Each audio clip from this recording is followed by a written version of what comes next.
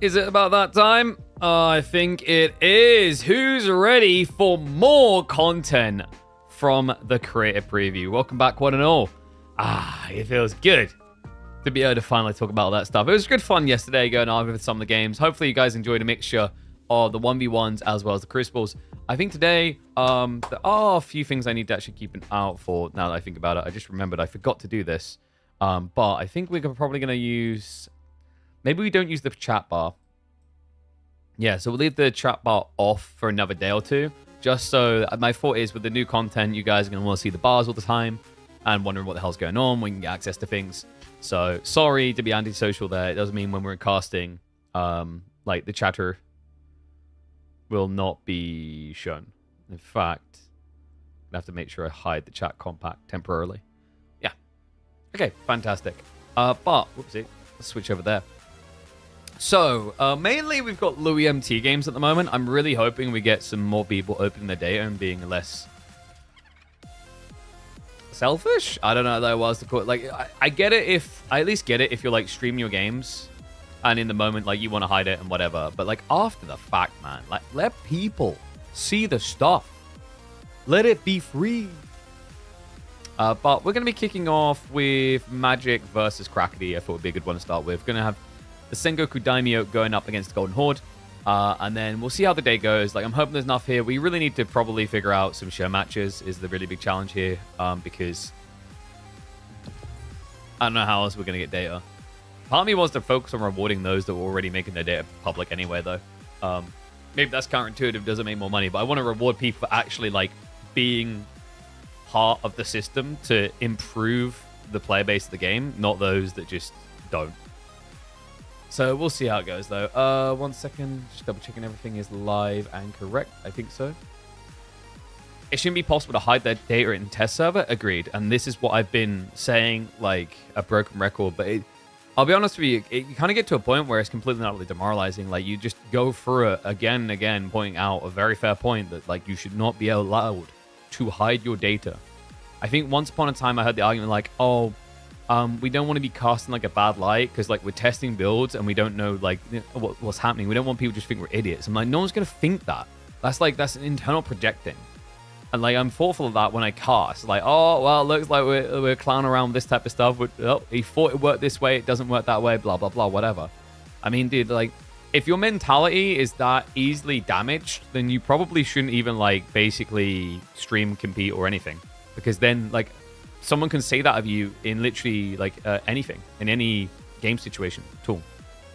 Oh, I just realized actually we never posted the YouTube video we've got up on the Reddit side. I don't know. Does anyone want to help me out with that and get that done? I don't know. Hussein, sorry, I'm calling on you, but I know you're usually like there. And it saves me one less thing because I'm like scrambling through a million tasks. Because we did do what I thought was the creme de la creme best civilization breakdown video like you're going to see. So Macedonians already live on the YouTube side. We'll have another one going live today. And then each day we will have one going live. I think what we might try and do is 2 videos a day. So we'll have one showcase video. And then after that, we will look to have like maybe one cast a game. In fact, I need to check with Mega.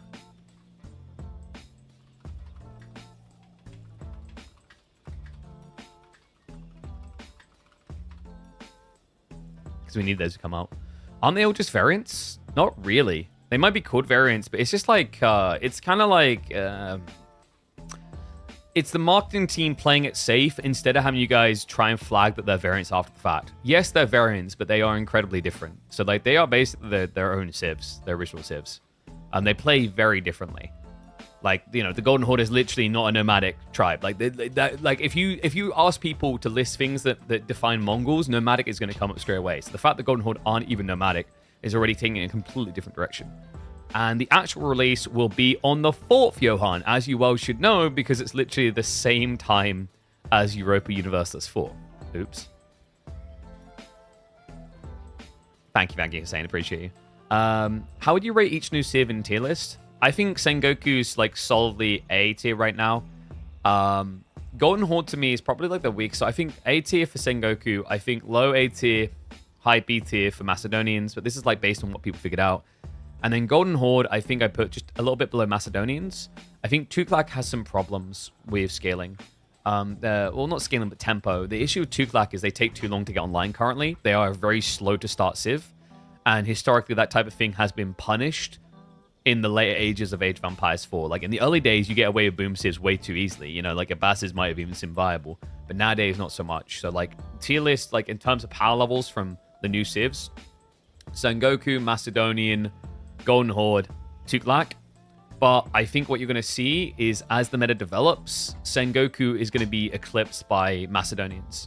I think the Macedonians, when you understand their timings and how to use runestones early on, are going to be an oppressive force. It's just currently, people aren't even casting the runestones often. They're forgetting they exist. So give them a little bit of time, let them cook, and we'll get there. But, you guys ready? Should we hop in? We've got magic.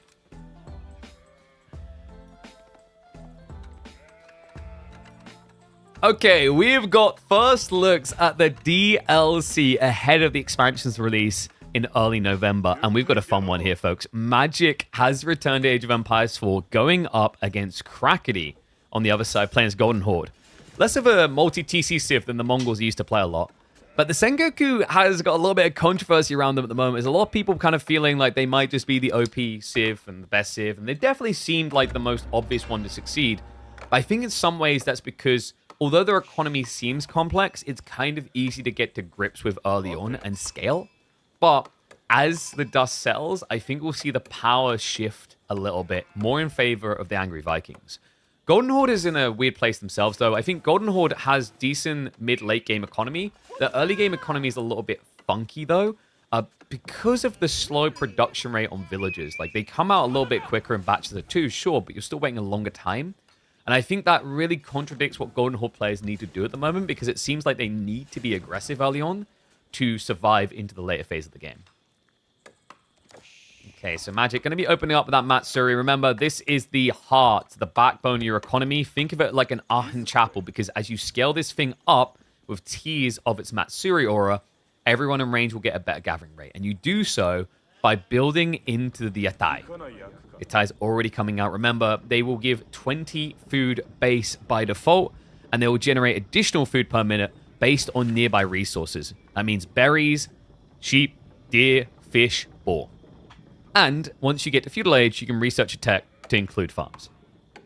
So already got to move down south here. Oh, there's a lot of value in this area, actually. So he'll be looking for the boar. If you just go straight up for the boar. Okay, Magic's just going to camp here instead. He can see the boar because the interesting thing about the Sengoku Daimyo is that they see all deer, all boar on a map straight away at the beginning, similar to how French can see trade posts. And there you go, he's going to move across. So you cap out at 60 food from a Yatai, which means you only need a boar to cap out one Yatai. So when a second one comes out, it's going to want to move this across here so that it doesn't disrupt another Yatai gathering resources off of these two sites. Interesting magic. He goes straight onto the deer. Yeah, so he's already exhausting these type of resources, which is intriguing. I think this is one of the big challenges for Sangoku Daimyo players, is kind of figuring out what's optimal in the early game. Should you be building a lot of Yatais and leaving the food alone as much as possible, or should you just be going for these great gathering rates on things like deer? And no, it's not 60 food per minute plus boar. The boar is worth 40 food, and a Yatai will always, by default, give 20 food. And it does indeed calculate carcasses. So, you know, the other day we had someone be like, oh, cool, can you just technically club a bunch of sheep down and then eat them down to one food? You could, technically. The challenge is realizing they're on one food and stopping. It's a lot harder to do that with sheep clustered near a TC than berries, for example. You can do that with berries, leaving one food on each, and then that will allow each berry to just generate 2 food a minute for the rest of the time. So, Khan and Torgu is coming in. We talked a lot about the Daimyo. Let's talk a little bit about the Golden Horde. We are going to get the aggressive type build that scales quite nicely in the later game. The Khans, as well as the Torgu, which are his bodyguards, are going to be cheaper, as well as have additional health. Yeah, the alternative is to go for building carts. I'm still not a big fan of the current options for the Golden Horde in Tier 2. I feel like literally both of them are militaristic. They have no economical inflation point here, which I think leads back to my highlighted problem of them having to be an attacking civ early on and lacking any sort of boom factor to me. Later on, they have great methods. They've got the relic Uvus, so they can generate stone off of relics. And they have things like the Stone Armies or Yam Network that both kind of feel like they're economically viable. Stone Armies, of course, is to produce army, but it makes it very cheap to do so. And Yam Network gives gold from all your towns. Okay, so it looks like Coca Township coming in for Magic. This is going to be fun. We've seen this once already in a previous series. To explain a little bit, the ninjas are back. You knew it the moment you saw Coca Township, but what you might not know is that they function quite differently this time around. Yeah, this time around, the Coca Township doesn't produce permanent shinobi. It spawns temporary ones. You can spawn them either near your buildings or in stealth forests, and they throw grenades which slow and debuff the enemy on their damage. So really good for just catching up to fleeing enemies here. Kind of like in a retreat, you ambush them, you stop them. I think this is going to be a very powerful tool at the pro level as it gets figured out. And the other thing that he has, and he just used it, is Shinobi Scouts. So he just revealed this area for 20 seconds. This is such a powerful tool. Honestly, like, I don't know if it's going to be allowed to stay the way it is. They might have to change something about the Shinobi Scouting at least. Yeah, I mean, getting this type of free vision so early is kind of crazy. Because now it just means he keeps scouting for the sheep to get more food, but he sees everything his opponent's up to. And it looks like it is going to be an aggressive opening as expected here. The Batu Khan on the way. Yeah, Batu Khan is a very, very powerful unit actually in the early game. Not the craziest of damage, but so much sustainability is the point.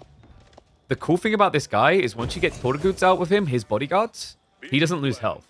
They will die before him. So there's going to be some interesting min-maxing you'll see in early raids where people are going to start pulling away injured Torgut to keep them alive and switch aggro. And the Batu Khan does not heal directly himself. However, the Torgut can heal him. Shinobi coming out. I love that. But he's dodging the shots. Yeah, so the grenades they throw aren't guaranteed, unfortunately. That was great weaving by Crackety. Now, if those are clipped, it would have slowed him down a lot and allowed a lot of extra arrow fire to come in. And the Shinobi, by the way, they are temporary, regardless of what you do with them. But if they throw all the grenades, yep, they go full Naruto mode and just disappear.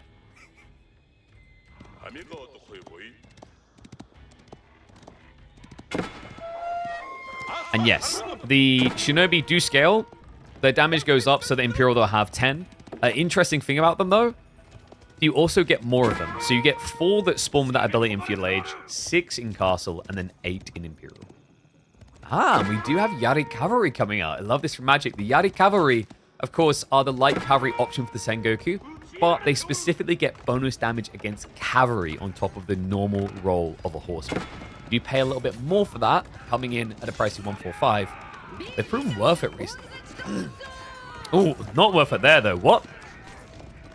Magic gets caught up being greedy. Villagers get ran down. Batukan will get the final clap there.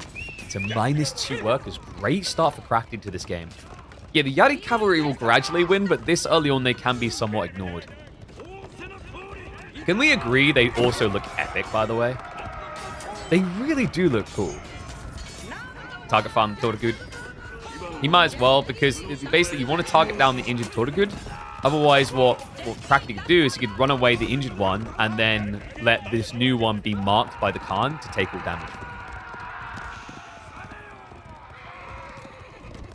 There's something just really cool and beefy about the Yari cavalry. I think that aren't their horses bigger actually now that I think about it. They kind of look it. Oh, and we have Shinobi. Yes, he clips him with the blind for the movement speed slow. Clips it again, so extra connections in there for the Yari chase. More grenades. Those ones aren't quite gonna reach, but great idea there. That was a great usage of the Shinobi ability, showing it off early on. Obviously, this is trying to run down a unit that's very tanky anyway, and he will get it. So double Toragud kill, and I believe he lost, was it 1 Yari for that? But it was also the 2 workers, so I think Krakti still got good value out of that overall. And you are seeing this correctly. Krakti is losing his sanity, discovering that you can build walls with the Golden Horde. I know, it's a shocker.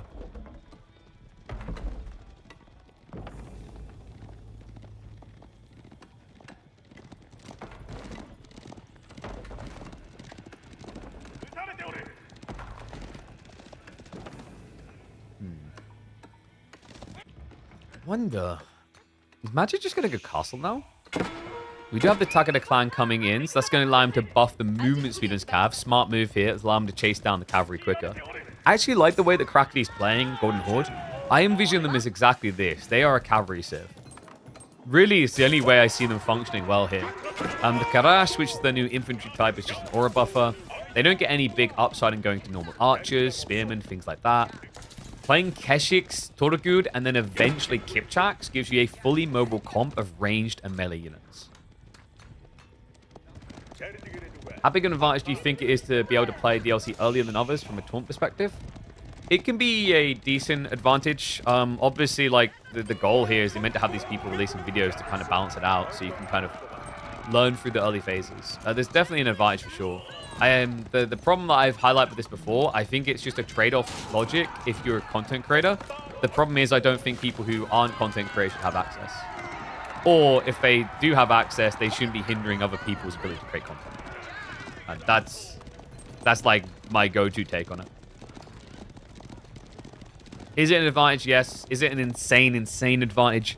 Not really, as long as you're not talking about tournaments happening within a week of release. Oh, nice intercept with Keshiks. Oh, Shinobi come in, though. Now, look at the damage debuff. Did he get the clip there? Yeah, so they're taking a lot more damage. Unfortunately, it looked like Magic struck a little bit too late there. Remember, it's a movement speed slow as well as a damage taken increase, which would have been phenomenal with the Spearman, but unfortunately, it looked like Magic threw his grenades a little bit late there. It's a great fight coming in from the Golden Horde. Sangoku now on the way up, and it is going to be my favorite landmark, the Sake Brewery. And yeah, KPMM happens every week, but like, I mean, the grand scheme of things, we're not going to stop doing KPMMs. It just doesn't make sense. That's stupid. We've got 40 weeks to do. So that's always going to happen. But that's like, I think that's a more tempered environment to allow to exist straight away versus like if DLC just released and then you had a $50,000 tournament, that would be crazy, right? That's a big difference.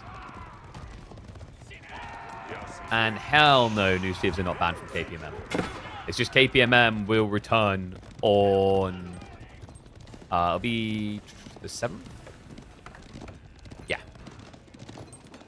We need to organize some show matches. I don't know, I need money for that. Muscovy Yasak coming in, by the way, so it looks like Krakti kept pace with the tech up. This is a cool one. We've seen a lot of Relic Uvu so far, but none of this. So this will actually buff all your heavily armored units, giving them more range. Yeah, so think of this as like armor clad in the ranged armor department. So these Keshiks, these Toragud, they're going to get +2 armor. Same with the Batukan. And what's interesting about this, though, is you also generate wood every minute at a rate of 200 by default, but it takes away 2 wood of that amount generated per minute per heavy cavalry or heavy melee infantry that you have. So if you have, for example, 100 Keshiks, you won't get any bonus wood anymore.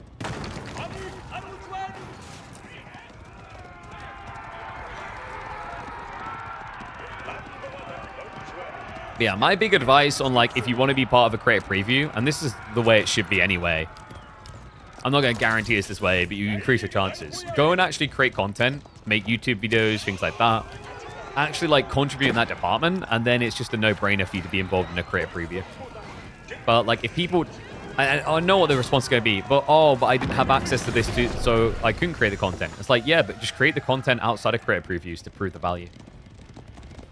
Does it suck when other people have early access? Yeah, dude, I went through this. I literally, like, you know, I'm not speaking from a privileged position, i.e. I haven't gone through this. I literally went through this with Age of Empires 4's launch. Do you not think that it was a huge, huge disadvantage for a very seasoned caster to come into a game where, like, other casters had access for months in advance, and players had access for months in advance, and creators had access for months in advance, and then they have to compete with that to build a community? I've gone through that. I had to do that. Keshiks. This is kind of a crazy fight, actually. The Spearman. Yeah, he's got the Daimyo aura, so increased attack speed makes it a decent-ish trade. I mean, price-wise, I feel like Krakeny did pay a high price, but judging by the destroyed value, no. He was still happy with that. Look at the numbers here. Magic's just kind of getting dunked on. He does have a lot of gold now coming in, courtesy of the Sake Brewery. Remember, this is the one that gives you farm slots, 5 of them, that generate gold. So he has an infinite gold source now for Sangoku. And the Yatais are looking pretty good. So remember what we said earlier about the Matsuri being the heart of your economy? It's been getting buffed up by these Yatais, returning care packages to it. Every time one comes home, that's 5% increased gathering rate aura for all villagers inside that big circle. So his economy is inflating quite nicely.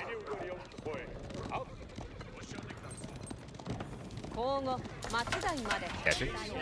Now hunting. Spinmanar vetted up now. I love that. Yeah, he just spawns the shinobi at home.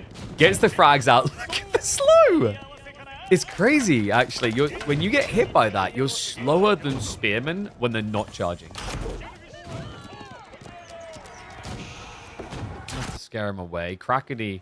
We've got the stockyards now coming in. Remember, this is the Golden Horde solution to farms. They don't have pastures. Instead, they have a sheep slot where all these carcasses exist. 4 carcasses exist, and it can house 4 villages. And they don't really have any drop-off delay. They just stand up, drop it, and go gathering again. What's interesting about this is it actually costs less than 4 farms would. Yeah, it's actually very efficient from that standpoint. And they do have unique techs to buff the gathering rates on these with the rotation grazing, but it does require stone. How much money for you to analyze the win rates of beers with Hippodrome versus the winery in midweek muster? Oh god, that's too much money. Why would you even want that? Who cares? We've got Macedonians now. Is more than 1 Matsuri worth it? Absolutely. You can build up to 3 in the Dark Age and then +1 per age. You should be looking to cap out on these, really. It's just a great way of escalating into your Matsuri levels quicker. I'd say you bare minimum want to have 3, because then you can set 1 up on each deer stack and the board. But 4 is feasible as well with your home food. Oh, Iko-Iki's coming out. Looks like we got a rush for relics for magic. And Krakeny does indeed seem to be going straight for the Imperial Age. Okay, so are we going to be seeing Yam Network or Stone Armies? Considering he doesn't have the Stone Uvus, I'd expect Yam Network, which is a really powerful ability. Yam Network, the way it works is for every outpost you build, fortified outpost, it will generate 60 gold a minute at your golden 10, up to a maximum of 6 outposts. So far, though, he doesn't actually have many outposts. Yeah, these are really expensive. They might need to be tweaked on that front. 150 wood and 50 stone is quite a lot. I think the stone is what makes it a little bit more dear. I mean, you do have the Uvu generating stone at all times. The problem is there's just so many things you want to research that cost stone, like the rotation grazing, not to mention the edicts. Building your Batu Khan as well as his Toragud also requires a lot of stone.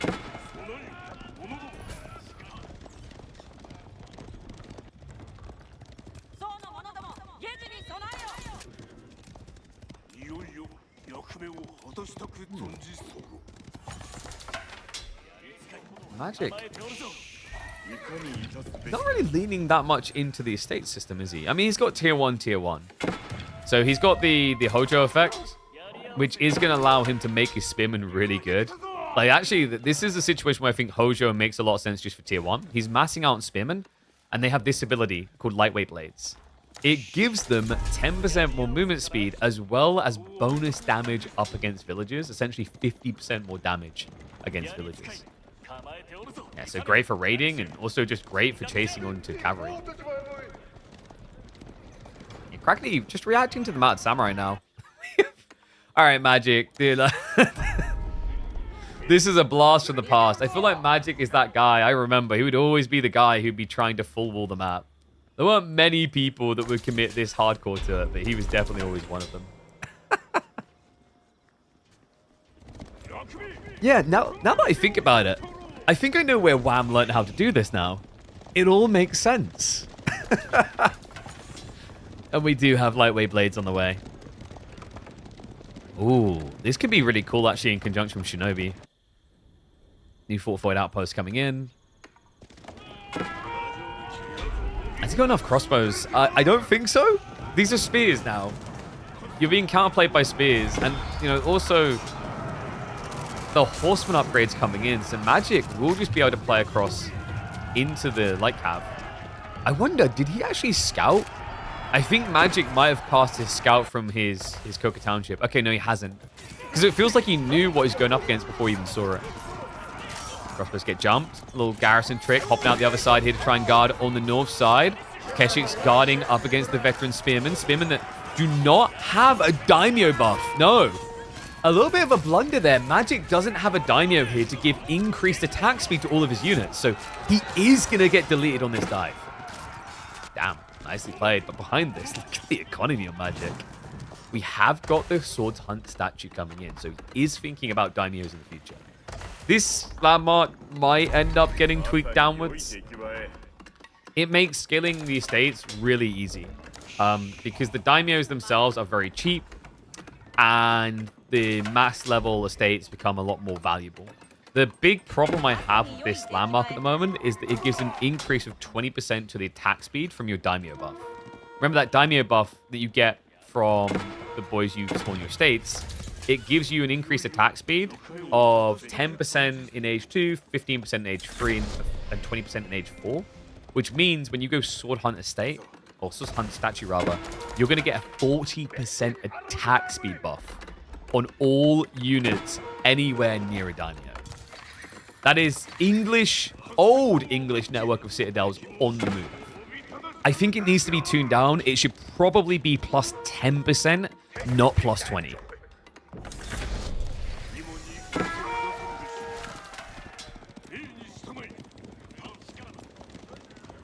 Oh, this is an awkward fight.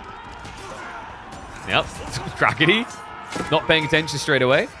He has got a few Roost Tributes in there, which are actually really good at absorbing everything here. They kill cavalry quite well, as they get specific bonus damage up against cav. So decent for dealing with the Yari cav.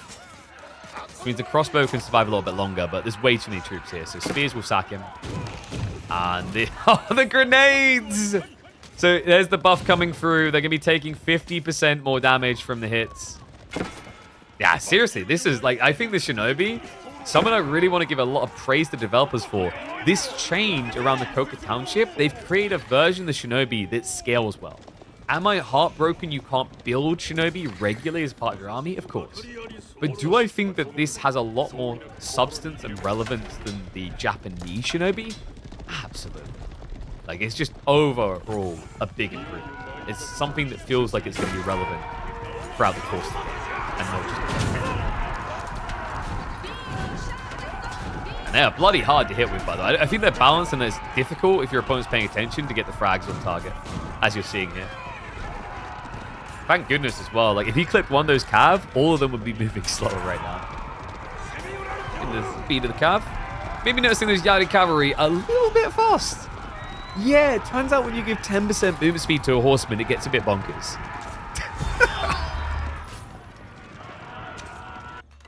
Alright, Crackety still has not aged up yet. He has set up a nice fortified outpost to switch over to Stockyard Edict if he can buy it. which unfortunately right now he doesn't have the stone for. The stockyard edict would allow him to generate gold as well as food on the stockyards. Crackety. And the shinobi ambush! Oh, he doesn't actually spread the damage though. He just goes after Batu Khan. Nice damage being done there, and you can see how high it gets. Sea damage goes up to 10 extra by going Castle and then Imperial. So the Shinobi, they do scale nicely. Not in a crazy way, in a fairly balanced way, I'd say. And they already remain good because the fact that the movement speed as well as the damage debuffs are all percentile based anyway. Wait, Crackety's reinvesting in Keshik? I think he's just dead. Nah. Your opponent's been building a megaton of spearmen, and you're like, oh, let's just build more Keshiks. I mean, this is kind of part of the problem, though, that we highlight is when you play the Golden Horde, it feels like you're meant to just do cavalry. The crazy part is that Crackety completely seems to have neglected Kipchaks. Kipchak archers wouldn't be a bad shout here against mass spearmen. But I guess he's worried about the Yari cavalry. But, you know, kind of 50-50ing between Keshiks and Kipchaks, I think would have solved a lot of his problems. Oh, there is a lot of problems coming his way. 26 of them to be specific, and a villager.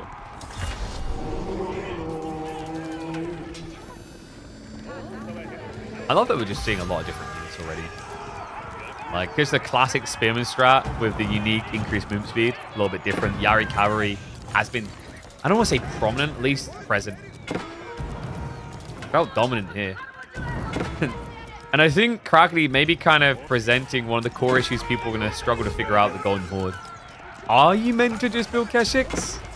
And what happens when your opponent builds spears? Oh, Crackety, it looks like that's going to give you goodbye to the landmarks. Town center gets sniped down. That forces the Keshik commitment. Those are elite spearmen versus veteran Keshiks. This is not a fair fight anymore. Yeah, and you know what the funny part is? Like, we're seeing really inefficient levels of Civ usage at the moment. Like, for example, Magic doesn't have new daimios coming out. That would have been an incredible buff to have 3 of them here. Pretty much would have guaranteed he wipes the entire army. So there's a lot of things that players still need to figure out. So, you know, although I've said some things like I think the statue landmark needs to be nerfed slightly, there's a lot that still needs to be kind of digested and developed. For example, Golden Horde, like, I think it's still a big question mark waiting to be solved. And then things like Macedonians, even we mentioned earlier in the broadcast, like the runestone ability just isn't being used. So I don't think Angry Vikings are being used even at half of their strength currently. Whereas Sengoku Daimyo, you know, you can see the power of it even when you just only half leverage it. I think Sengoku in a lot of people's minds is the obvious, I don't want to say busted Civ, but really, really strong, probably the strongest Civ of the expansion. But it needs a little bit more time to breathe.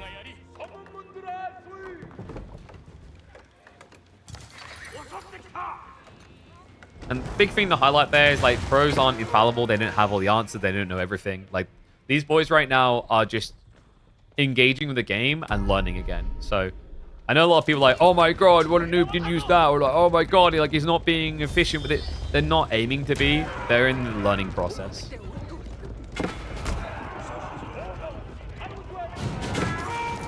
Debuff coming through. No. Formations! Because one of them got slowed down, they're all moving slowly. That was horrible. He got slowed again. All right, there we go. GG gets called. One the AOM goats back. I mean, with a performance like this, I think you just go main Sangoku and return to pro play.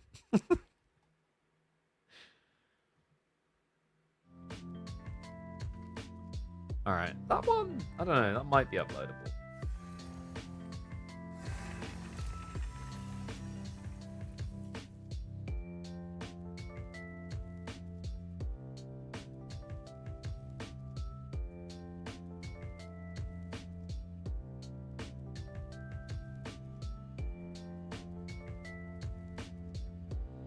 Have I talked about the new maps yet?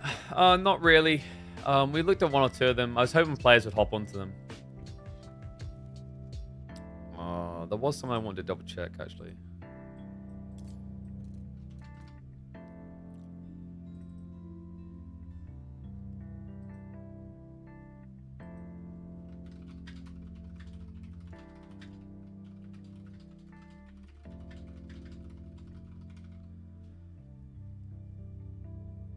Oh, yeah. Sorry, just talking to my editor behind the scenes. So, let's see who else we can check in on.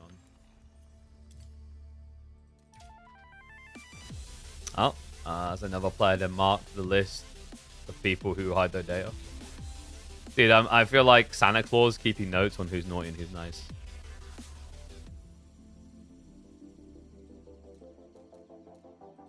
It is a little bit vexing. Let's have a look at one of the Louis MT SAS games. So you got some Macedonian Sangoku.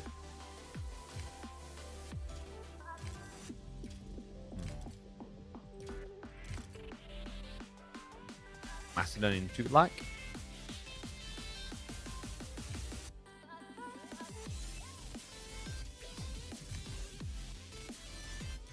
Don't know if I want to see more Louis trying to Tughlaq. There's something about the way that he Tughlaqs, you know? Ah, screw it. Let's go for it.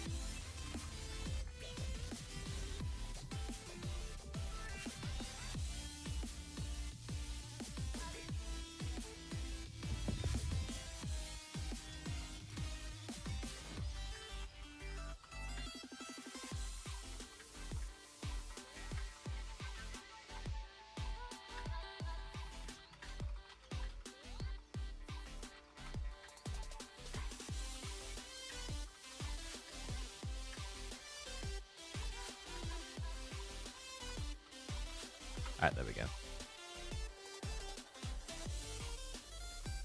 I don't understand how the governance system works. Alright, we'll get into it. Oh, dude, we got a new biome.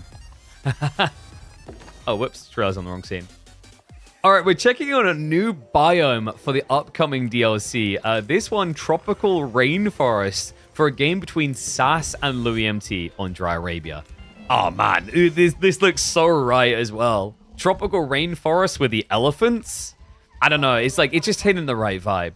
So Louis MT has become a little bit of a Tughlaq spam. I think this is by far his most played Civ. On the other side, SAS, once again, it feels like his most played Civ. He's going for the Golden Horde again. I'm a little bit curious to see actually how the Tughlaq develops. My feeling right now about the Tughlaq is they are a little bit slow. I think they're too slow. I think the Tughlaq is probably going to struggle a lot to function in games at the moment at pro level, just because the pace that the meta plays at. So we'll see how they handle it and develop it. But so far, the builds I've been seeing, it just feels like people want to get the elephants online, and it takes a really long time. Not the worker elephants, though. They come out quick. Really good for this. Love the scouting. It feels a bit too good. I think they might need to tweak this, because the worker elephants, they cost 75 resources, and they spawn instantly the moment you press the button. Which means you can get multiple scouts out straight away, which is crazy. Like, I don't know, the more I watch worker elephants, and it's weird because I'm just seeing the Civ lose a lot. But even though I'm seeing it lose a lot, I feel like despite that, the worker elephant detail is in a really good place. Louis already going deep on the SAS side of the map. I mean, just look at the rotation difference. Yeah, he's going to cover so much more ground with the worker elephants. So far, Sassy only has 7 sheep. Meanwhile, we're talking about 17 sheep for Louis. Yeah, and he could have really just scouted more, actually. Like, he decided to go on berries instead, but he could have walked out and started just checking out here. Now, obviously, that means he hasn't been eating much sheep compared to Sass, which is why the numbers are so far apart. But it's still a scouting advantage for Tughlaq. I wonder what we'll go for a tech up. Are we going to be seeing Dome of Faith? I feel like a lot of people focus on Dome of Faith at the moment. Yeah. Wow, look how innovative the Tughlaq is compared to the Delhi. They do things so differently. Like, I've never seen something like this before. Yeah, so this is going to give him access to healers in the Feudal Age, which is a powerful tool. In particular, the healer elephants. The healer elephants are kind of crazy. Imagine a healer boy who can also attack. Oh, we have those.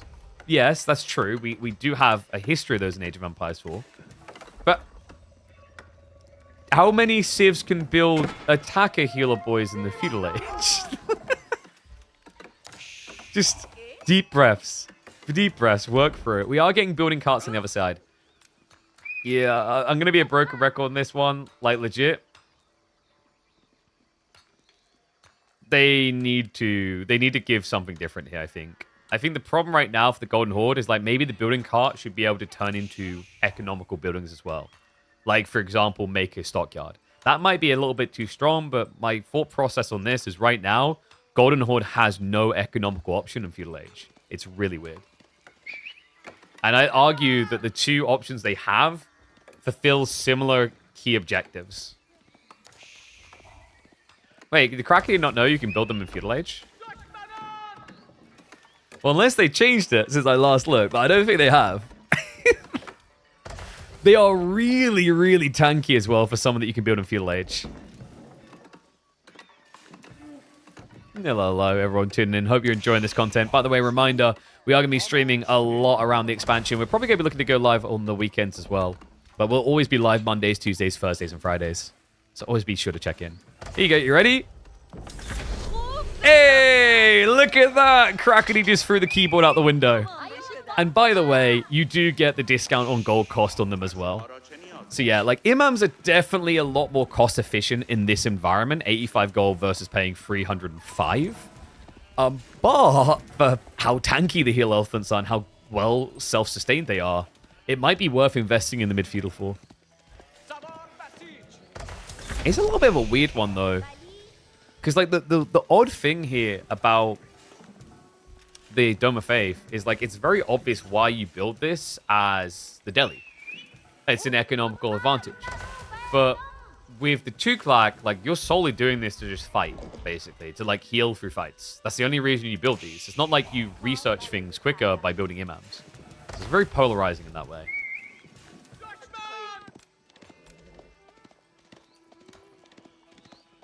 Who's the House of Lancaster of this DLC?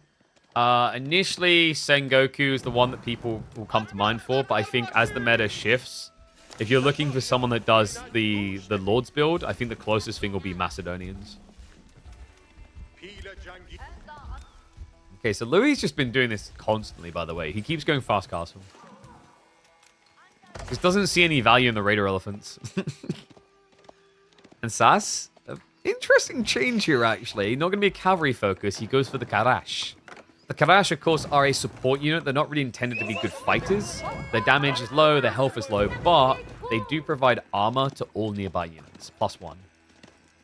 Yeah, so it's basically like getting a blacksmith upgrade for free. Or 2 blacksmith upgrades for free. 3 is probably a strong word, but on the cheap. Right in with the Khan. Batu Khan. Oh, Louis, you... Okay, come on.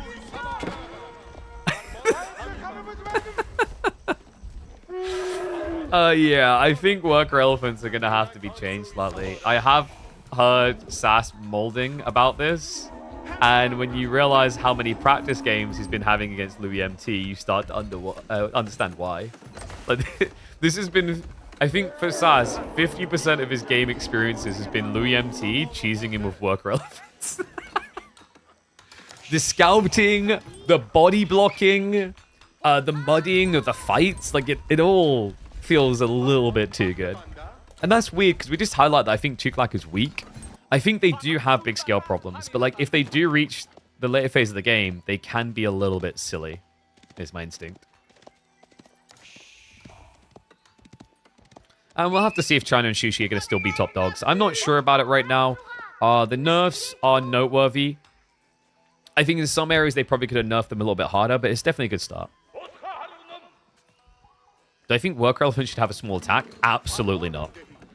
It's a 75 resource drop-off building that has 500 HP and gets +2 armor per rage up. It does not need to attack. It would be stupid for it to attack. It would be broken for it to attack. I could, like, if that's how it worked, I would just rush your base with these at the start and camp your gold. It would be way too good. Okay, so Sass is just trying to get in with an aggressive line, but I don't think this is gonna work.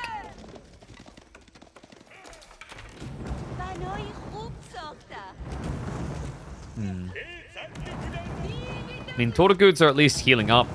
They do have the same effect as Keshik's, remember. But I have a feeling I know exactly what Louis is about to build. It's going to be the War Elephants. Yeah, so Sass's all-in strat here, not so good. It's a fast castle. That's what Louis has been doing all the time. I mean, I get it. You know, from an economical standpoint, you start the game with a 5% increased gathering rate. Also, you're a lot more efficient on dropping off resources than other civs because you just keep moving your worker elephant up. So, like, let's say, for example, you're out here on these berries. Start here, worker elephant. Go here, move the worker elephant here. And just move it patch to patch, minimizing any sort of walk speed required, which is pretty cool. But, you know, do I think that's enough to offset the issues I highlighted? No. Like, I think this civ is probably going to struggle to do feudal builds, is my instinct. And that's why, so far, all I've seen out of Louis is castle builds. Relic, already on the way home. And, oh, well, look at that. That's a safe relic, guys. The Keshiks, they're scrunching up, they're rolling up their sleeves, like, all right, let's beat that guy. Oh, okay, he brought his brother. And this is online multiplayer. So these are 2 pro players. One full-time, one aspiring. I don't know if I'd say Sass is full-time or not. Louis MT is a podium-level pro. So Louis should be favored. But not so drastically that Sass can't take games from him.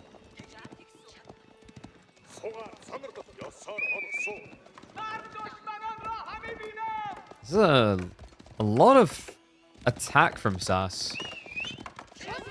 Oh, we'll be able to find the Imam. Not able to connect for the kill, though. Yeah, and Louis, he's already crept out for a second relic, hasn't he? No, okay, so he's staying at home with the double Imam. But he's got double. This is just silly. Villagers are getting sniped, though, so Sass finding some value. Does force him off of the tree line entirely. Louis, how are we looking on food, actually? Yeah, I mean, this is the difference maker. Really, the scouting with the elephant, because, like, one of those elephants got, I think, an extra 5 sheep, at least. That's a game changer. He would be out of food right now if it wasn't for the scouting elephants. So, although it looks a bit weird that Sass is playing like this up against War Elephant scaling, it is making sense currently.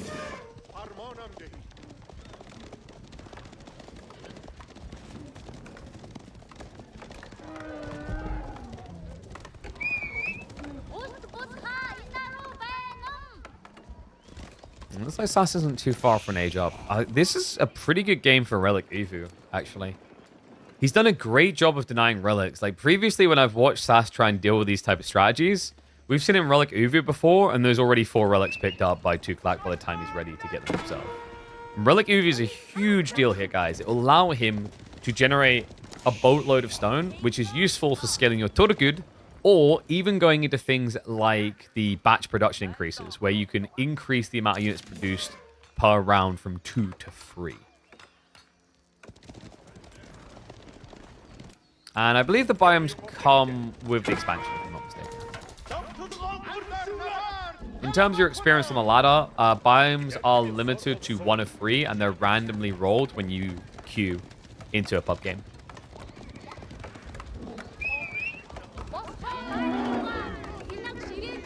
Thank you.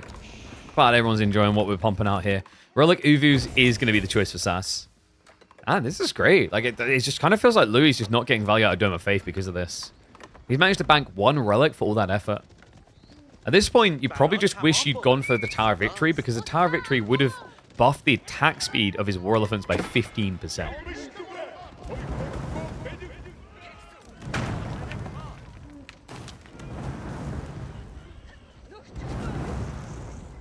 Sass.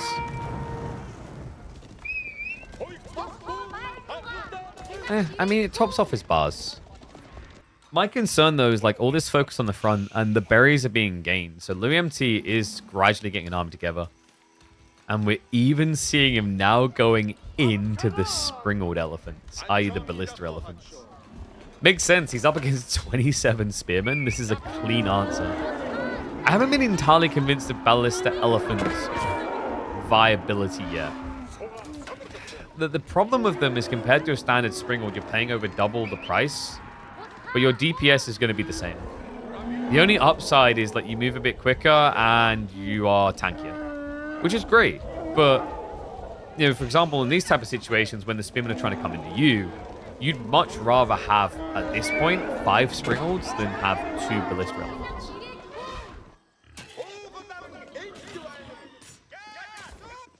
Yeah, we'll see how the dust settles on that one, but to me, out of all the elephant options, I feel like Ballistic Elephants, to me, have been the biggest miss so far for Tughlaq.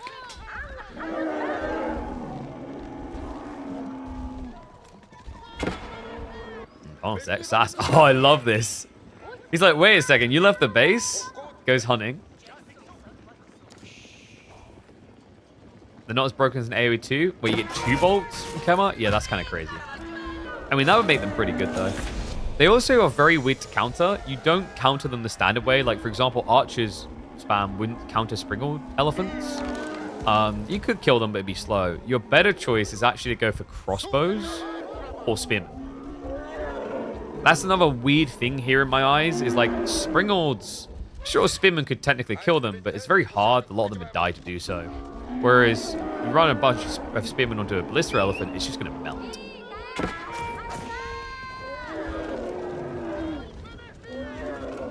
Okay, so Sass, he's actually... Wait, is he rushing Imperial H? We've got Relic Uvus as a strategy now, but the Relics, there's only 2 left to grab. Yeah, him having to tech up, the timing was unfortunate. Louis seemed to know what was happening, so he pulled for Relics at that perfect moment.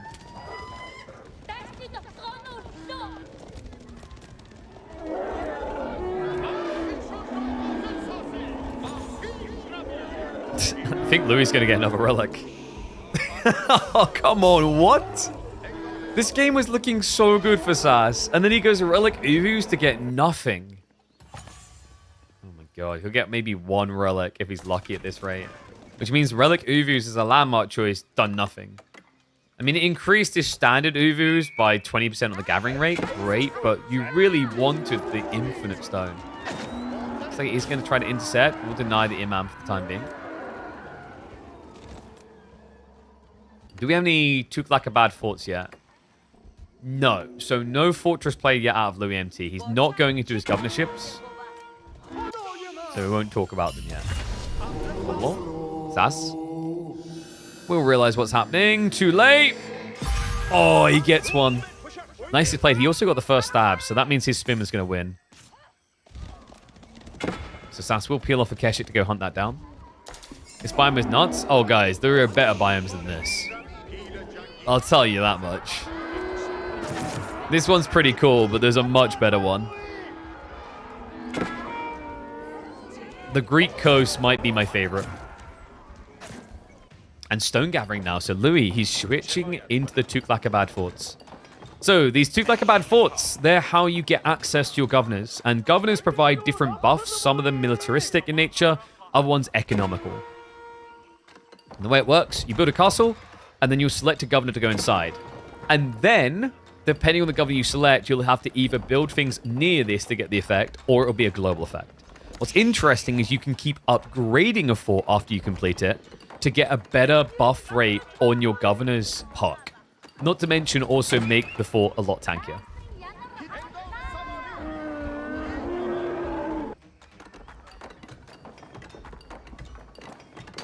So we have got a creep-in opportunity here, but it's going to come a little bit too late. Tughlaq fort is up. And I believe, is he straight up just going to start upgrading with governors? He's got enough stone for Shahi Walls, which is the tier 1, to improve the governors. You can see there, it's not just going to be the governor that improves. It increases your arrow damage, range, as well as the health on the keep. And he goes for Governor of Uruk. So this, I think, is... This actually might be a quite consistent choice. Once you're in Castle Age, it makes a lot of sense. It reduces the cost of research, which is important with the Tughlaq dynasty because they, by default, are paying 20% more to research technologies than standard civs would. So what this means is you can essentially just offset that increase in cost. Mostly, anyway. Like, tier 1 is going to give you 15%. He's spamming him down here. Okay, Sass. I think Louis might be dead, guys. I don't know, like... Louis' game strat here seems to revolve around the idea that Sass won't kill him quick enough. Is, I think, how I would describe it.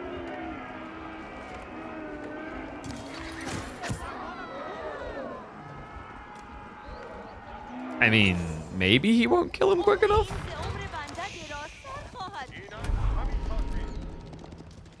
Because it feels like he's playing pretty slow. Yeah, I don't know about this.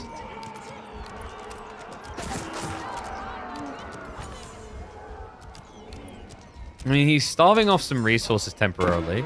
There's no farms yet for Louis. These castles are going to be very frustrating to deal with, though. It doesn't have a great answer to them currently.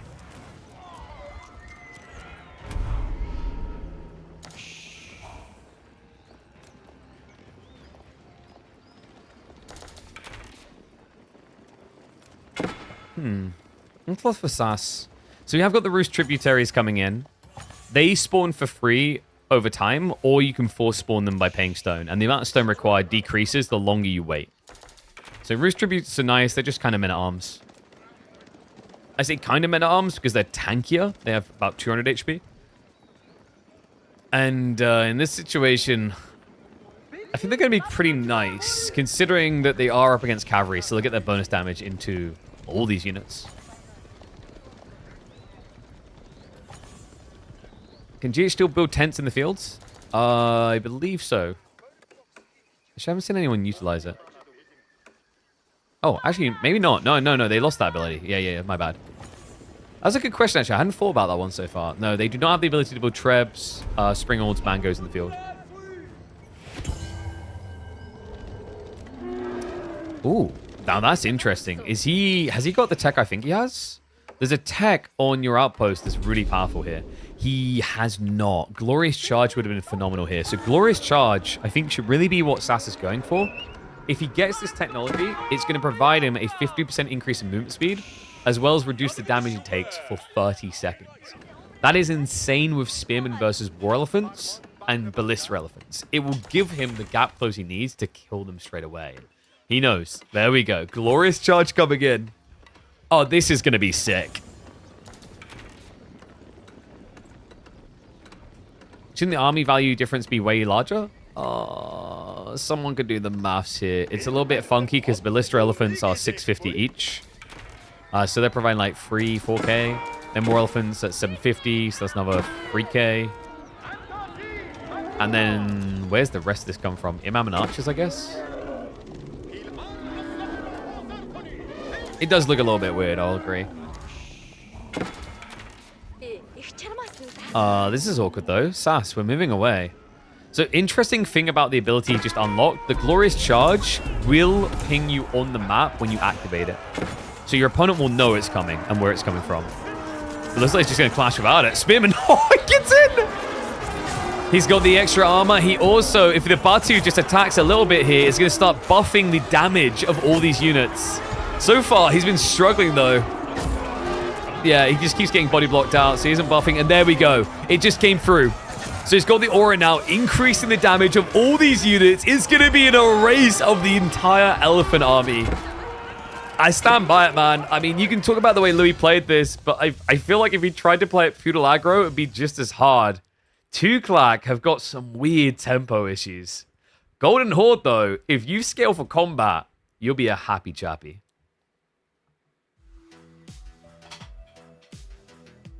I think that's like, yeah, I think like Tughlaq, I don't know, it's awkward because of the way Louis just keeps playing them, but I do think they probably have some tempo issues.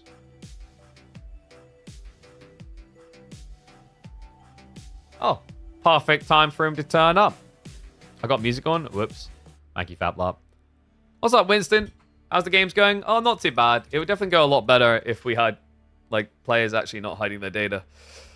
There's a lot of them do. One sec.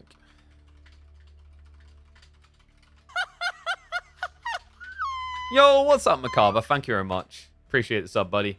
Thank you, thank you. Raid elephants to raid in the back of the base, or are they too slow? They're pretty fast at 1.6. I think they're just very hard to scale for the cost, really. Because they're slower than a horseman, so they can actually get caught out easier. I think overall, like, Tughlaq will probably be fine in the, like, whoopsie, wrong thing, I keep going back here. Tughlaq will probably be fine in the mid-late game, but I think in the early game, they have some really weird scaling issues compared to some of the other civs. But it's like it's only really one player we've been seeing playing Tughlaq regularly so far, and that's Louis. I'd love to give more opinions, Winston, if we can actually, like, you know, well, I know you're not the guy in charge of it. If we can get people to actually unprivate their data, that'd be great, and then we can actually have a look and dissect that. But yeah, I think we have only had Louis playing Tughlaq so far.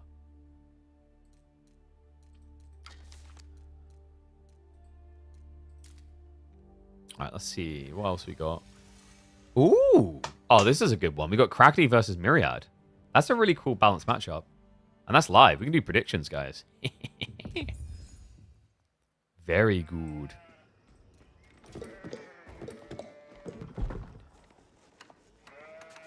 All right, let's get to it. We have yet to see this Civ lose on the preview for the new expansion for Age of Empires 4. Sangoku Daimyo seems to do no wrong. It knows no wrong, only wins. Well, let's see if Crackety's Golden Horde has something to say about that.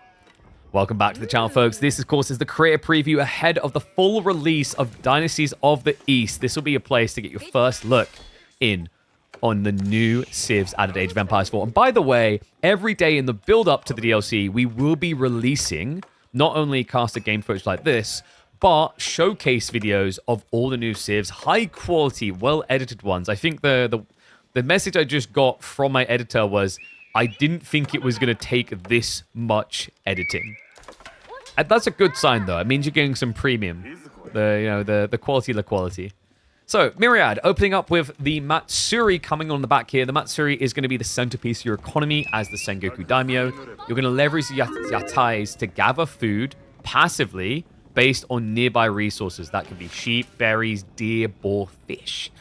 And then it's going to send these care packages back, which will buff the gathering rate of all nearby villages. So think of this as a granary, I think is the easiest way to think about it for a lot of people. But it's a universal drop-off building, and it's going to be used to buff your wood line, your gold line, all that. But in the late game, you're going to build a giant farm cluster like this. You watch my video, Agent Noob would be proud? That's my objective. I think I said that yesterday. Like, my goal with us making these videos is, like, if Agent Noob watched it and was like, man, this is cool, then I'd be like, we done it. So, Myriad straight onto the ball. At the start of the game, Sangoku Daimyo do know immediately where boar and deer are on the map. Use this information wisely because boar should be your #1 target point. Unless you're against a Dark Age rushing civ, it's just free resources. You get 20 base on your yatai, and a boar gives 40, which caps you out at the maximum you can get, which is 60 food per yatai. Spinman arriving though. This is the first time I've seen someone try and do a Dark Age Golden Horde opening like this. It feels very expensive because you have to wait for the double production. But I guess it's no different from the Mongols conceptually.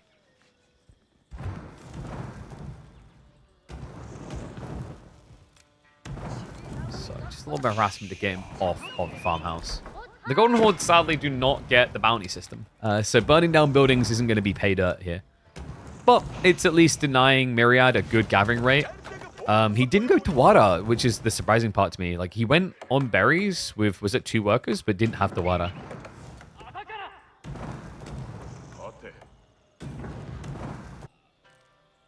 Okay, so Myriad should be taking up soon. And same with Crackety. Golden Tent's now being built. Yeah, remember, this is like the House of Wisdom. You have to build it to be able to actually build into your tech ups. It also will house your Khan and all his glorious bodyguards. So important structure to have. So just to confirm my point that I just made, no burn, no bounty. Yeah, I don't know. Like, I don't know if I feel like they should have had the bounty or not. I guess it's okay though. It's just weird because again, I feel like Golden Horde don't have the best early game economy and they're an aggressive civ. So, Coca Township coming through. Myriad is going to be a fan of the ninjas. I am also a fan of these ninjas. I think they're incredibly valuable. The Ryokan is pretty cool too, but I think the Ryokan is preferable when you're against infantry civs so that you don't have to deal with high tempo. Because Ryokan will give a healing effect to all units that come in range of it permanently when they're not in combat. So think of it like chivalry. So, you know, I think a big part of why French chivalry is so good is they are fast movers and they're the biggest bully of the fast movers. So they dictate where you fight, when you fight, how you fight. Great find here. Nice, guys. All right, here we go. This is it. It's only going to take him. Do I even say the number? Is it 50, 60 strikes to kill? It's going to take a while. Run, little Yatai, run! Yeah, I love that we're actually getting a game where you don't just get the greedy Yatai opening. We did mention this. Like, I think this will be quite popular, is just opening a spearman or two against Sangoku to stop them getting the good food gathering rates. Second spear arriving. You don't want to lose this. It costs 125 wood.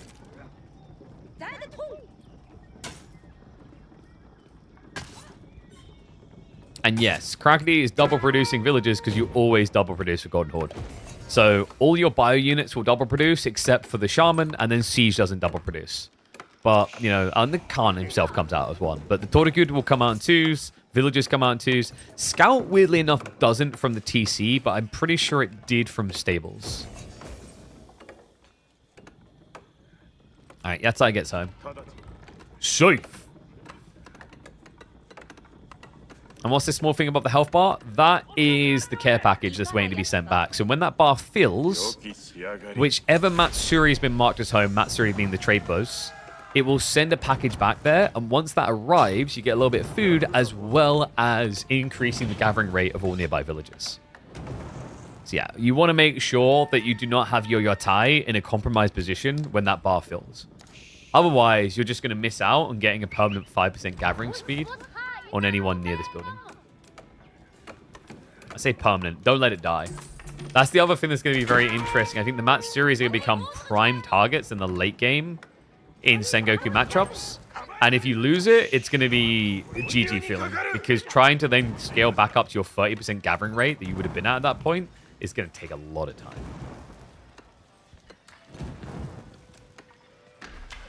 Outpost coming up. Is Myriad just going to try to attack? It doesn't look like it. We are getting archery. And he's gathering stones, so he will be looking to get into the state soon. It looks like it's going to be an Oda estate level 1. So that'll be 150 wood, 150 stone, and that will give him access to a tech that gives +1 damage to the Yumi. I actually hope he gets the Daimyo as well. The Daimyo is kind of crazy here. If the goal is to play Archer and Archer, getting your Daimyo is a huge advantage. And no, the Yatai is, I guess the best way to describe it is a moving building. Actually, wait. Winston? Is it meant to have that? Why does it say the Yatai can garrison? I'm pretty sure it wasn't meant to be allowed to do this. Maybe it can?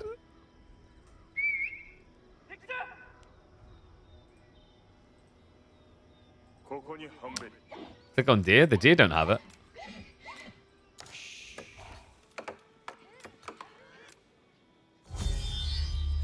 I'm gonna have to double check that after this. If the Yatais can garrison, that's kind of a game changer.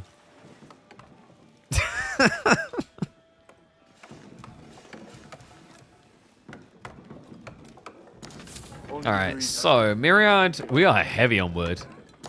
Is he going multi-level? No, I think he's just planning to scale Yumi while gradually teching up here. Other side of it, doesn't look like there's any interest from Krakatay to just try and tier. So he's playing H2. We have got Keshik's getting added in now. Spread onto the deer. And some price investments here going to fortified outposts. I'm still not entirely convinced about fortified outposts and the costs. I'm not a big fan of 200 resources for 5 garrison slots. I think it's really harsh the way that Golden Horde has to try and defend their economy compared to other civs. I mean, they do at least have walls, but walling isn't easy these days. I don't know. In my eyes, I feel like fortified outposts should either be... I don't know. 10 garrison slots sounds really broken. 8 probably is reasonable. Even if it's just 6 or 7, like something a little bit extra, because you are paying 150 wood. The stone is kind of like whatever. You're getting that from the Uvu, so it's not as bad. But the wood is kind of painful. And run, little Yatai! Da-da-da-da-da-da-da-da. Nah, he's gone. He's so gone. Sushi! I think that's what spills on the floor after they blow up. They kind of look like a sort of sushi street vendor, don't they? I mean, I'm pretty sure that's fish in the front. Maybe. Actually, no. It looks like, I don't know what is that in the front? It just looks like someone laid a log in there. Kipchak.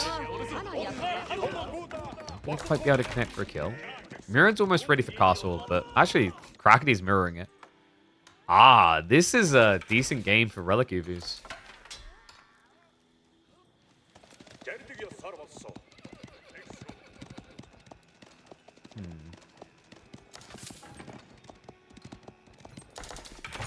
And no, Hussein doesn't have early access. He just discovered something quite comical that I don't know if we should say. Kipchak, are they going to find another? Oh my god, they are. Oh, this is expensive now for Myriad. That's -2 Yatai. He just spawned a new one to go out. This is hindering his scaling, remember, because each time you lose a Yatai like this, you build a new one, but then you have to start that progress bar again. He only has 1 level to the Matsuri aura, so it's only 5% increase on gathering. So I think Relic Uvils will be the default for Castle Age ups. Not always. I think it'll be the default when you fast castle. If you're late castling, then Relic Uvus probably loses a lot of value in favor of getting the Muscovy Yasak. The other way that the Muscovy Yasak is going to be really nice is if you are getting into a sort of fast castle men-at-arms cheese, because then the +2 ranged armor is insane. Yeah, like if you're going for a super fast castle build, like go boar, go deer, rush age up, and then you build like proxy racks, 100% the play is going to be to go Muscovy Yasak. Okay, so thank you, Winston. They do have the ability to garrison on their UI, but the Yatai cannot garrison in buildings. Whew, thank goodness. That would have been a bit silly. Kipchak, connect for a kill. Myriad, there's been a slowdown, by the way, because for some reason, he got attracted to the allure of the Cannibal Samurai. That's right, we've got one of the new units appearing. These guys are incredible. They are big, brawly beasts. So, they don't look like it. They look like kittens striking, but for good reason. They only have 3 base damage because they deal damage based on maximum HP. Meaning they're actually surprisingly effective at clubbing down things like knights. And don't get me started on if they walk into war elephants, gilded knights, gilded men-at-arms. Like, actually, Cannibal Samurai should be able to contest gilded men-at-arms quite well. And these units, they're a little bit more pricey. 160 resources. They're very tanky as well. Like, this is a feudal unit with 185 HP. The melee ranged armor is admittedly under. Dive in here. Myriad needs some sort of advice, some sort of damage, considering that he's going to be aging up second. Because it is the Uvu play, we should be getting a temple as a priority soon here. Let's see it come through just yet. Still, good burn. Gets rid of the 5 archers. Man, seriously, the Daimyo Aura... It's not a lot right now, but it definitely counts. The 10% increase for these Yumi, just Gatling gunning 1.56 instead, is quite nice. Even more important for things like Cannibal Samurai. But yeah, like at this point in the game, the Daimyo is nice to have, but it's not giga broken. I think where it's going to be broken is definitely in Imperial Age with the statue landmark. I think the statue landmark is a little bit too good, but we'll have to see if it comes out this game. Myriad. As always, it's going to be a sake brewery. Wait, no? Whoa, hold on. Temple of Equality switch up. All right, you have my attention. The Temple of Meme Quality is a little bit different for Sangoku. It ain't about those bald boys. It's about those psychos with glaives. So you still produce Ikko Ikki monks, but this will allow you to increase the density of your count by decreasing the cost per, as well as giving you access to additional unique religious tags. You stand their ground. I would love to see the Kanabo clubbing the Keshiks right now. Guys. Myriad, he really hates Uvus. What? Oh god, no, he's not even gonna get it. Come on, no, that's just a tease. Come on. What was that? Myriad, he's too busy reading tooltips right now. Villagers get the repair. Myriad's efforts are wasted. Crackety will clean up. He's happy as lamb. And folks, he already has relics on the way home. This is a big problem now. Because you just went for the monastery yourself. So this is now a relic race. So here's the extra text you get on the Ikko Ikki options from the Temple of Equality. If you build this landmark, you'll get access to Campo Medicine, which increases their healing aura. Remember, Ikko Ikki heal all nearby units while they attack. And then the other one, which comes in Imperial Age, is Nembutsu, which improves their health and damage. You will always have access to Mountaintop Training, which increases speed, regardless of whether you get this landmark or not. My feeling on the Temple of Equality, I think it's a little bit underwhelming. I don't rate it that highly. The +1 healing isn't crazily out there. The Nembutsu, to me, probably should be stronger for the Ikko Ikki. Like, 60 more health and 2 damage isn't a crazy deal. And there's the Yatsai food traders we've been waiting for. We haven't been seeing many of them so far. So these guys will return towards the marketplace from which they were linked to. And then they will buff up the gathering rate based on that. So you just got another one in there. Went from 10% to 15%.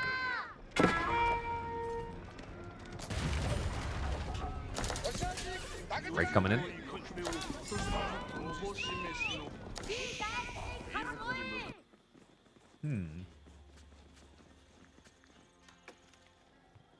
And do we have the Uvus?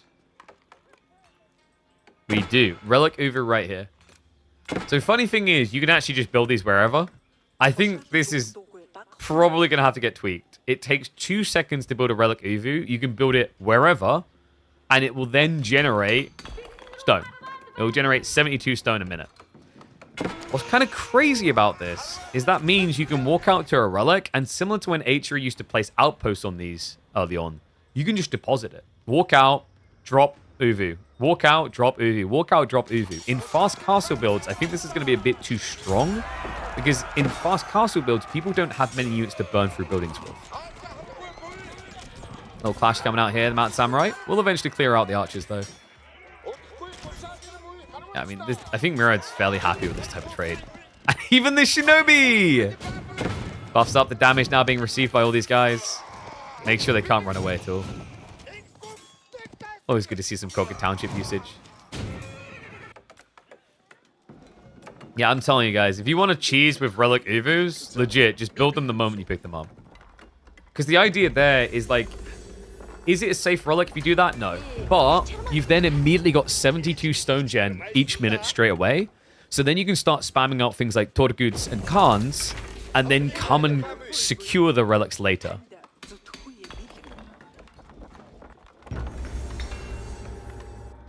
And because it only takes 2 seconds and doesn't cost you any resources and has no cooldown, there really is no downside to Relic Uvu.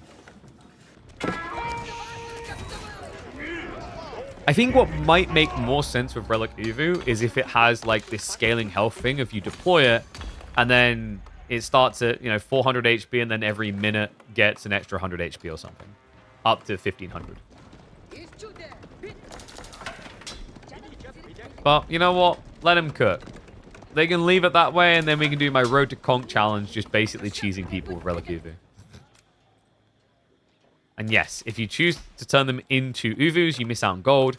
But trust me when I say it is much more worth having the stone than the gold with Golden Horde. You can generate stone units. You can get access to incredible technologies such as the batch production improvements, which gives you 50% more troops from each production for free. And you can get powerful game-changing tech such as the Kipchak's triple shot, which turns them into horseback Tughlaq.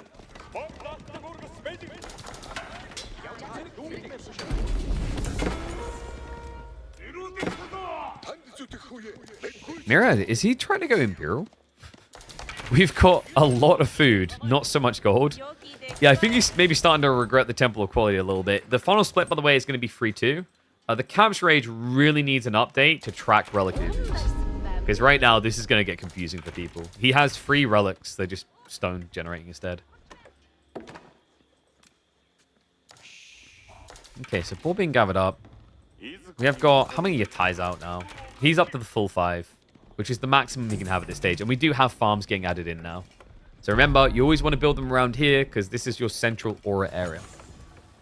I think of it as like a mini Aachen Chapel.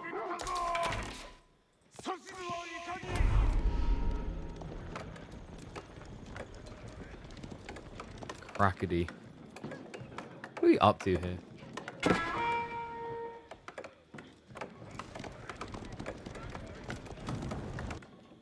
guess just max army. It kind of feels like that's what Golden Horde want to do a lot here. Yeah, I haven't noticed many crazy Imperial builds so far.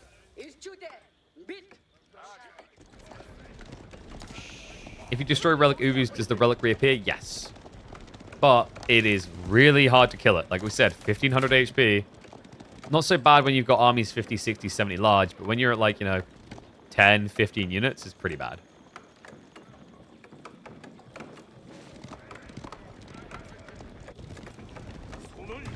Okay, so Myriad, it is going to be Takeda Clan coming in now. Yeah, he's gone tier 2, so this is going to give him the movement speed increase, meaning his mounted samurai are almost at horseman speed. And then the second tier, not so useful here, would have been improved Yari. He doesn't have any Yari cavalry coming yet. It would be worth investing in because of the amount of crossbowmen he's against. Remember, the Yari cavalry is the Sengoku's light cavalry.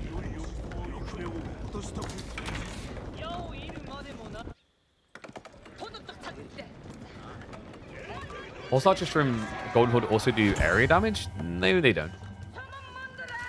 They attack one target at a time. But they do apply bleeding.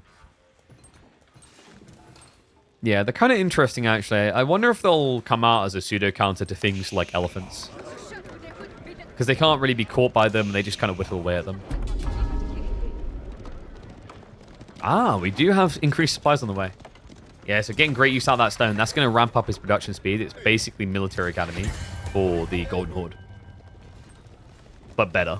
Like, usually military academy is going to be 33%. You get 50% increase.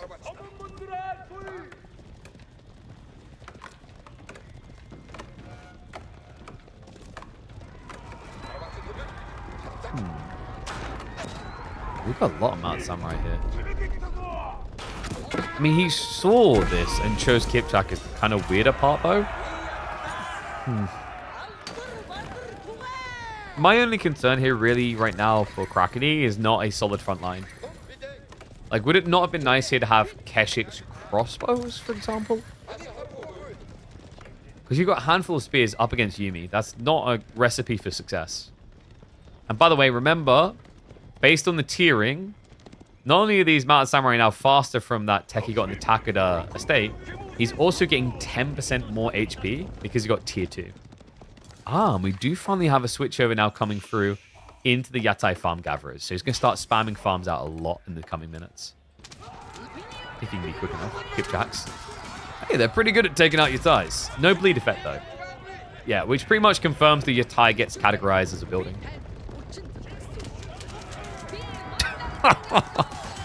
These are pretty effective for the raiding. And the interesting part is Myriad isn't counter-offensing into the base. He's reacting to this. He's treating it kind of like a Magadai raid incoming. Check around the back here, but nice dodge. Sees the farmhouse, so he knows someone should be here. Does see the Yatai, but army now in position. And can we just agree, these mounted samurai look so much more right with shields like this. I love the shield change so much. Club coming in. And you see the bleed effect starting to add in here now.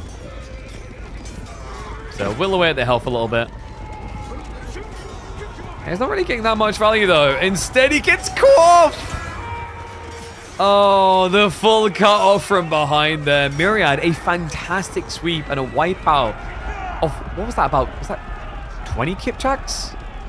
At 150 each. That's insane. Fantastic surround out of Myriad.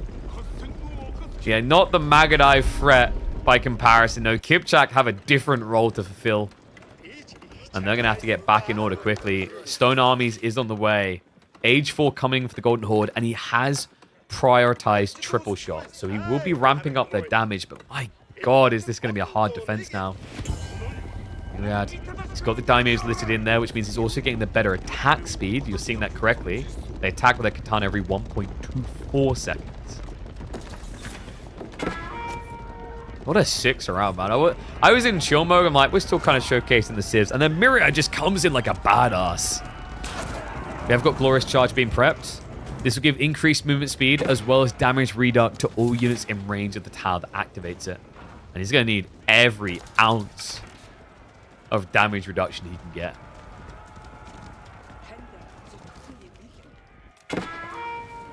Still a minute out in Stone Armies. There's plenty of time for Myriad to get some damage done. Starts to march in. Reminder, the stockyards are not a garrison spot, so your villagers are exposed when they're on these buildings. Have got an activation coming through. Glorious Charge. 3, 2, 1. There it is. He gets the movement speed. He should be able to give chase now. On top of that, he's got the damage reduction. Look at how fast these guys go. Wait. Are they going fast? They're not going as fast as they should. Wait, only some of them got it, I think. Yeah, some of them have it, like 1.88 movement speed, and others do not. That's weird. Did the Kipchak not get it? I don't think they did. Wait, what? So, it doesn't work as intended? It definitely doesn't. They're not getting the damage reduction. They're not getting the movement speed. What just happened? Oh my god. He's just going to get wiped. Myriad with a full device send it. Crackety. Going to be molding, demanding a refund after that one. Oh my god. I mean, it doesn't sound like a lot, but a 15% damage reduction when you see how few troops are left over would have been a game changer there. Not to mention the movement speed to guarantee the Kipchak could never be reached, because they would have been moving 50% quicker. Still, Crackety will be able to hold, but a much more messy affair than was intended. He got so scammed. Oh man, I'm angry on his behalf at this stage, I think.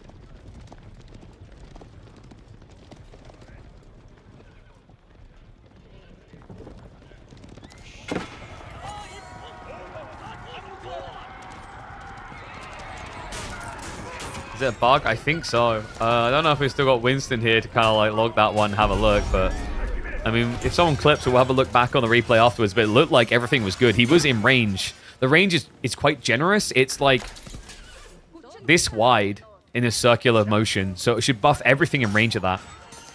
In fact, we're just going to like double check and be safe here. Like if you read it says activate it, starts a 10-second timer which reveals the outpost in the nearby area to all players. When the timer ends, all nearby military units will get 50% movement speed to take 15% less damage. And it didn't happen. He didn't have any buffs showing here. And it might be that it's just not showing the icons, but we knew that it wasn't working because the movement speed wasn't increased either. Ah, we've got Uvu types coming in. I love this. This is a little bit different for Golden Horde. So they will generate food, wood, and gold based on the number of Uvus they have. So it works really well with the relic Uvus, but also it means that when your Uvus expire, they still have value after the fact.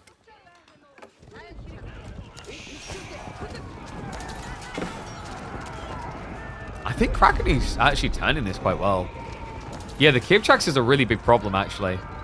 Because whether intended or not, the bleed, it does stack when you do triple shot. So instead of just putting one stack of bleed on a target, you end up putting 3 stacks of bleed. You'll see it coming in here in a second.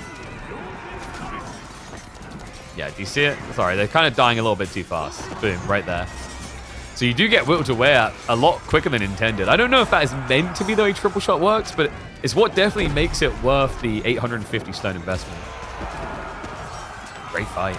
And a switch from Myriad into Tanegashima Ashigaru, but I don't think he has time for this, and it doesn't make sense anyway against Kipchak. So there you go. Crackety may have been scammed out of his glorious charge, but he'll still be charging his way through to a victory. The first time we see the Sangoku Daimyo get slain.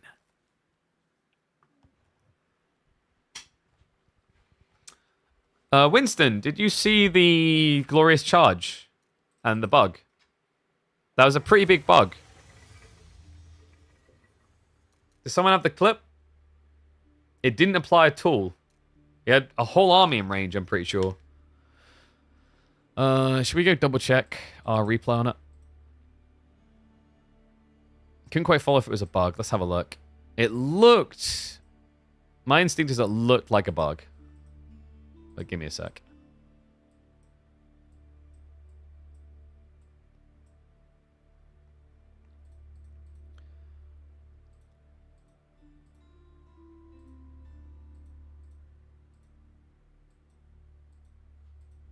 Where is it? It was as he aged up, wasn't it, chat? Okay, yeah.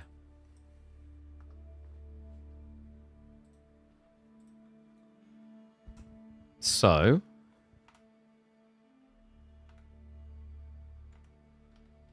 It was...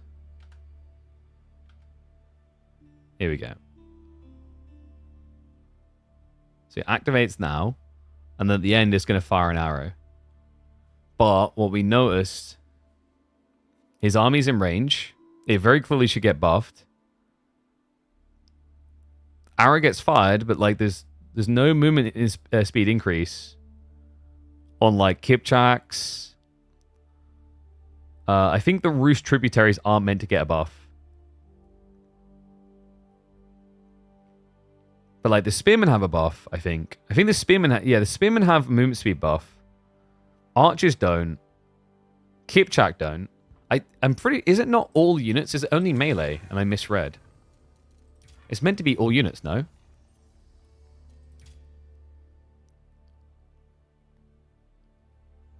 Yeah, all nearby allied units. Looks applied, but it's not applied.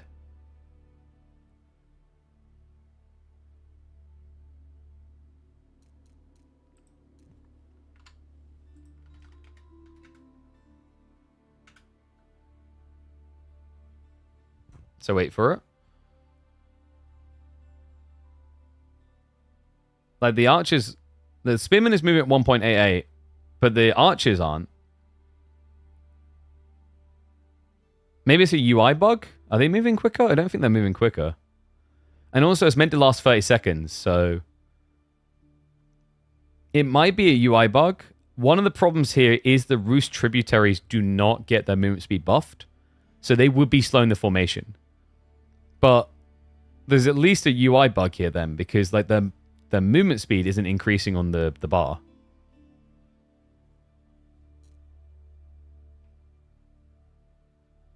Is that what's happening? It might just be a UI bug.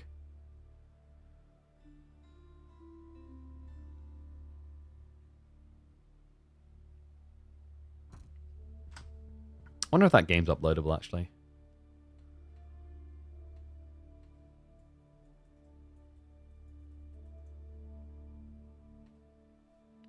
I don't know if Winston's still here. Like, it might just be a UI bug. It's possible. But it looks like someone wasn't shown correctly there. Because like I said, with the challenge with the movement speed is like... Oopsie, didn't mean to do that. The movement speed, the problem with the movement speed is like the movement speed is deceptive in that like basically... when they're moving... If they're moving in formation, I know that Roost tributaries do not receive the buff. Sorry, I'm just restarting my game quick. So it could be with Roost tributaries not receiving the buff, it just doesn't they don't look like they're moving fast enough. But there should be like a UI tag for example, for the damage debuff. There should definitely be a UI tag, and there wasn't a UI tag at all. So like either way, there's definitely a feedback element there of like someone that needs to be added. All right, restarting game now.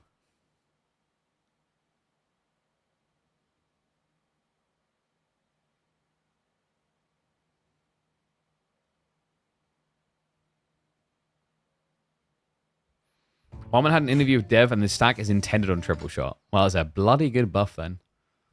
Yeah, it makes it worth it. I think without it, it's probably not worth that much stone, because it's really expensive on the stone, actually. So, like, I guess it, like, from a balance standpoint, it makes sense. Because I don't think for, like, just a triple shot there on that type of unit, you get it otherwise. It'd be way too situational, probably. All right, let's get ready to go. So, let's see who we got. We might have some life from the ladder games. A 2v2? I don't know if I got the UI set up for that. Who's Lifram? Who? I've never heard of this person. Who's this? Are these devs?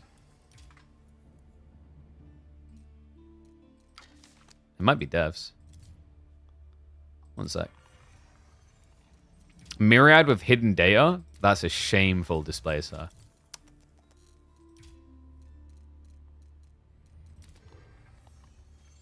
Can you play the new civs yet? I can. You can't. Sorry, that's a bit mean, but true. Creators have access. Not everyone has access. Okay, so... let's go for some Sass Louis games. Should we do some Macedonians? Let's do Macedonians versus Tughlaq. Give me a sec, I need to get my edge drink.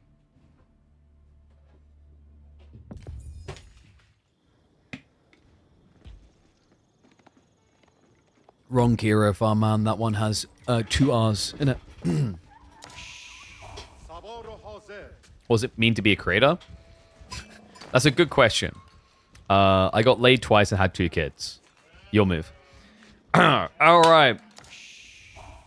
Here we go. It's time for more from the preview for the upcoming Dynasty of the East DLC. You've got Louis MT versus Sass. You guys are about to see Macedonian Dynasty up against the Tughlaqs.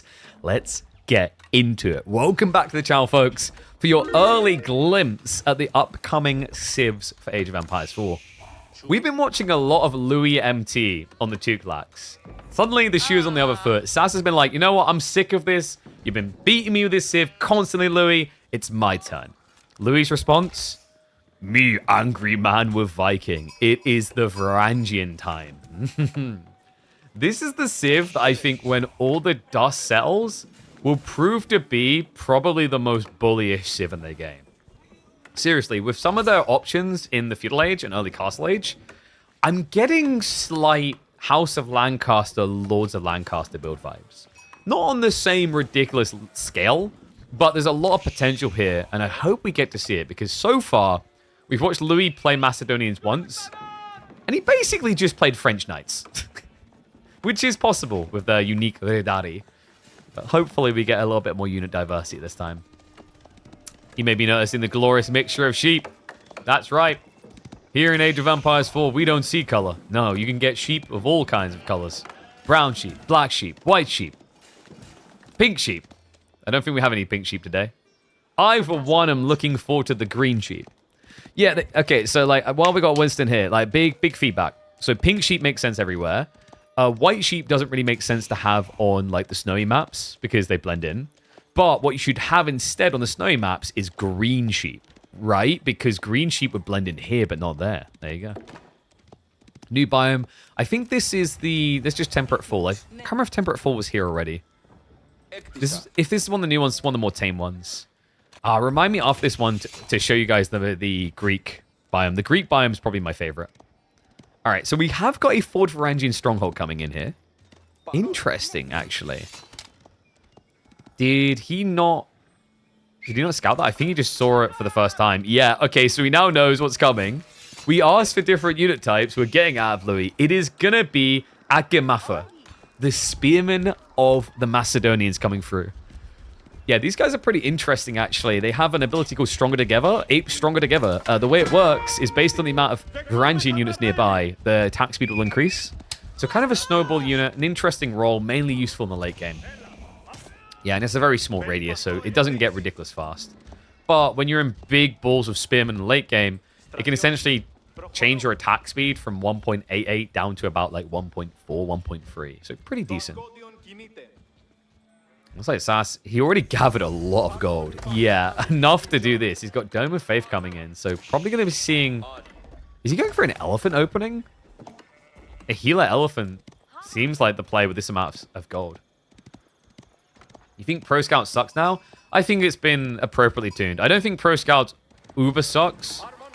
I think it just is niche and has a role now. And I think one of the big takeaways now with the change to Pro Scouts is that your advantage from taking your opponent's deer should be that they now don't have deer, not that you now have their deer. Does that make sense? So getting your deer is still going to be decent with Pro Scouts, but if you then try to, let's say, for example, Sass went Pro Scouts and tried to take Louis over here, he's going to get the deer, but it won't have much food left on it. Essentially saying, you know, yeah, you get an advantage by getting your deer side, but you shouldn't then double up the advantage by taking your opponents. It should be more like a, instead of it being a double advantage, it should be like a 1.5 advantage in that I took food away from you, you don't have it, but I don't have much of it either. Okay, so Louis, he did set up the Varangian war camp, by the way. So this is a house.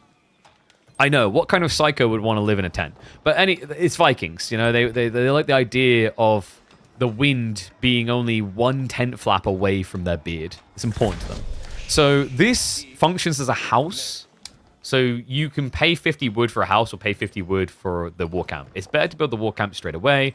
Otherwise, you might forget about it later. And the way this works, remember, is whenever you lose units, it deposits value there for the Varangian reinforcements. And the way it works is that you will get new reinforcements at a certain ratio. So it's a 6-to-1 ratio, which means, let's say I have Varangian guards and 5 of them die. That should be enough, I think, mathematically, for an Adgamafo to spawn for free. So it's a little rebate on losses, basically. Ingmains won't sit in their base anymore. Yeah, we've got a patch notes video, which we'll be dropping. I think we're aiming to drop that literally the day before the DLC, where we go over this a little bit. I'm excited to see how English plays differently, finally. Now, I'm excited to see what Sass can do when he has the Tughlaqs. So we've got the healer elephant coming out as predicted. Made sense for the amount of gold he had. Now it's going to be Rax Archery. Other side of this, we did just see the Hippodrome come in. The Imperial Hippodrome functions very differently to the standard Hippodrome. Yes, this is now a way of getting champion units for free after certain intervals. So trials will happen to spawn champions. First the Scout, then the Horseman, and then the Bredari. And each of these champions provides different buffs. They are buffed up units in their own rights. For example, this Scout has 220 HP and 7 damage, as opposed to a normie Scout being 110 and 1. But it also provides an aura around it that buffs nearby units' torch damage. The Horseman that will follow up will give you +2 damage to all cavalry units in range. And then finally, the Ridari champion buffs the movement speed of all nearby infantry. You will only get 1 champion of each for free after the delay spawns, and you can only have 1 champion active at a time. So after they die, you can reproduce them, but you can never queue them the way he went for. I warned you guys about this Civ, man. Varangian Stronghold, I mean, it's almost killed an elephant. If it kills the healer elephant, it's actually worth it. Scout? What a Chad. So what I'm saying, chat, is that having 7 damage on a Scout is OP. Wait a second. Malian main say what? Yeah, so it looks like the heal elephant will get away on 27 HP. Varangian Stronghold is going to go down. Might even be able to take a spearman with him. It doesn't exactly return the cost of investment. Now, he paid, I believe it's 150 resources for the defensive arrow slits, but it's a one-off tech investment. Once you get it, it applies to everything. As in every stronghold you'll build. And why would you do anything but build strongholds? Because, let's be real, you just want the angry Vikings. System of the first hill is on the way. Looks like Louis going to be a thirsty boy. And notice over here, he did build a Varangian arsenal. This is critical if you want to generate silver. So the way that you get silver with the Macedonians is that you will get some silver when you deposit gold or stone, as you're seeing come through here. But the other way you get silver is that the arsenal, if it's near a mining camp, will convert some of the stored silver. And when I say convert, what I mean by that is it will just give you free silver for life. This number never goes down, it only goes up, meaning that you will stockpile crap tons of silver in these tiny mining camps and want to protect them. And if you're playing against Macedonians, you'll want to target this, because clearing a 4k gold vein will give you 1600 silver in here, and then the Varangian arsenal every single minute will convert 12% of that into silver. It's really, really powerful when you start scaling around the map on this. And it needs to be, because for the Macedonians to build into the techs, of which there are a lot of them, you need silver at every turn for your military techs.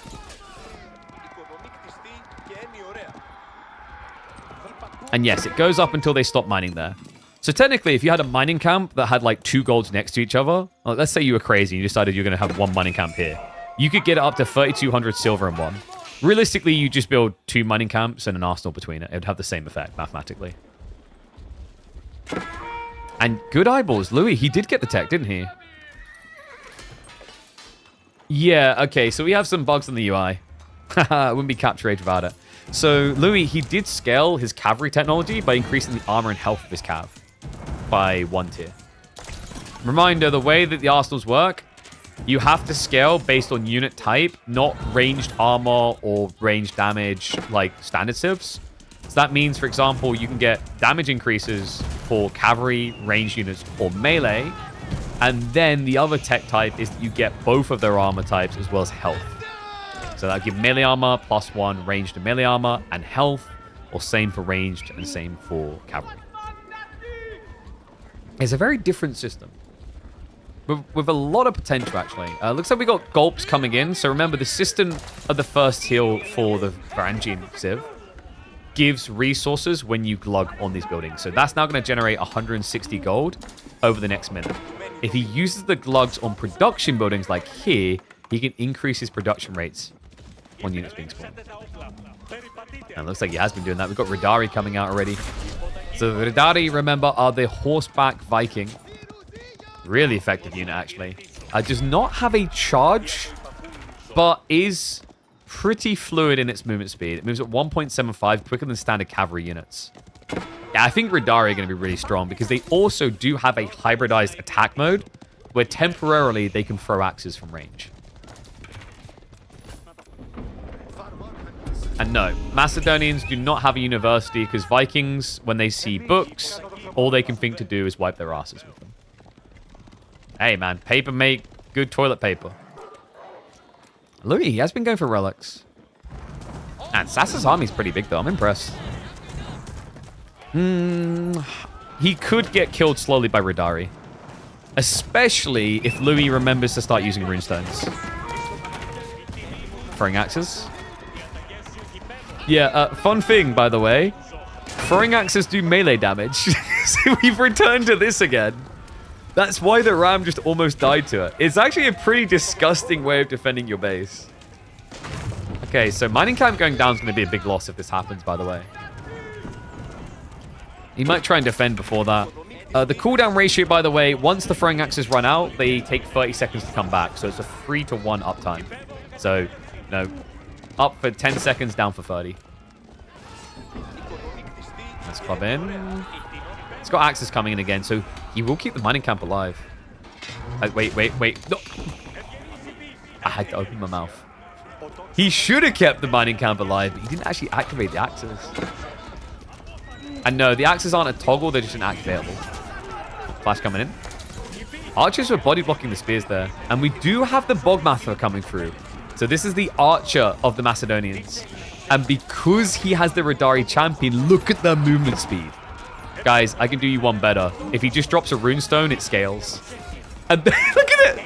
1.65 movement speed. So as long as he has the champion and the runestone in range, these guys move quicker than heavy cavalry. Oh my god, I thought it was all upper body muscles, but these guys don't skip leg day. Radari just challenging this, and it's working.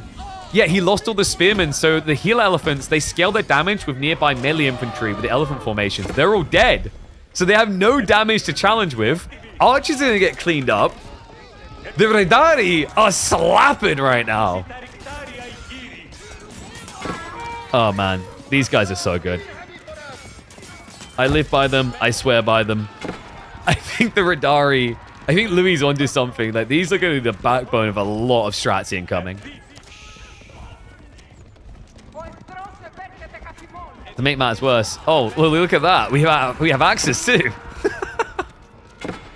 And now he has a lot of runestones, guys, because remember, every 5 kills, you have the ability to place another runestone, and it backlogs. So once you start getting in these big meat grindy fights, you're essentially going to get carpal tunnel from smashing runestones.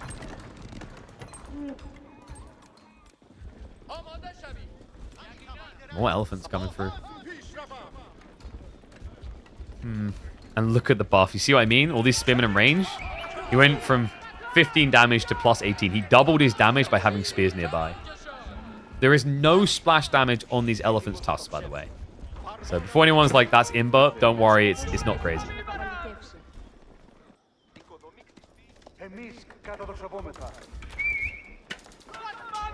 Another ram to deny the silver. Still, look at Louis go, man. He's got another tech coming in. And he is now upgrading the Bogmaffer. So these guys, by the way, they have another unique ability to them. We're not seeing it yet. The unwavering focus would allow him to mitigate the armor value of these guys. But he's not bothering because he's not seeing truly heavily armored units. Because remember, Sass has been trying to kill him from the feudal age this whole time. Oh, raid coming through. Yeah, he sends the Radari in. Oh, basically the champions alongside a Radari and Runestone as well. So look at the movement speed. So reminder, the Runestone does a lot here. It buffs your movement speed, it buffs melee damage by 1, and it increases the range unit's tower range by 1. Only for Viking units, though. So it works for Radari, it works for Afghamaffa, it works for Bogmaffa, and it works for Varangian. But nothing else. Hence, you just want to spam Vikings, guys. That's the TLDR. And no, you can't break runestones. They just exist. I wonder if they'll have to tweak that. But at the same time, just letting someone shoot a runestone once to kill it is silly. That's the exact reason why the devs changed campfires for English to have 100 HP now. And the problem is, if you make it so that they can be targeted or whatever, or they respond to aggro, there's going to be a lot of complaints about people not wanting to attack them. And yes, worker elephants from the Tughlaq can garrison inside TCs and whatnot. And you can have 20 of them. They do not count towards your population size. Alright, we have a sneak around in another arsenal. This one hasn't actually even been used yet. I love the Arislets. Man, dude, they actually might become a bit toxic. So, fun fact, Varangian strongholds do cost more than standard buildings. They're 200 wood. But you're essentially able to build 3 production buildings worth of unit types out of them. Right on the back going unnoticed, by the way. Louis. Let's finally pull back. And now we have the push forward. Yeah, he brought the champion across again. Dude, I think the Radari champion might be a bit overtuned. Because, guys, from that Hippodrome, getting this movement speed buffing champ, it doesn't require Castle Age. If you play long feudal strats, you'll get this. Mark my words. Hippodrome into long feudal for Macedonians is gonna be crazy. Man, the chase is just so good. I mean, it's worth runestone dropping because you'll get back the runestone investment because you'll easily kill 5 people on the chase here. Compound defenders coming in, but I don't think Sass survives this. I mean, I don't know. It's kind of weird. The heel elephants seem good enough. A good switch choice coming in from Sass. He's going Raider Elephants. Unfortunately, the Bogmaffa move quicker than Raider Elephants when they've got this double aura. So just going to start a step back. He's trying to clear the spears. Only 8 of them left. Raider Elephants. They're using the trample. They're trying to charge in. I just don't think the trade rate is good enough here. Archers pretty much cleared the way. There's only 3 spearmen left. I think now's his go time. So Ridari will look to re-engage. They scare the Raider Elephants away. Trample's still on cooldown, so he can't just march onto the back line. And he has activated Unwavering Focus, so he's removing the armor on the back line. Heal Elephants. Just not going to survive this, though. Angry Vikings on horseback should be rightly feared. There is no doubt about it. The beard is stronger than the tusk.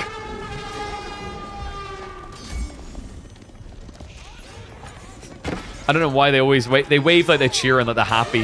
Nothing to be happy about here. Elephant army down. Radari about to have a field day. They still benefit from the movement speed buff, the runestones, remember. They are moving at maximum movement speed when runestones are down. They're so damn good. Mark my words, when the dust settles, no more Sangoku talk. We'll all be talking about the Vikings. Macedonian Dynasty has some crazy snowball potential. If you choose your moment right, these boys never stop. I would say you should always fear someone that rides on horseback with a shield placed like that. Because that's a guy who doesn't lose battles. If he did, he would have lost in the first battle ever. Doesn't even use the shield. He's too busy slaying. War Elephant coming out is a good idea from Sass. It is the counter unit necessary. I wonder if maybe it's too little too late here. It's got a decent amount of farm set up. It's so weird the way you build your economy with Tughlaq. But this is just wave 1, folks. More angry Vikings are following this up. And Sass, he's going to throw in the towel. Meet the Radari, the boogeyman, to replace French Knights, coming to all your pub games soon. Oh, that's a cool one to upload.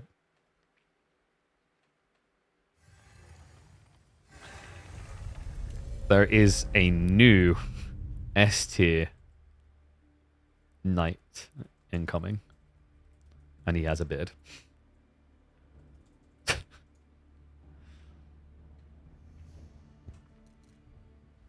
Sure, I should tell you have to subscribe on another platform. I mean, Tail's only shown on the other platform. Might have to open that platform soon if I don't get enough subs per month. Pepe hands. Reminder, by the way, guys, if you do want to support the channel, multiple ways you can do so. Always consider subscribing across on the Twitch side. Gives me a little bit of money. Gives you guys peace of mind not having to worry about ads and things like replay functionality and epic emotes. But also, we do have our sponsors. Always be sure to check out PC Specialist. I love these guys. I swear by them. We've been using this laptop now since... Is it June? I think June. You can see the quality of production increase that we've gotten out of that. So if you guys are ever in the market for a PC, laptop, all-in-one PC, whatever it is, always use PC Specialist, !PCS to get across there. Or if you're on YouTube, check the descriptions. They'll always be down there. And if you use code Pigeon40, you'll also get a discount on me. Yeah, let's pump it big. I know some of you are going to need upgrades as well. Like, let's be totally real. Like, you know, some of this looks pretty intense. We shoot off the Crucible. There's a lot of units coming at you. Some of your PCs are going to crash. So if you want to avoid that concern, you need to consider upgrading. And PC Specialist probably has you covered in any way imaginable that you need. No fuss, no fuss. They'll build the PC for you. They'll ship it to you. And then you just have a glorious optimized PC to run the brand new, never-ending Horde mode, the Crucible. So go check them out. And fingers crossed, if you do come through, we might be able to announce them coming back in 2026, which would be the dream. All right. Really cool games, though. So let's see what else we've got.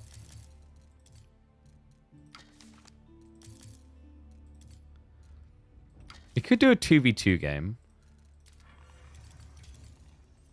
I just hate doing 2v2s because the UI sucks, you know?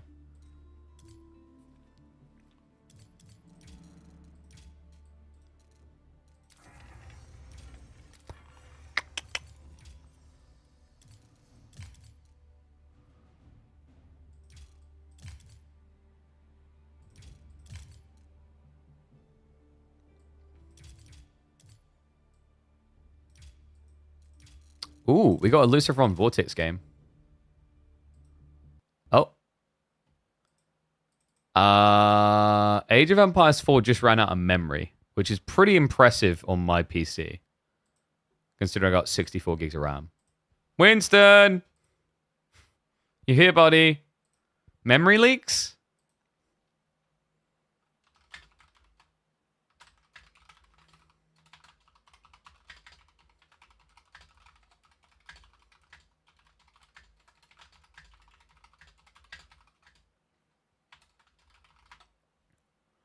Yeah, I'm just going to bump them about it. How long has it been opened? Less than 2 hours. I think they've maybe accidentally introduced something. All right, restarting the game now, and we'll get into a new one. Is PC Specialist UK only? No. So they do ship all around Europe. I believe you can actually ship to America and whatnot as well. I think the shipping price might be a little bit higher, but yeah, it is feasible to get the goodies out there also. So yeah, you can get them pretty much anywhere. Yeah, it crashed. It says something about memory. It ran out of memory. Dude, don't talk crap about AMD PCs. Are you high? AMD PCs are goated, mate. Like, AMD has been constantly improving. Intel hasn't really. I think like there is a spot where Intel PCs can make sense, and I think it's on the budgeted end. They have some viability. But I think if you're looking at mid or high end, you're always looking at AMD.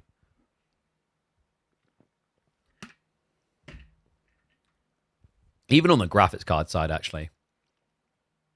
It's someone we've sworn by. It's like, I've been impressed. Like, I was NVIDIA all my life, and then we switched to a 7900 XTX, and I've been blown away at just how well it performs. Benchmark? I mean, what kind of benchmark you want to do? You want to do gaming benchmarks? You're delusional if you think an Intel CPU is going to beat a top-end AMD CPU in benchmarks. That's just factually incorrect. Like, X3Ds literally kick the teeth out of Intel in gaming benchmarks.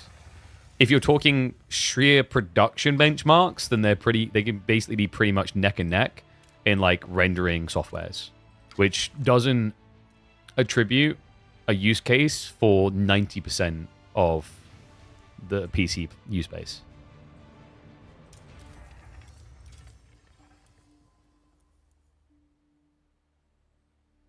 Intel, the savior of the GPU market. They got some interesting ideas, the ARCs, I'll give them that. But I think, like, genuinely, in the last generation, the big winner is, like, AMD with the improvements on the 90 series graphics cards. The only gutter is that they don't have a high-end graphics card now with their latest release, especially considering FSR 4, who's definitely caught up in a big way with DLSS. When I build my own PCs, I'll understand. When you stop just assuming, you'll maybe understand as well. Because assumptions do make an ass out of you, mate. If you want to go have a look, pretty sure you can still find the VOD on my YouTube where we literally build the PC live on stream, teaching my mum how to do so. So that whole PC was built by me.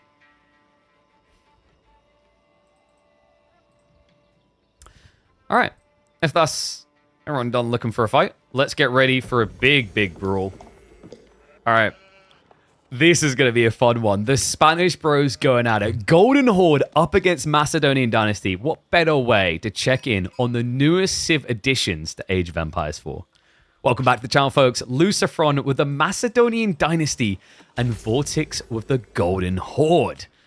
Always a pleasure to watch these two and see how their brains are going to work as they are getting hands-on for the first time with these two Civs ahead of the expansion release in November of 2025. Golden Horde is an interesting one. It is the Mongols if they decided to settle down and have kids. No longer are they roaming around the pubs late at night. They are not nomadic. They cannot move their TC. They cannot move their buildings. They do still have a focus towards aggression, but everything feels a little bit more anchored. And one of the unique big differences is that this Civ produces in batches of 2. You may be noticing the villagers cost 100 food instead of 50. That's because 2 come out instead of 1. Lucifron, on the other hand, has got a Civ that I think a lot of people might actually be attracted to for multiple reasons. The big one, you guys know what I'm going to say. Everyone wants to be a Viking. Well, now you have a way. The Macedonian Dynasty is exactly that. It is the kid who fantasized about being a bearded Viking's dream come true. They have expanded the Varangian arsenal. Gone are just the days of the guard. Now you can get your hands on Adya Maffa to replace the spears, Bog Maffa to replace the archers, and Ridari to round out the composition with some heavy cav. Yeah, and I think they're quite straightforward to get to grips. The one thing I'd say with Macedonian Dynasty, it's very reminiscent of French. I think it's going to be a very powerful civ, but it does require a little bit more investment in focus. And what I mean by that is micro is going to matter a lot more, where you position your units, how you keep up aggression, because so far they haven't impressed me with their economy, but they have impressed me with their aggression. Yeah, which is why I think this will be a quite interesting matchup. Golden Horde definitely feels like, in some ways, a more economically focused Mongol civ later on. But early on, it has the same identifiers as Mongols with that fixation on attacking. And it all begins from here. The Golden Tent, the center of civilization for the Golden Horde. This is where you will level up in the ages, choosing your tiers through tier 2, 3, 4. And it is also where you'll produce your Khan and his elite bodyguards. And we have got Hippodrome play. I'm telling you guys, this is going to be the way. So the Grand Winery does still exist in the Macedonian Dynasty, but the Grand Winery basically just provides a food gathering buff of 30% in its AoE. It doesn't give silver when eating berries. All your silver gen basically comes from stone and gold mining. And silver is going to be important. Remember, for the Macedonian Dynasty, their military techs or their blacksmith techs require silver specifically to upgrade, not food, gold, and wood. Yeah, and you get that as a byproduct on the side. So we should see an age up come through, and I wouldn't be surprised if Lucifron, I don't know if he really wants to rush an Arsenal.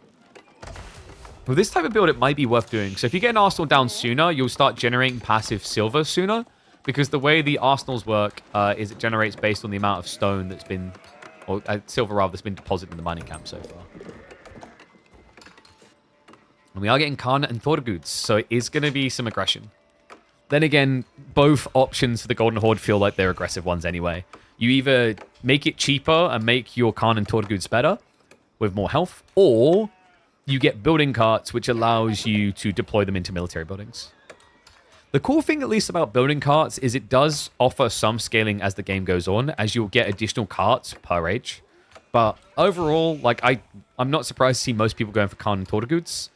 I think as the dust settles and people optimize their builds, you'll probably see a lot more presence out of building carts because it's good for timing attacks. But when you've got a little bit more looseness and you're trying to figure a civ out, you know, getting a big discount of 20% on the cost of producing units is great.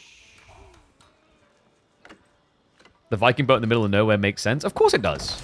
Like, you're a Viking, you're stuck landlocked. Do you not miss the sea? Do you not wish for the sea? You know, like, when you cannot game, when you're stuck in the middle of a meeting and it's boring, is it not logical that you just open up Kill a Pigeon on YouTube and watch one of the incredible Age of Empires 4 videos he's got so that you can get your dose of gaming when you can't game? All right? This boat in the middle of nowhere is the equivalent of that. Doesn't seem so crazy now, does it? Okay, and there's the Varangian Arsenal. So remember, this is going to allow him to get his blacksmith attacks, but it's also going to start providing additional silver passively each minute. Stables play. Vortex looks like it's just going full cav. I'm really not surprised. It's quite funny to see that we're going to be getting full cav from Lucifron, though. The full cav approach makes a lot of sense for Golden Horde. Most of what makes them unique is actually focused around cavalry. So you've got the Khan, you've got the Thorgoods, which are also cavalry, and then you've got the Keshiks, which you can still build as this civ. And later on, you get access to a horse archer unit. So there's a very big desire to just remain mobile, and I think it's where the Golden Horde is going to look best. And what is up, Type Error? Appreciate the sub. Remember, guys, get those subs in. Do as Type Error does. It supports the channel incredibly well. Yeah, it's not easy being a content creator. Wow. I don't know, that sounds like entirely... It's not easy making your bills meet as a content creator. So you guys really do help when you donate like that. So thank you. The Khan does not heal, but the Khan can be healed by the Thorgoods, which he just built. So when out of combat, these guys will heal the Khan. They'll also take damage for the Khan instead. And these guys are basically Keshiks, so the way they heal themselves is by fighting. Okay, so Lucifron. I like this idea, actually, with the Scout, against Golden Horde specifically. Because the champions that you produce out of the Hippodrome, you get one of each. You get a champion Scout for free, then a champion Horseman, and then eventually a Radari with different buffs. And the Scout specifically gives increased torch damage, which would make him great for taking out this Uvu. Yeah, 35% increased torch is pretty high. I like this. Instead, he goes even deeper. He's like, okay, I'm going to idle out the gold so you can't build cavalry, and then just poke at the Uvu when you won't fight me.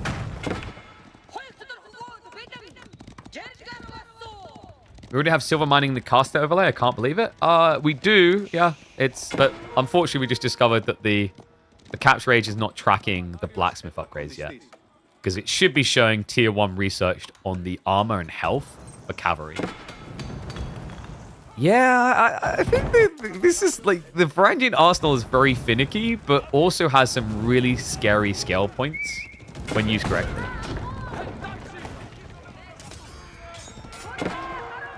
Now flash coming in. Whoopsie, he gets trapped. Great leverage of the horsemen. The Kipchak has to stand his ground. He's trying to break out. Not going to be quick enough. Oh, he's got the extra one. He gets the final strike in. So Kipchak goes down. Horseman stays alive. Uvu's going to be falling soon. Other side of it, there was a dive-in attempt, and it ended up costing him, looks like the scout. So Vortex riding a bit blind in here. Yeah, you do not have the scouting falcons like the Mongols have. Uvu does get burned. Great start by Lucifron. And we do have a switch now into the Adgimafa. So this is going to be the spearman of the Macedonian dynasty. You do pay a little bit more for these guys, but in fairness, you also do get extra HP. You get an extra 10 HP. As well as the attack speed buffing ability, where when there's more angry Vikings nearby, they attack a bit quicker. I'm actually pretty impressed by this, and this just got a lot better, by the way. Lucifron, I'm impressed he won the fight before the horsemen arrived. Now with the horsemen here, the Hippodrome horseman, he's buffing all the other units in range's damage by 2. Yeah, so all of a sudden the Kipchaks that were struggling are going to find it a lot harder to hold on. What is up, Inferno Extreme? Thank you very much for the sub, mate. Legend. Keep him coming. Feels like Macedonians need to commit to upgrading one unit type. Yes, it's something I noted. And if you guys have not watched my informational video on the Macedonians on YouTube, I recommend checking out after stream.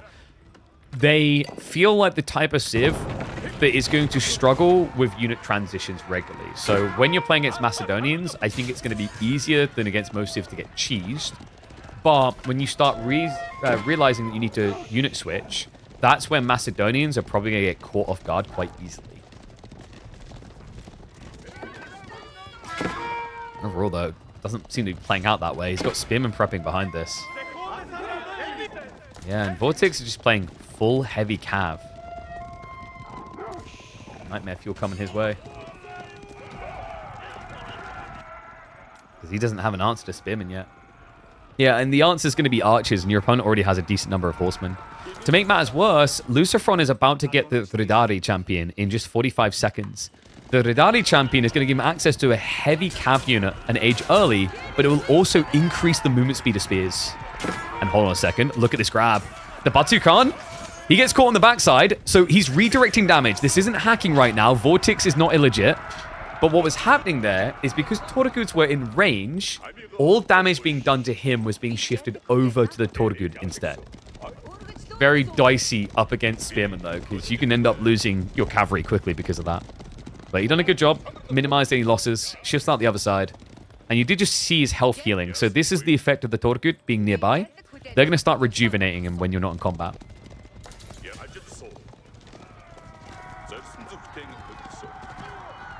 It is admittedly quite slow.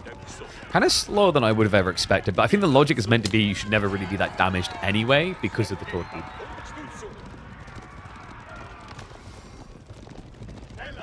Is it wrong? Yeah, so much for a brace there, guys. What was that? Clash coming in. Ends up losing a horseman, but getting rid of 2 Torgud. That's a great trade. Remember, the bodyguards are the Khans. They are worth 140 resources each. And what other techs do we have in the arsenal so far? He's just doing straight cav, so he's buffed the damage as well. And remember, he has got the Ridari champion in there, so now the Adgimafa move at 1.44 movement speed. Basically the same movement speed you get out of Yam from the Mongols. And then, if he goes and adds in runestones in the next battle, these guys are going to move about 1.6 movement speed, which means that they'll be able to chase down the Kipchaks. Sippy cups galore, folks. We've got System of the First Hill on the way. And I think I already know what Luciferon's strat is going to be here. I just don't know if he can afford it yet. So the System of the First Hill is really cool. Support an economy landmark as a unique tag, and for good reason. You can use these glugs on your buildings, on your economical buildings like mills, lumber camps, to get 160 of this respectable resource per minute. Or you can drop them on production or blacksmith buildings to increase the speed at which those tasks complete. I think the idea here is to get Radari out fast. He has just queued the upgrade for the veterancy on Adgamafa. We don't have any glugs just yet.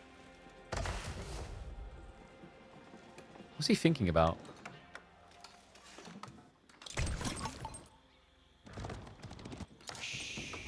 I'd love to see him just actually start pumping out Radari, but he might just be waiting until he's got enough resources to glug them.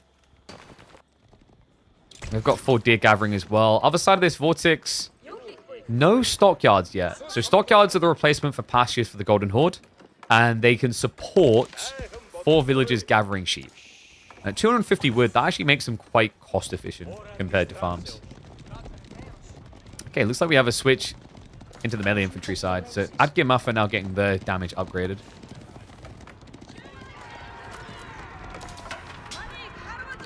Outposts are going to offer up protection. The Adgamafa not here yet. He's still not using the runestones. He will be able to protect though. Yeah, it just rushes a repair as well. By the way, the toxic mangonel towers are back. So have fun with that. And has he started glugging? Okay, he has. He's done it on the Varangian stronghold. So you see here, he'll produce units every 7 seconds. So you're doubling the production speed, basically. Boom. 7 instead of 17. Actually, it's even quicker, isn't it? Sorry, that's 1.5x extra speed. Isn't this supervision levels? It's really good. Kind of better than I would have expected. 150% increased production rate is crazy.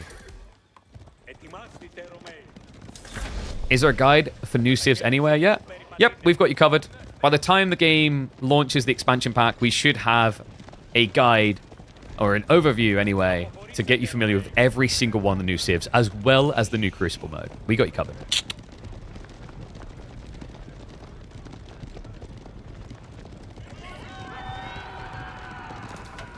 So, good question about the damage being redirected. It should be the damage that the Karma's going to register through his armor is the damage you then receive on the Torgud.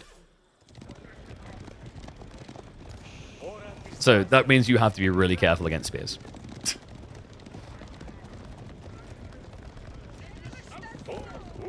Vortex, decent amount of archers here. Luciferon, it's a full switch into Radari, though. For good reason. The Radari have looked like the best unit so far for the Macedonians. But Lucy, he's still not using the runestones. Angry Vikings giving chase, however. Radari is starting to strike into the archers. Vortex, he needs to turn and fight soon, but he's resisting it. Veterans, he just kicked in for the archers. And the Batu Khan, because he's attacking, he's now providing an aura buff of 10% damage increase to all nearby units. But it's still not enough to overcome the Viking swarm.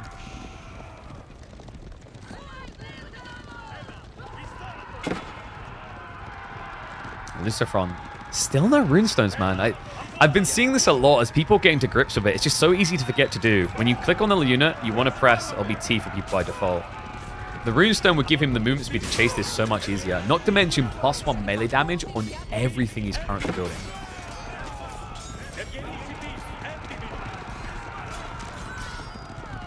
I think Luciferon, does he want to keep it 50-50? Because it feels like his goal is just to get gradually into more and more cav. We do have relics now being targeted by Vortex, by the way. We didn't mention he went with the relic Uvus. Oh boy, this is going to be fun. Has he already got one home? I think he has. Yep, relic Uvu deployed. So remember, when you choose relic Uvus as your landmark choice for Golden Horde, you get the ability to deploy relics as Uvus, providing you infinite stone generation. Yeah, and this can scale, by the way. You already now get 20% more stone from Uvus. You can add extra tiers in with the Uvu offerings, making it an incredibly efficient choice. Can you use them as gold later? Yep, you can just demolish them and then deposit them in a monastery if you want to. Of course, it's getting rid of the 4 defenses. And we do have the runestones now. Here we go. Yes. The movement speed. The damage buff. This is where things will get scary for Vortex.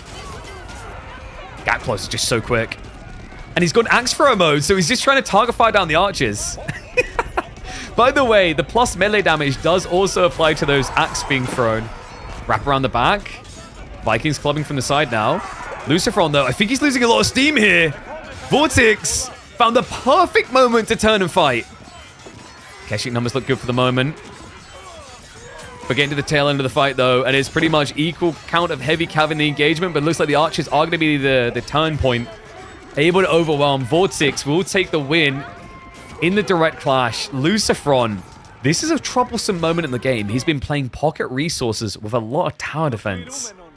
I think he's struggling to just tech 2 units at once here. Yeah, kind of shocking, actually, just how easily the Vortex was able to hold that in the end. I wonder if Lucifron would have fared better if he'd leaned more into heavy cav and a bit less into spears. Because then Vortex would have just had deadweight archers, and you could just kite him, because remember the Kipchaks are slower than the Ridari by default. Like, even without the runestone, Ridari are quicker than other heavy cav. So the idea there is that you go axe thrower mode, and you just throw at him and kite, and throw at him and kite. And then by the time you're engaging, your opponent's like half HP on a lot of his Kipchaks. Alright, we've got more relics coming in. These ones actually getting deposited. That might have been a misclick, though. I really hope that he starts just deploying them on the spot. I think that will become a strategy as Golden Horde develops.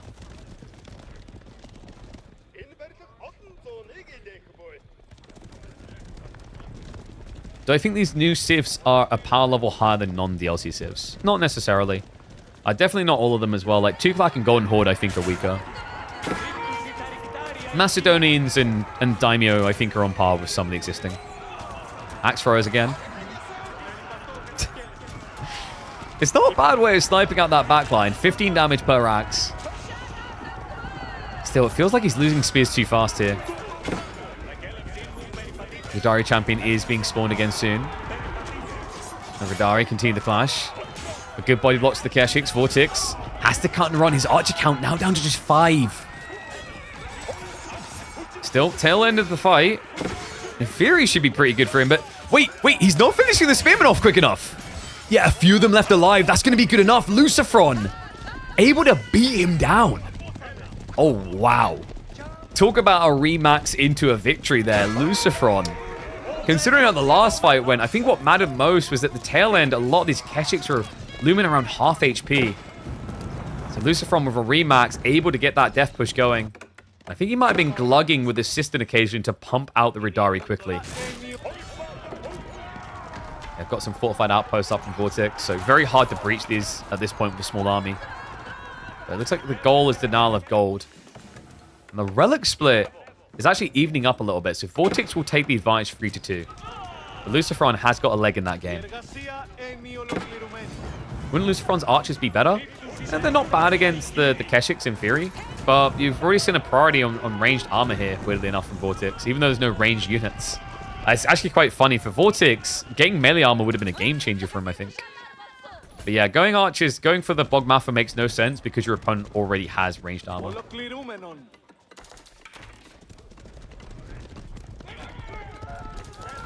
Lucy, just gonna keep poking. Finding a few worker kills now. The runestone's just all over the place. Axe throws come out. Oh, they're so good. Who's excited to play Macedonians? Come on, like one's in chat if it's the civ you want to play the most. There's just something very fun about them. Maybe some elements are a little bit too strong, but they look like they're enjoyable. They're a lot of fun. It's not just a macro civ, which I love. And I think that was maybe the big complaint for Lancaster. I thought Lancaster had a lot of cool units when it got added, but at its heart, it was made into a macro civ, and I didn't like that.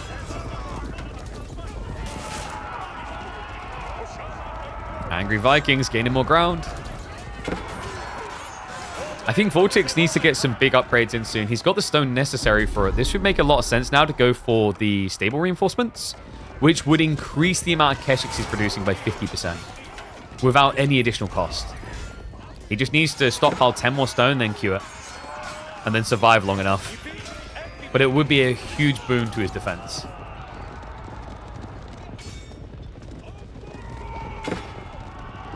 The mercenary Vikings? Hey, that's good enough.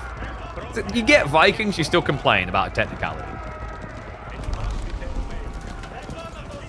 Right, that's like getting a milkshake where they use like some artificial milk, but it tastes just as good as milkshakes. And you're like, oh, it's not a real milkshake. Did you like the taste of it? Did it make your tummy feel good? Did you feel sufficiently appeased? If the answer is yes, then it was a milkshake.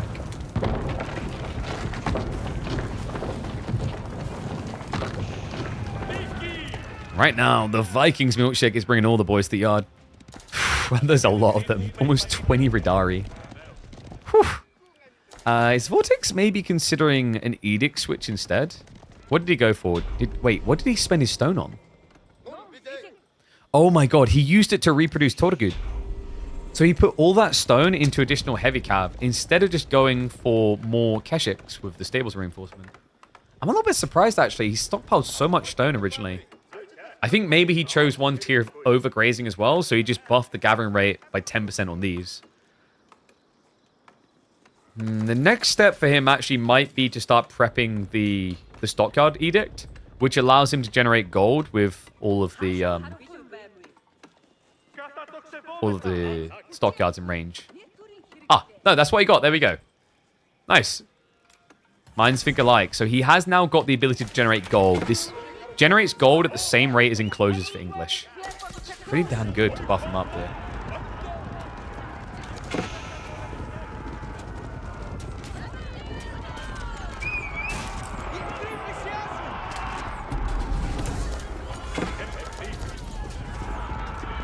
Lucifron. Looking pretty good right now. We're seeing the scale as well of him. You've got tier 3 armor coming in for the cavalry, which is going to buff their armor again, but then also increase their health again. Like, watch those numbers. Reminder that normally at this stage you get +2 ranged armor in the Castle Age. He's now at +3 of melee and ranged. Do you want me to make your draw drop a bit more? There's another tier that he can get if he can get 2,000 silver. You heard me correctly there. This is like having armor clad on cavalry. If it's a milkshake you like the taste, that doesn't mean that given the choice you wouldn't choose a real milk. Okay, dude, that's a cop. That's like a cop out of technicality. If it tasted like a milkshake and you enjoyed it, who cares? If it didn't have any negative health benefits or rather negligence or something to worry about compared to a normal milkshake, who cares? It was a milkshake. As long as there wasn't a deep, dark secret behind it, who cares? It was a milkshake. Now I want a milkshake.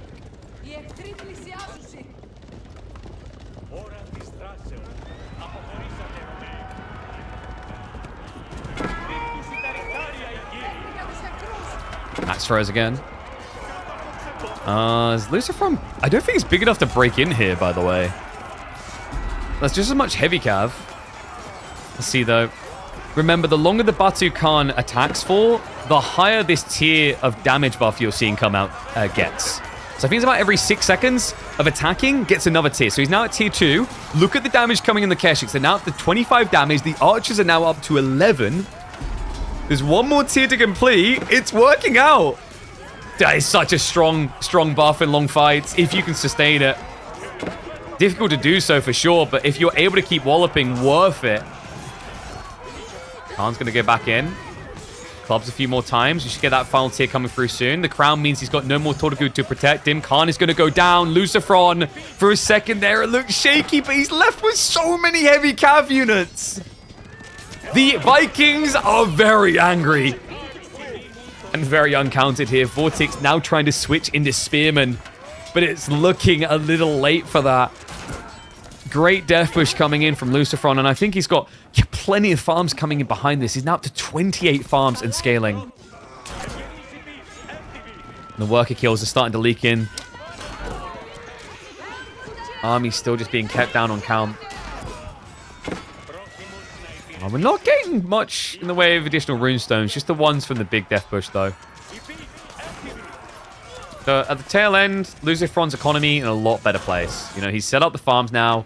He's getting extra infrastructure. He just saw the spear switch. Now you go for Bogmacher. So this is going to be the archer spam of the Macedonians. And guys, these archers are pretty sick. Yeah, even against Keshiks, they're not a bad answer.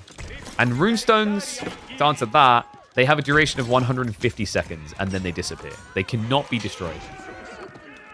You just have to stare at these obnoxious carvings that the Vikings made in your base. On the plus side, he did at least carve it in red, and you are playing as red. What a nice guy. Oh, okay. Wait. It looks like the UI is now updating for the Arsenal. So maybe it's... Is it tier 1 doesn't show or something? Oh, I see what the problem is. I just realized what the problem is with the Capture Age UI. The Capture Age UI tracks melee and ranged, but it doesn't track cavalry. So the UI does work for what it shows. That's a hilarious oversight. So they need to add in the cavalry text, the UI, basically.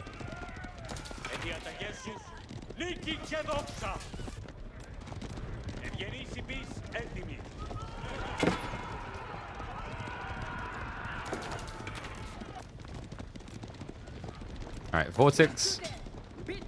Pretty big ball again, but we have got this Bogmacher now on the way. They're also getting their damage increased. So, Bogmacher, they are tankier versions of archers. And if you're near a runestone, they get the same range as javelins. They also happen to have an ability to ignore 2 ranged armor. Yeah, not bad actually against the Torgud and Keshik, because that basically takes away all of their bonus armor. Now that Lucifron's got a 1-1-1 going, I'm quite liking the look of his, actually. Food income is still really good for Vortex, and with a lack of great gold access, he's still going to have this income in the gold department with the Stockyard Edict.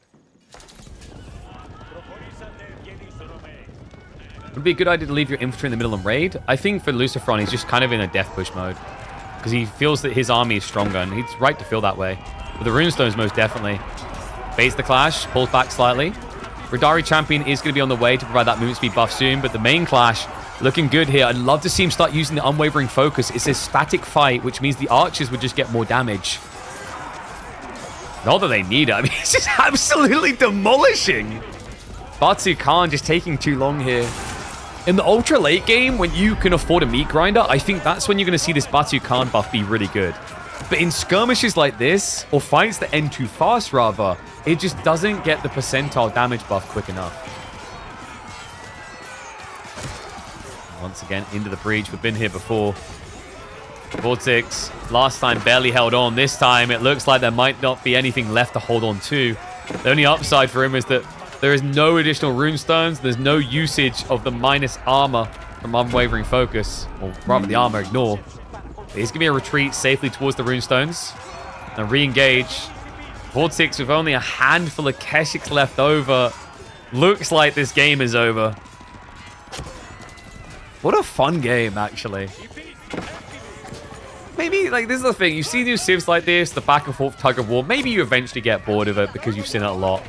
But when it's fresh, it's incredible.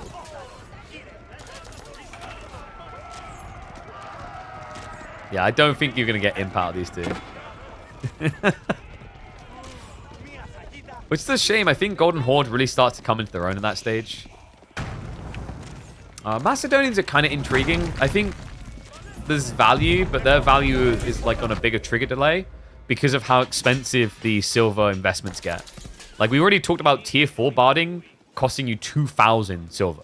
So that would take him 4 minutes to get the resources for that on the current income. And reminder, the way he's generating silver is by gathering gold and stone, but then also when he's placing these arsenals next to the mining camps, after you've cleared a stack of gold or stone or whatever, this stays permanently. And then what happens is you are able to generate silver based on this number. You get 12% of this number every minute. That's what the Varangian arsenal is doing. So yeah, the little tip basically to make it simple to people is as you build out and go to these new mining camps, always drop a Varangian arsenal when you're done to start generating some silver. Vortex in desperation mode. He's going to go for a flank raid.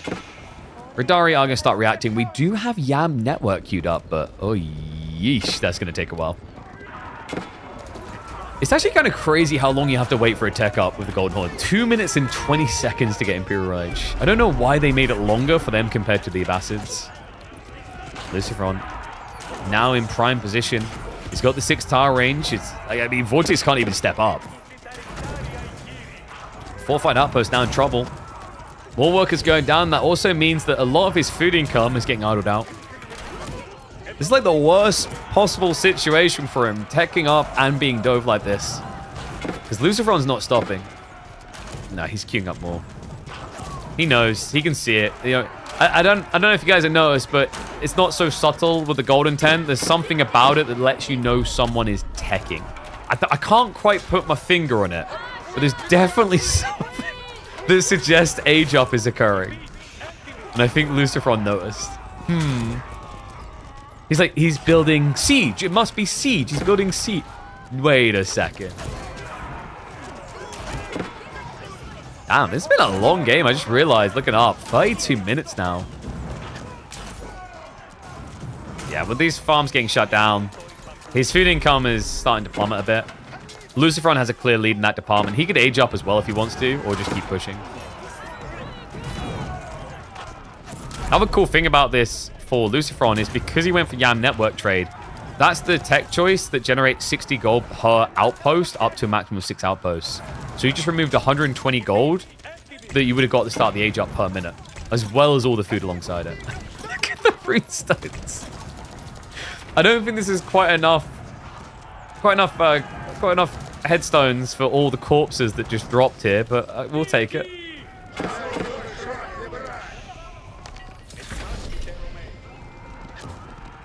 Triple Sacred Site now locked in. Lucy on the verge of victory. I think probably just now going to go for an age up.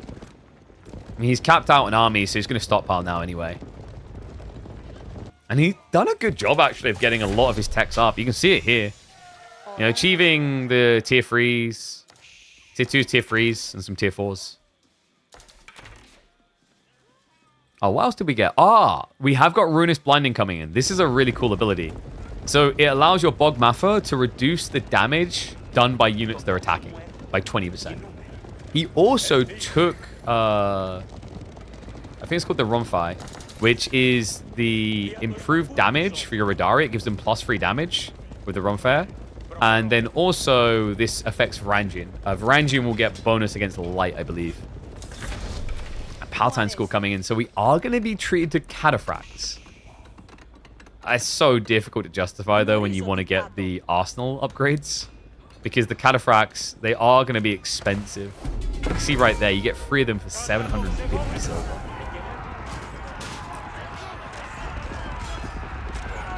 Big Clash coming in. He's trying to punish him before elite techs come through. Vortex did just get his elite archeries. As well as the Keshk already being upgraded, but I think the numbers are just too harsh. He just activated the Unwavering Focus. So a lot of damage breaching the defenses. Yeah, I mean, this game looks over before he even sees elite techs. Just needs to make sure he keeps pumping runestones on the chase and he's good to go. Love the fact he's still building the Hippodrome Radari just to buff the movement speed of the chasing army. Bog Maffer. Hard to get their damage upgraded as well. Frontline doesn't exist anymore, Vortex. I don't think he has enough gold to keep this going anymore. Upgrades come through. GG gets called. The Swole Viking boys are looking mighty strong. Let me know what you guys think about the addition of the Macedonians. Is this becoming your favorite Civ? I mean, I'm a big fan of a bloodbath, and I think if you like fighting Civs, this is essentially the Dynasties of the East version of French. They're all about attacking. Meta seems pretty stale. Mass, heavy cav, and ranged and siege and infantry are very rarely seen. This is early days, keep in mind. In early days, heavy cav has like always been a go-to.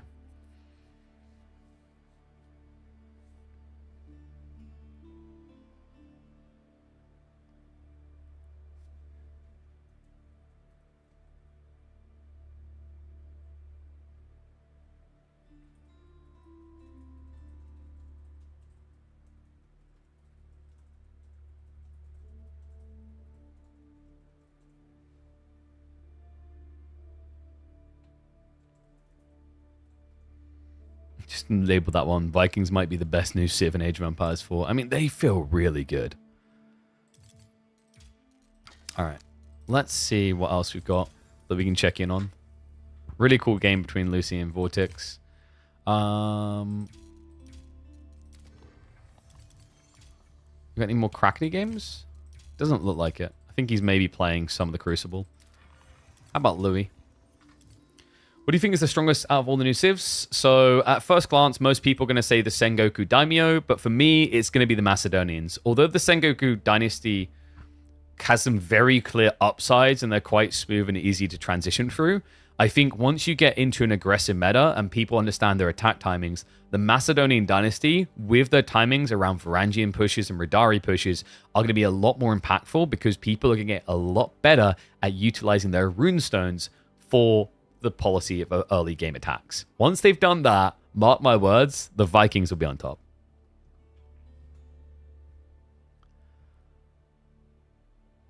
Yeah, like, look at the new civs. For me, I think Tughlaq Dynasty is just a little bit too slow. They lack tempo, and thus they're going to be left behind at higher rankings. Then when you look at the Daimyo, they have very clear ways of inflating food and getting a lot of units out. When it comes to Macedonians, there's definitely more room for you to be punished if you misuse them, but when used correctly, they get great punishment and snowball effect out of things like the runestones. And then finally with the Golden Horde, I think Golden Horde is a little bit too predictable in the way they attack, and they don't have as much robustness as the Macedonians. So I almost see them as like a tier 2 version of what Macedon can do. So if you're looking to be an aggressor and you want to choose your way through to victories, probably a good time to start picking up the Macedonian Dynasty because I think they will be the best civ for that.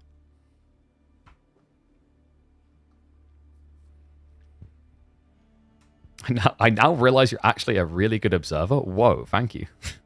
I'm concerned it took you this long to realize. What is it? No, I didn't work as an observer before. I've never been hired as an observer. I've always worked as a commentator. So I started in... Whoopsie, on set. I started in Dota 2 in 2018, I believe it was, as a play-by-play caster. And I've always done on-camera stuff. Tier list when? Dude, you don't need a tier list yet. Chill. Anyone who's releasing a tier list in the first like 3 days is like, it's a tier list that is like pure speculation with no logical belief behind it. I mean, maybe we should start doing that. Maybe we should be one of those people like, oh, hey, tier list guys. We don't know anything about the civs and the matchups because no one's playing anyone yet, but broken, buff, weak, fix, blah. Oh, do we do 2v2s?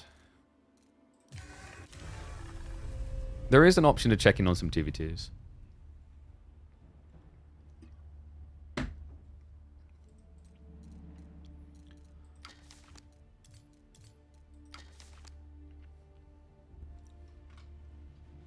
My only issue with 2v2s is like, it's going to be information overload. People are going to want to see all these details about X, Y, Z civ, and they won't be able to because of the way the UI works. That's my concern about doing 2v2 casts. So, free-for-all cast, right? Right? Free-for-all cast? Kappa?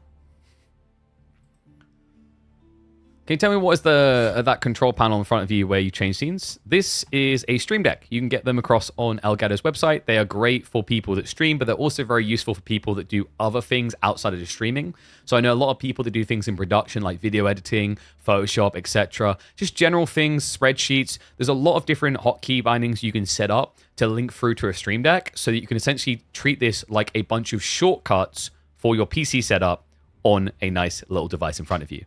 If you guys do want to get your hands on a Stream Deck or anything else from Elgato, remember you can always go across to their website, and if you use code KP, you'll also get a discount at checkout on me as one of their Elgato ambassadors.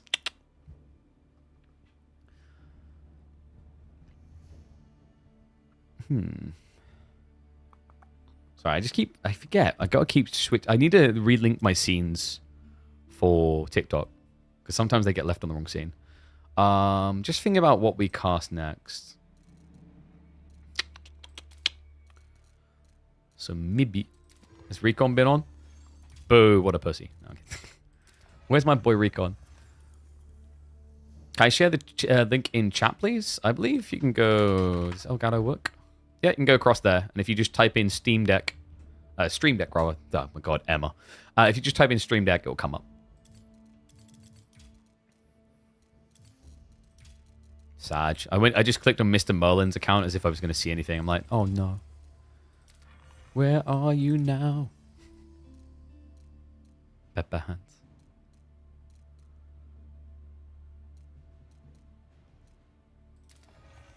Checking who we've got.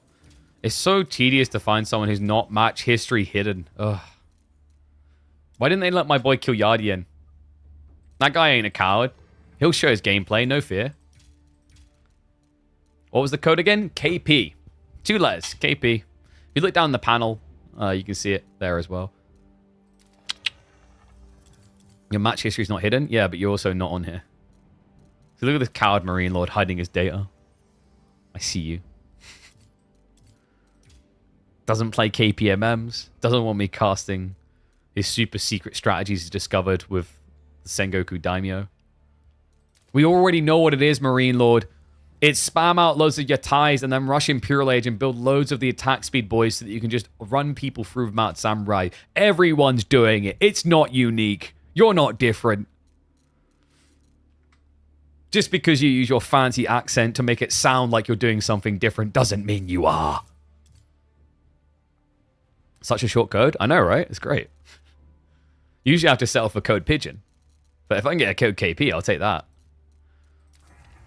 Alright, what are we doing? Let's see. Do I want more Macedonian games? Maybe?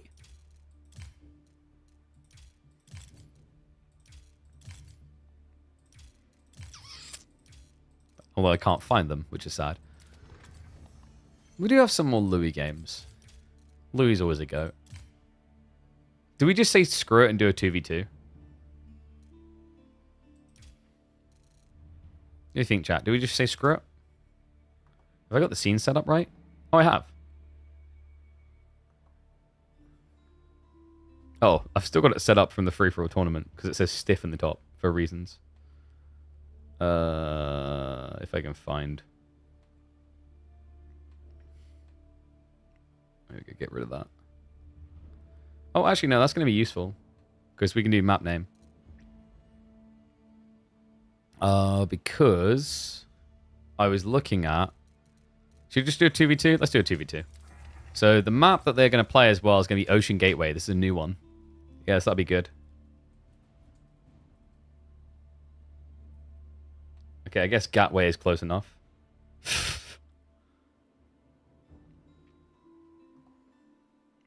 Yeah, let's do it. Alright, bear with me a sec, guys. 2v2 time. And then, I mean, we always have a free-for-all as well. A little bit later. It's got some high-level players in it as well. Because it's got Louis, Scarlet Devil, Baltoon, and I don't know who Duan Wu is. I don't know who that's meant to be. Someone on a Smurf, maybe. Let's see. So let's go to that data. Open that. Ocean's Gateway, let's go.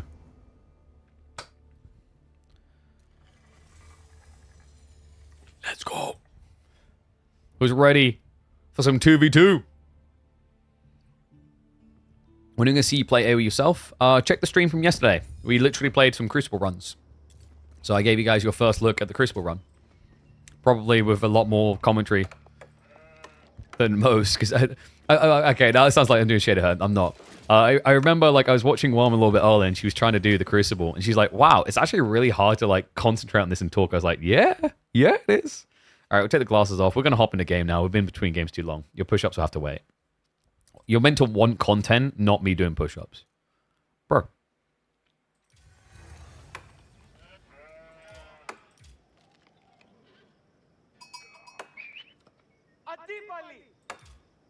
Do you guys want the resources showing or not? That's what I'm wondering. Oh, I just realized the TikTok feed is going to be really scuffed looking. It'll have to be. There's no easy way around it, is there?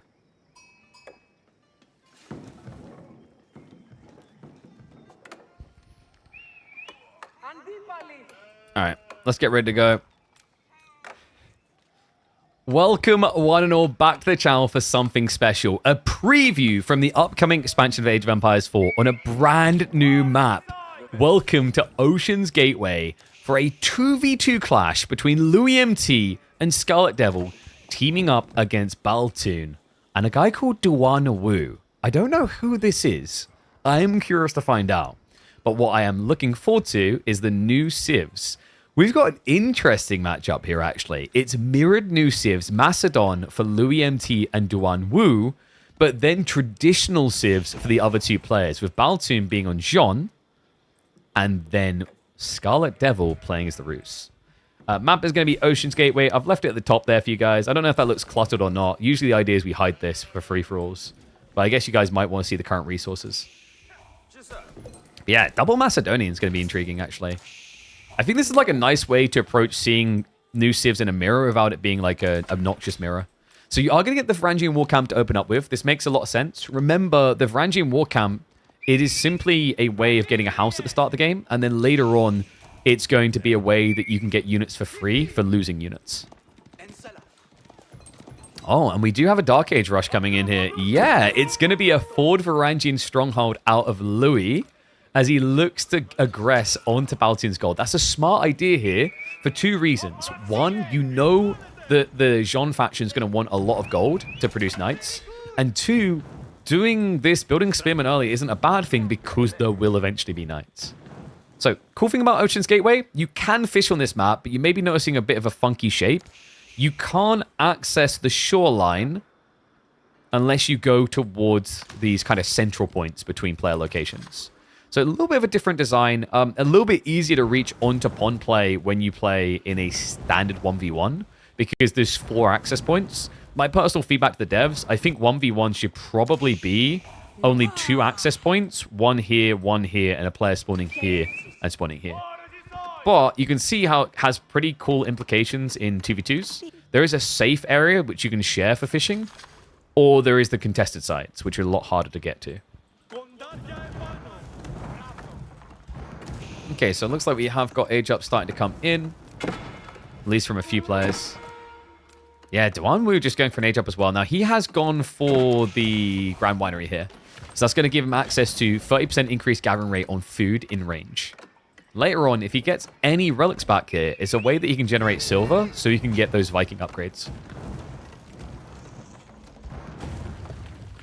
Okay, so Louis does get the burn on the mining camp. That's really good. Remember, Jean doesn't get a 50% discount on drop-off buildings, so it's just a loss of resources. Annoying to replace. Scarlet, what's he up to? His tech up has been really slow, actually. He went fishing. Yeah, we're getting Rus fishing. Shoreline fish may have been buffed, but it's still not as good as deep water fish. And remember, a classic, we don't really see Rus these days on water because it's become a bit too aggressive, but in a more eco-focused game, they are pretty much unrivaled because they don't have to bring the food back. They just auto drop off from wherever they are. Yeah, through a advanced network of birds, they've learned how to train the birds to not eat the fish, but instead take it back. Smart birds.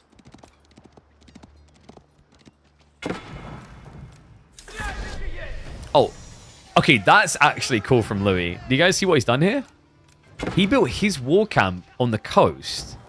So this is a way for him to trade military on land into water. Because if you build a Varangian war camp on the coast, you can choose to produce boats out of this thing instead. Yeah, very unique thing. We haven't seen anyone use it so far because it's been all dry Arabia games.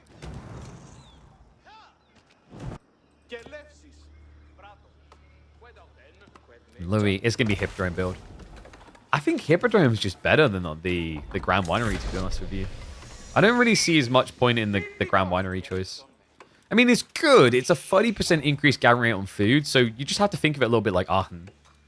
But in terms of tempo, this is just unrivaled. The Imperial Hippodrome just gives you so much power to push. Louis, believe it or not, is going to be on the stone already. I guess he's going for Stronghold Defensive Arroslets, which basically gives you an outpost emplacement in each of your barracks. Shivs out. Now, keep in mind that Adgir Mafa, which is the spearman for the Macedonians, is going to do a better job at holding back the shivs because they have additional health. Baltin, was he trying to go for pro scouts? No, he's just that gold starved. He's gonna be range on coming through. But remember, Lou's gonna have answers to that, guys. He already went Hippodrome, so he's gonna be able to get into Horseman easily here. Scarlet. What are we looking at? Double stables, so it's gonna be Knight spam. I should have expected these sweaty boys to be playing your atypical Knight on Knight spam. For those that are unfamiliar with these names, I mean, I imagine most of you know at least one of the 4 in this list. These are all team players. They love team games. Louis MT and Scarlet bathe in the team game environment, as does Baltin. And I imagine if I looked up Duan Wu's name, he's probably going to come in the top 100 for team games as well.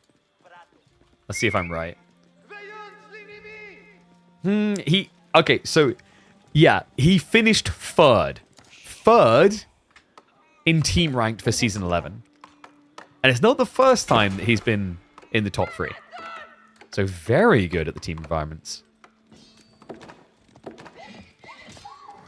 And we have got the Giga Chad Scout coming out, guys. This guy's ridiculous. 7 base damage, 220 HP.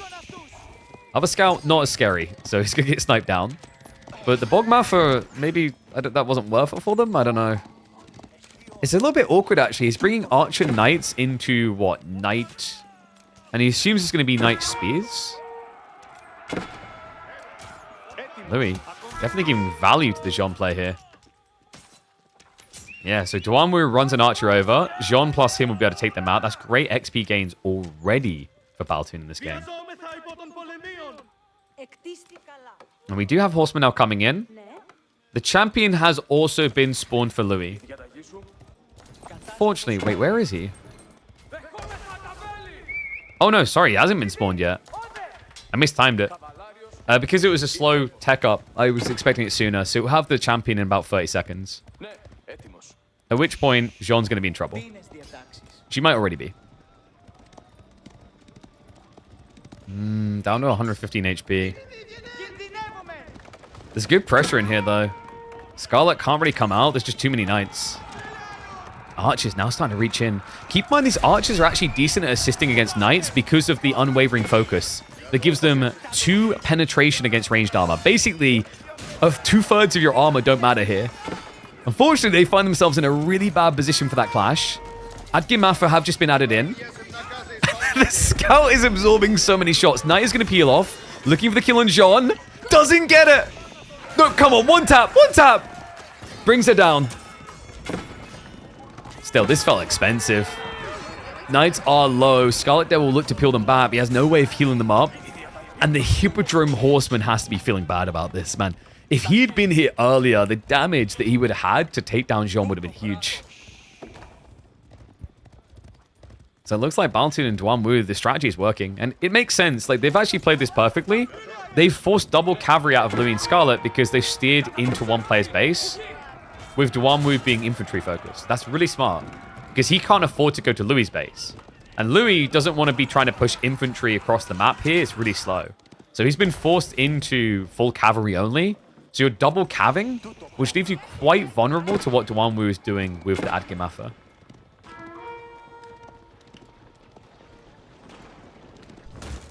Both sides, we do have a little bit of war here. Baltin, he did go into the archer ship. Unfortunately for him, it's not going to work out. That ship sinks him. No extra boat plane. Oh, come on. Oh, that wall. Oh, that's so unfortunate. At least it forces a wider rotation, but was Scarlet not aware of that? And he should have seen it.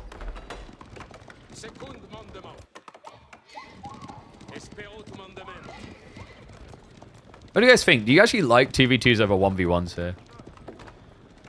Like, I wasn't sure. I was a little bit hesitant because my thought is like, you know, it's a lot to soak in.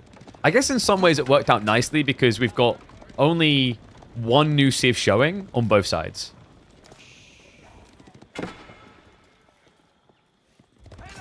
Ooh, raid coming through. Louis sneaks around the back. Now, the Horsemen are getting buff damage, as is the Scout here, because the Hippodrome Horseman gives +2 to all cavalry. So this is a good opportunity to snipe. Baltin, a bit of a pickle. The workers do get shivs out, but they just die a little bit too fast here.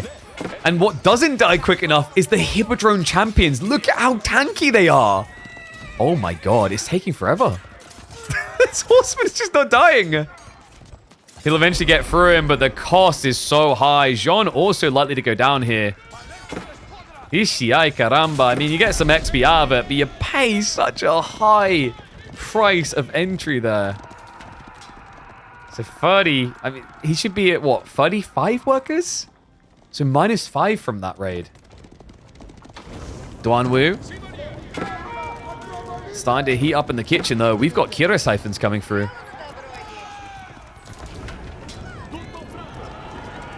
Duanwu. So many spears packed inside. Villager does get sniped. Remember, Aggi Mafia are going to attack quicker from having all these Vikings nearby. And we do also now have Bog Mafia coming in, as well as him camping now with a runestone, which gives you great gap close with the spears. Yeah, now moving at 1.44, which means with a charge, they go close to a knight's movement speed. Tech up on the way. Louis, greedy boy, goes to the age up. Yeah, while his opponent is being aggroed, he's like, okay, we just need to tech up to get out. And it is going to be the Golden Horn Tower. But Louis, I'm disappointed. You're not using this the correct way, sir. This is a tower rush landmark. Yeah, guys, the Golden Horn Tower is a real tower. It's a giant outpost that you can garrison that has giant crossbow emplacements in it. So you want to drop this somewhere that you need to defend. The other cool thing, it does spawn crossbowmen for free every 1.9 minutes. So 1 minute and 52 seconds to be specific. You'll get free crossbowmen for free.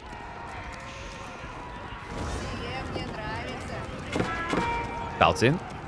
Now trying to punish him with that age up. We don't have anyone else aging up in this game.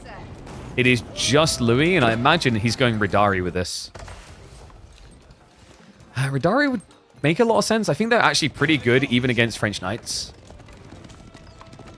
And you can just poke while staying away is the other idea.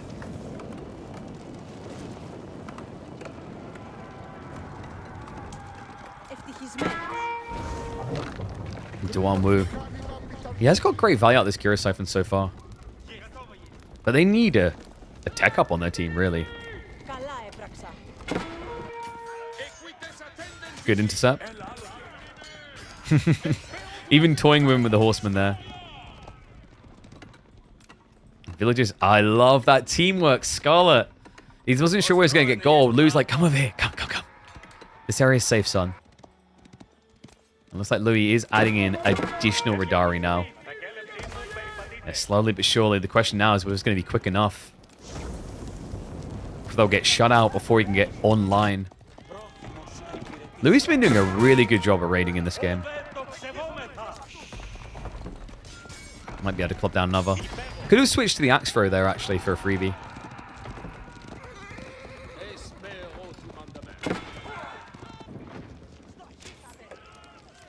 Duanwu. He has been getting some kills here, actually. Scarlet 55. Louis, by comparison, is at 46. Then again, Scarlet's been adding in fishing, so his numbers are deceptive.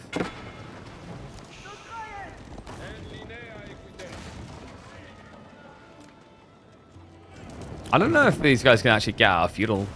They need more value. And the longer it takes to find that value, the worse it gets because of the Louis factor. But Scarlet is definitely in pain right now. He's losing a lot of his base. But the real threat is now coming. The Ridari have arrived. With the crossbowmen as well, Baltoon is going to be sweating. After Mafia get cut down. The reason why Baltoon's going to be sweating is crossbow plus Ridari can answer his comp. Need a few more, admittedly, because 17 knights is a lot. And Louis, what's he at now? He's at 7 Ridari. So it really needs to be kind of within 0.8 on the count of these. So, like, for example, if there's 17 knights, he has to have about, like, 13, 14 Ridari. But they are pretty impressive brawlers. 28 damage on Sword Strike. And, by the way, they do attack quicker than standard knights in prolonged engagements. Knights will have the advantage in the charge, though. The lance into the Sword Strike, that's 2 attacks in 2 seconds. Whereas a Ridari attacks once every 1.4 seconds. Scarlet. Oh, he's looking for the big boy high trade house. Ocean's Gateway does have these fat tree lines in the center. Weird splodgenings of them, actually. Baltoon and Duan, they are staying the course here, but Baltoon is starting to save up. So he's looking for that tech out of the age. Farm count is looking good. Duanwu is getting a sustainable economy in. Baltoon is still playing Pocket Eco. He's not fishing, though. Which is a little bit worrisome, actually, long term. And it is going to be an all-in strat. Royal Institute now coming through. So the goal here isn't to play a long game for Baltoon Duan. They're looking for a kill shot in the next 5 minutes.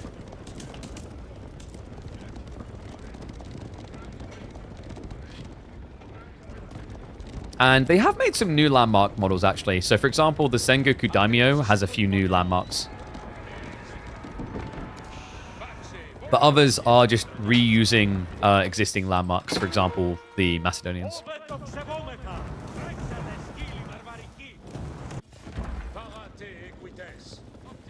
Okay, so new Kira Siphon. Duan's like, hey, these are pretty good. I think I can end the game with this.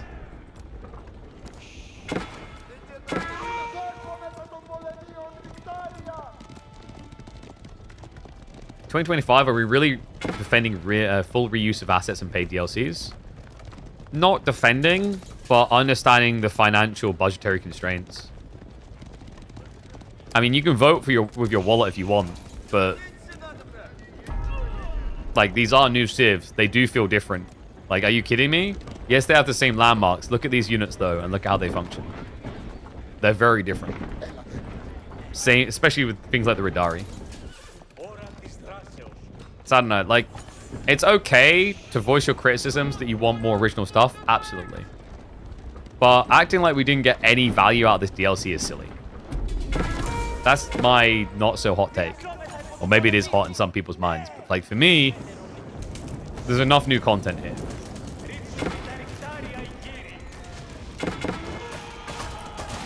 Like, there's clearly been a lot of thought that has gone into this. Would it have been nice to have had OG assets? Sure, but like, here's the problem. When you set a high expectation of quality, it's very hard to then keep maintaining that level of quality. Think about the amount of unique voice lines and models that exist per civ compared to other games in the Age of Empires franchise. It's crazy. There's some of the things that a lot of you guys love, like all the unique voice lines per age for civs. I want you to think about just how much time goes into recording those compared to the voice lines in AoE 2. Or even, like, you know, I think it's like comparative to a civ in StarCraft, and then StarCraft only has 3 civs. Okay, so tech ups have been coming in. Baltoon, he's got raw bloodlines. They're still keeping that push going, but I like the way Louis is playing this. He cuts the reinforcing wave. Crossbow sniping down one by one. The Radari are holding firm here. He's doing this without the runestones as well. Louis able to club down the second wave of Baltoon's army, and now able to start diving the economy. Panic mode sets in as Duan has to send the Spearman army back to defend instead of pushing for the kill. Yeah, what you're seeing right now is Louis MT, one player, defeating 2. Because Scarlet is just stuck defending for them both. Man, are they thriving off this. Baltoon down to, what, 49 economy? For comparison, Duan Wu is at 60. Burn here is huge, by the way. I love that. He's still got the increased burn damage. He's trying to get rid of the consecrated buildings to remove the discount that Jean gets. Spear wave arrives. Okay, you know what this game calls for? Springolds. Springolds is your best friend now. If you get 3 or 4 Springolds up, you are so safe. Scarlet now, the second TC in the game, is just going more in the direction of the double Chinese team now. High Trade House also generating decent gold. What? How am I doing monasteries? Looks like Louis has been eating them up. Yeah, he's got 3 relics already. It doesn't look like there's been much of a relic effort on the other side. Duanwu did also go for the Golden Horn Tower.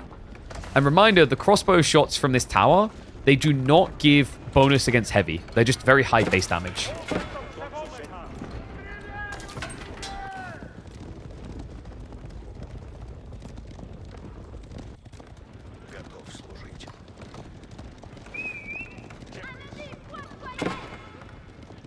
Yeah, and that's the other thing. Like, I think Kurt kind of hit that well. The amount of people who said they weren't going to buy the DLC, and then when you think about how many people bought the last DLC, there's always been this thing where people, like, act outraged. But if you truly are feeling that way, then do vote with your wallet. Like, that's your prerogative. But if you're just going to act outraged just to fold at the first, like, moment, like, could I just be the guy to say, like, at that point, you might as well just keep your mouth shut because it didn't work?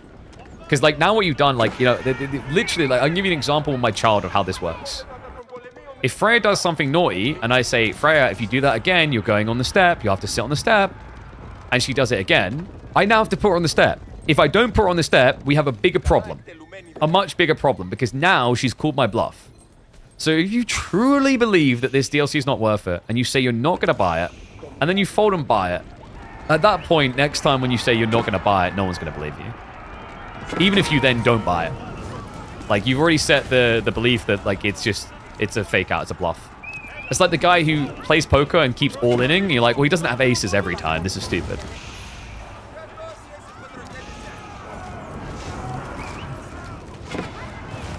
Big dive coming in, by the way.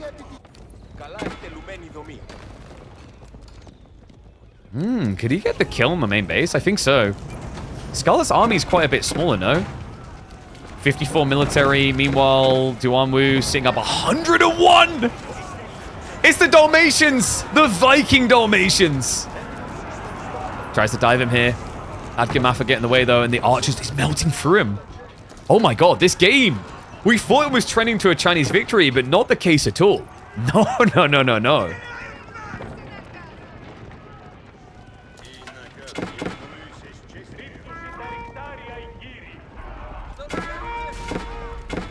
Baltin now looking to dive the back farms. Radari are going to react. But with the buffed health, I mean, the knights should do fairly well here. The problem is the crossbow's coming from behind Baltun. Just discount himself in engagement, but Duanwu is going to be the knight in shining armor. Gandalf riding over the hill at the 11th hour. Castle drop's going to come in, so Scarlet Devil tries to hold them here. Knight dive on the backside. Baltun just looking for that big crit hit. Scarlet down to 62 economy, falling shorter. And Baltun, long way to go for level 4 Jean. Quick wall coming in. It's going to be decent, but not quick enough. Slivers out the remaining knights. It's all on Duanwu to carry this big fight now. The wall, Scarlet, the wall actually might be grooving you now. And yeah, so the whole idea of like reusing assets, etc. Like my final like stance on it really is, it would be great to see civs built from the ground up every time a new civ built from the ground up. But it seems the take is that that's not financially viable. And I'm not really surprised at that, because like it or lump it, RTSs are a niche. Microsoft could punt millions of dollars on this or millions of dollars on making another Battle Royale. And they could be wrong 5 times in a row, but if they're right once on that Battle Royale, it'll make more money than all the failures and the RTS investment combined. That's just the nature of game development. I'm sorry, it's true. So, like, when we're being realistic about what we're going to get budgetarily invested, you know, we always talk about how much we love the quality of the graphics and the quality of the sound design and the quality of the immersion of the experience. But that means, like, there's a higher level of budget required to build these assets to get them right. So that's kind of the trade-off. In an ideal world, carte blanche is given. Here's $2 million. Here's $5 million. Go make a big expansion. But sadly, that doesn't seem to be the way Microsoft is investing. The hopes is we grow to a point where that becomes the way they invest. But when you consider how much was invested in AoE4's launch and how far it fell, I can't say I'm surprised, especially in this day and age with the way that people invest more wisely around IT and gaming investments, to see Microsoft not wanting to blow the house on an AoE4 expansion. All right, Burn coming in. Have they? Wait, they've done it again. They've... Duanwu, man, I feel so bad for this guy. He's the only person not playing cavalry. Team game meta is still cavalry, is what we're learning here, because he's always so late to arrive to these critical fights. Talking about voice lines, AO2 has less than 3,000 total across all civs. AO4 has over 280,000. Boom. If those numbers are correct, that rests the case perfectly. That's a crazy number. That is actually a crazy number. Okay, 180,000 sounds more realistic, but like that's still a crazy difference. 3,000 compared to 180,000. Oh my god, I found the reason why Louis is winning. That's right, guys. Macedonians do get the Dromans as well. Now, Byzantines aren't alone in sucking on water. Oh, wait. I think he just... This is more important. Nah, big clash coming in. Can't miss this one. Akimafa. Divine Restoration. It rejuvenates their health as well. We've got the Runestones down. But we've got Horse Archer crossbow backline to worry about. The Bog Mafa. They're taking way too long to get through this. This is breakpoint. They cut them in two, worked Baltoon down to nothing, and then came in to finish off the one Macedonian standing between them and imminent defeat. Louis MT and Scarlet able to play that dynamic perfectly, showing you why cavalry is so advantageous in team games. That ability to move around the map, critical here. Cool to see new maps coming in and Ocean Gateway being a little bit different in its design. But I do still get that instinct that a lot of maps that we're seeing in Age of Empires 4 for 2v2s, 3v3s, and 4v4s are still going to be a bit too good for cavalry. I hope the devs really take a look at this and reconfigure the way they design maps. For example, if you had both players starting in the corner next to each other, like here and here, then there's some defensive strategies around infantry that makes a lot more sense. But when you spread out players like this, cavalry is always going to remain king. And there is a new king on the podium. Do not sleep on the Elite Radari. Even the Cataphracts now coming through. Even Jean de Blast is no match for these Vikings. No, unless she's going to become the bearded maiden, she cannot handle these beards. It's the only way you can beat a beard, guys. Beards beat beards. It's the simple economics of the universe.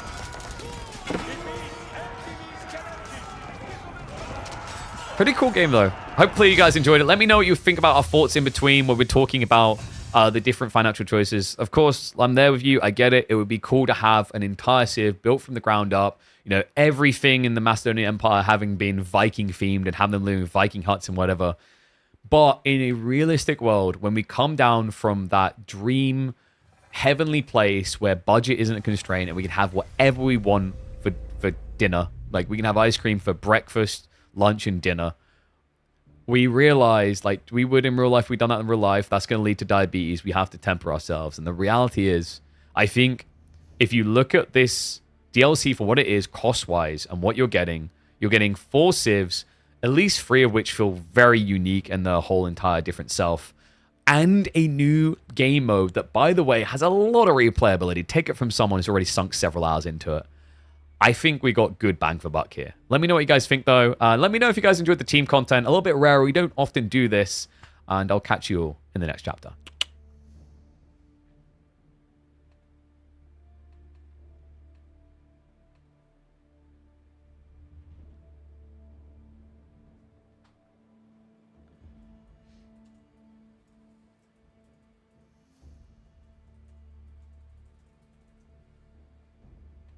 And there we go.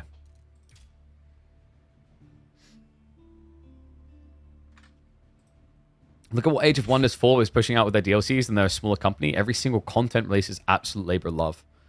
But the scale, I think, is very different there. I played Age of Wonders 4. It's very different on multiple angles. So, like, Age of Wonders 4, like, another thing that people really misunderstand with Age of Wonders 4 and games like that, like, the publisher is Paradox and the developer's Triumph, right? Paradox is, like, they're a decent-sized company.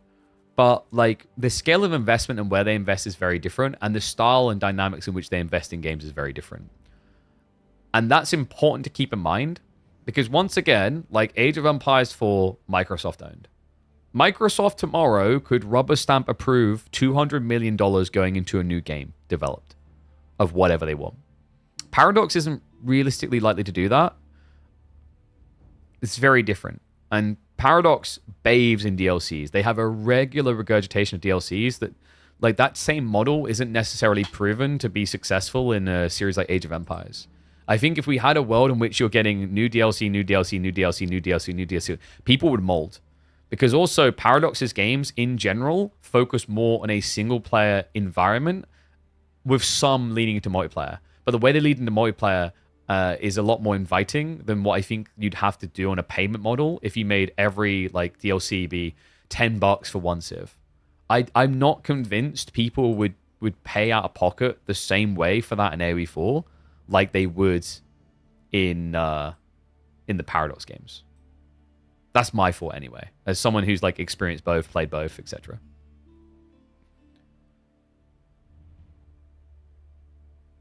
But yeah, like on a scale point as well, just where people like the thing that always gets missing, and I hate that it's this way, but like it realistically, like this is the way it is. You know, it's kind of like that's the way it is, like or lump it, sadly. The game development industry is due a complete overhaul because it functionally does not work anymore. Did you guys see the recent releases? So we just had Ninja Gaiden come out and Outer Worlds 2 come out. Both of those games got great reviews from reviewers, but no one trusts those reviews anymore. Then instead, you've got an indie game, which is meant to be like a rip-off or an inspiration from Escape from Tarkov called Escape from Duckov, that is slam dunking it in the player base count compared to those two AAA releases. And it's because like people have just got to the point where the pricing of things is too expensive. You have choice paralysis because there's too many things to select from. So like, you know, the cost of games is a problem. The amount of games available to you is a problem. And the reality is actually like being more frugal with your spend and investing in a bunch of small prospective ideas is better than investing the whole house in one idea. But sadly, the way that big publishing companies work is in reverse. Microsoft would much rather spend tens of millions of dollars on making Outer Worlds or Ninja Gaiden or whatever big AAA game, and maybe being the 2% likelihood that they are the game of the year or whatever it's going to be and rocket millions of sales, than investing a few million in a smaller indie studio that's going to release something phenomenal. And it's weird, the contradiction waves. Like, do you guys remember that game? What was it called? From last year that was made by one of the Xbox studios that won Sound of the Year. Soundtrack of the Year, Audio of the Year. They got dissolved. They released a game that won Game Awards, and then they got dissolved because the rumor that went around is they went and said, okay, we want to double our budget. Their budget wasn't very high already. But then that put them from, Hi-Fi, that was my Hi-Fi Rush. That put them from the cheap and whatever cost bracket into the mid bracket. They wanted to go from being an indie game to being like a AA, I think was their envisionment. And a company like Microsoft has no interest in making AA games. Right? Your Ubisofts, all these type of people, they want to make AAA games. They don't want to make 2 million profit. They want to make 40 million profit. And they're willing to risk losing 20 million instead of losing 2 million to do that. That's the gaming model. That's the gaming world. That's the world we exist in right now. Like it or lump it, I don't think it's necessarily a great place that we're in. I think is a really big problem that fundamentally needs to change with the gaming industry. And I got to get someone to start editing these down. My editor's got a lot of work, so I shouldn't put this on his plate. But I feel like there's a bigger discussion to be had here. Maybe I should start making some videos offline where I kind of refine talk about this. But yeah, do I think that model is going to change? Not until a very big game studio goes under. I think something big has to happen. And the problem is you've got another silly situation where that inevitable crash that's required is being delayed. Because when you look at some of these big developers that should not be able to function on their current model, let's say, for example, Ubisoft, that tends to take a lot of L's at the moment, they just then get bought up. Like, if you look at the value loss of that company, I think they've lost like 40% of their market cap over the last 10, 12 years. But someone else will come in and reinvest, right? Like, you'll have, maybe the Middle East will go and buy these guys out, or China will buy these guys out. And all that's doing is delaying the crash that needs to happen because these different regions are actually interested in it because it's validation with the gaming audience and allows them to then build into a new market because, for example, the Middle East, they've made their money off of oil for many years, but that's not sustainable. So they now want sustainable areas like gaming, tourism, etc. So they're willing to just punt loads of money into these places, even if they're losing money now, because they might be a prospective way of making it. The negative of doing this is, unfortunately, when you have an industry that needs a hard reset and a relook at how it even functions to begin with, you're creating an odd dynamic where instead of letting things that need to die, right? Do you guys remember when THQ died? That was a heartbreaker. THQ deserved to die, though. They decided to make some stupid handheld controller thing, I think, that crashed and burned them. That was the big... That and Supreme Commander, which was a complete overscope of a game. For anyone who knows the RTSs, they'll know at the time, probably less than 1% of consumer PCs could run Supreme Commander. It was a terrible decision to release it at that time. So that with the bad choice to do the handheld console, whatever the hell it was, I can't remember, it feels like a controller type thing, that crashed and burned them. Now, if THQ had existed in this day and age, someone would have just bailed them out and bought them up and took them private or something like that. And that's the problem right now, is because gaming has gotten so big at this point, it is the biggest medium out of all of them. You know, it generates more value than the other media forms combined. You know, songs, music, you know, like books, films, all of it, right? Like gaming is smashing it. A big part of that is being carried by mobile games. It generates crazy amounts of money, but it's still the one that people want to invest in for that reason. If THQ had existed in this day and age, even with that horrific business choice, it would have been gobbled up on the shares market and still exist. It wouldn't have been allowed to die, because the perspectives of its different IPs and the potential growth still would have, in the minds of some different regions that need a new medium of success, like gaming industries, would have paid out of pocket to front the risk and see if it carries through. So until this element of how the gaming industry functions, until people stop like dancing at the party, like it's the music's never going to stop, we're going to keep having the same issue. And I thought we were going to actually see that change about 2 years ago when we saw big layoffs in the IT industry, gaming industry, esports start to scale down. But unfortunately, what we had, you saw in areas like the Esports World Cup coming out, you saw different game developers starting to get buyed up or taken private. All we saw is, you know, there's a big term that went around in esports, the esports winter. And people like the esports winter is finally done. It's finally happened. We're now safe. We're through the other side. Complete and utter BS. The esports winter still hasn't happened. The gaming winter still technically hasn't happened because you keep getting these bailouts. You know, like what's happened right now is we're in the middle of the winter, it's getting cold, and then some stranger came along with a log of fire and they tossed it on, and we're still not freezing our ass off. But that log isn't going to last forever. Eventually that fuel's going to burn out, and then it is going to get cold. And that's when you're going to start seeing people have to change the way they operate. But until that happens, there's too much safety. Like, the problem with a lot of these industries is when they get this big and this bloated and this financially successful, or this financially bloated anyway, you get a realm in which they're not allowed to fail. Do you guys remember the GameStop shenanigans that happened with the stock where there was a huge bailout? Do you remember what happened around the banking crisis in 2008, where the banks were too big to be allowed to fail? Gaming is getting to that point where there's simply too much money in for someone to just sit there and go, let it burn. And I say this as someone who loves gaming. I don't want everything to burn down. But similar with esports, I love gaming. Both of these things need a reckoning where they say, this model does not work. The way we're doing this does not work. We need to change the way we're approaching the whole industry, and then we can rebuild something sustainable. Because like right now, you've just got this situation where the few success stories are carrying everything else. And they are deluding people into the, the American dream of making it big. Essentially, like the, land of anything can happen type stuff is what's happening in these type of industries. I witnessed this as I got my own degree in game design. This exact sort of story played out in my mind alongside a lot of people around 2012.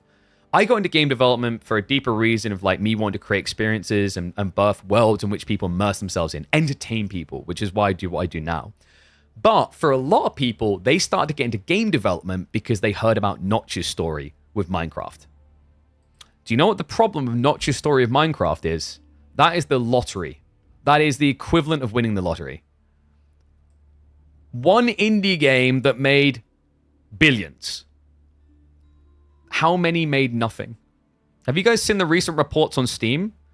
Thousands and thousands of games that launched on Steam this year will not even make back what it cost to put them on the Steam store.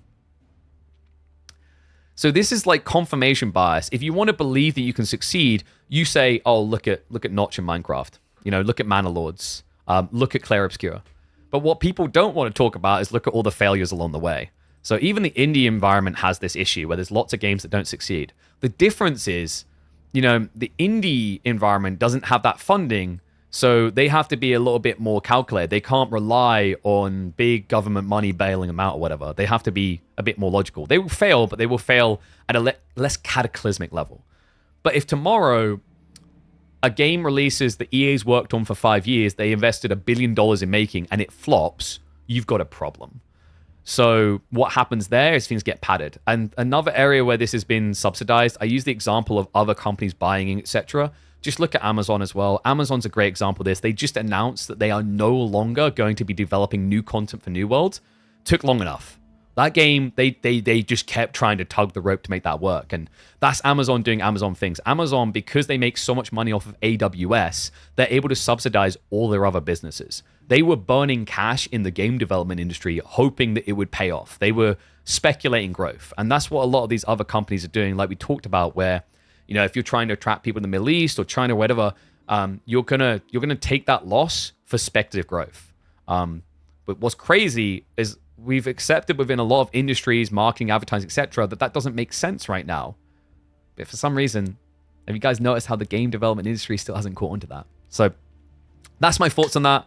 I should have been recording this. I'll probably get my guy to go through the VOD. I think this is a really cool video. Yeah, we do a lot of content on Age of Empires 4, but I think we'll look to do more content about this. It's a really interesting discussion.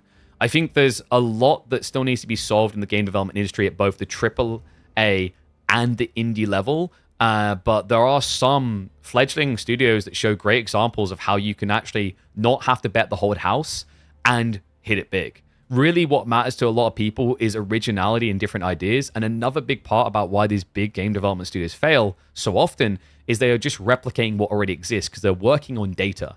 If you think about the golden age of game development, like early 2000s, really, what made it thrive so well, same at the beginning of indies and things like Minecraft coming through, someone just went and made a game they wanted to make. Now, for a business, that is a terrible idea because that is gambling in the dark. But as long as you don't spend way too much money, it's a gamble worth taking. The problem is, ever since we got to the point where you have analysts theory crafting what people are going to spend money on, what people are going to do, what people are going to buy, how much money you can get out of them from microtransactions. When gaming turned into a very serious business, you now have this world in which, lack of innovation is rewarded if your check is big enough. At least that's what devs have believed long enough. But I'm hoping, praying that the success stories we're seeing with small teams and different projects that should never have succeeded realistically on paper starts to convince them that that approach is delusional and unsustainable.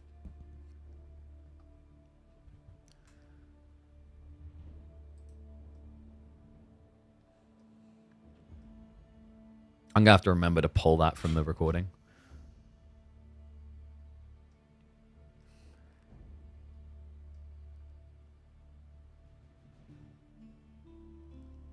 All right, that was long, actually. That'll be a good video, probably.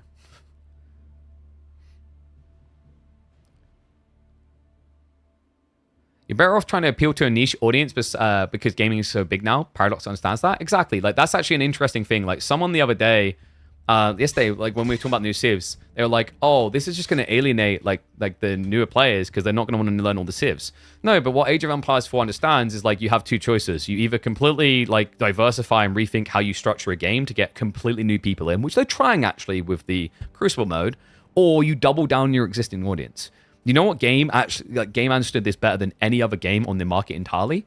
EVE Online. EVE Online doesn't go after new players. EVE Online specifically goes after the same players again and again and again and again and again. And occasionally they might hook some new players, but their goal is never to get an entire new audience. It's not how do we now diversify into India and get millions of people playing. It's how do we keep the people who have already been suckered into spending thousands of dollars on our game to now spend more thousands of dollars. And that is why EVE Online has now existed for how many years? 20? EVE Online came out in 2003. It's been 22 years, and it's still going. All right, guys. Should we get ready for some more games? Has there been any news or hints about a JD rework? Nothing. We're still in the dark on that. But yeah, 22 years for an MMO, right? Everyone always talks about World of Warcraft, but how many times has World of Warcraft tried to reinvent the wheel and like fundamentally changed it with updates and then gone back and do the same thing? Like, EVE Online is older than World of Warcraft, guys. Older! Whew. That's crazy, right? It's older than World of Warcraft. Only about a year, but that still counts, man. That's crazy. All right, let's get some more games going.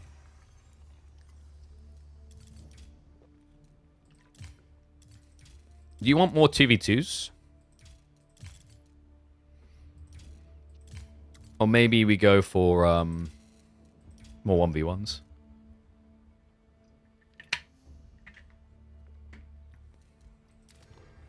Let me see if we've got some more 1v1s. Do you think they work on AoE 5 or AOM 2? If they're smart about it both, and they stagger the launches for the best success rate. I was never a believer in Retold. And that comes from someone who loves the game. Like, I can love something and not be delusional about it. Age of Mythology Retold was never going to make it big. It was, in my opinion, the best Age of the early years, but had the smallest audience. Even smaller than Age of Empires 3. And remakes struggle to bring in new players. They bring in the old players. So, like, that was the core issue. They were never going to reel in new players with it.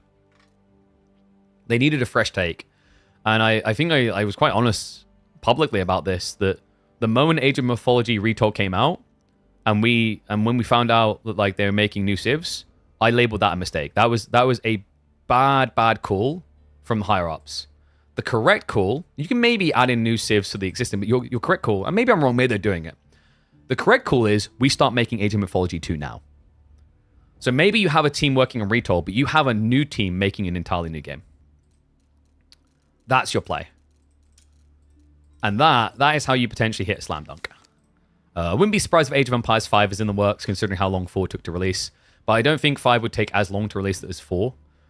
Because 4 had huge tech debt issues with like, you know, completely new engine they wanted to build, and I imagine all the weird politics of getting an outside team to build the game. Optimistic that 4 AOM Retold was not the worst remake of the modern days. Actually, arguably, Age of Mythology Retold was the best remake in the Age of franchise. It was probably the least clunky one at release of any remake games. Even like DE for AoE 2, I think, from the stories I've told, had more bugs than Retold did at launch. Obviously, AoE 2 eventually was made into a better remake than what Retold ended up being, but on release,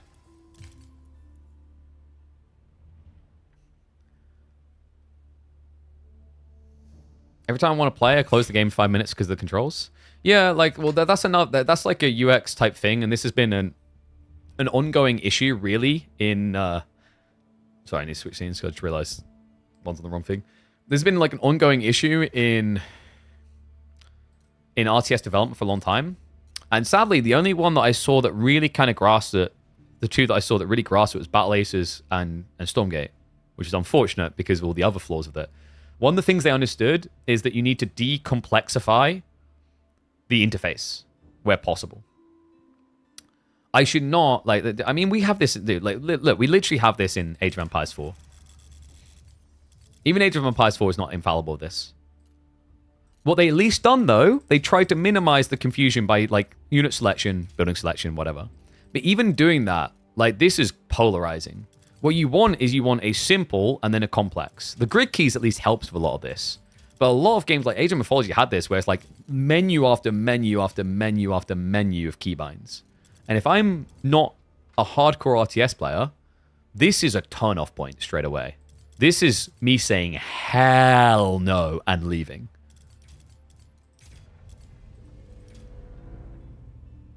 Like, sometimes it's a wonder to me that games like Europa Universalis exist because of that, by the way.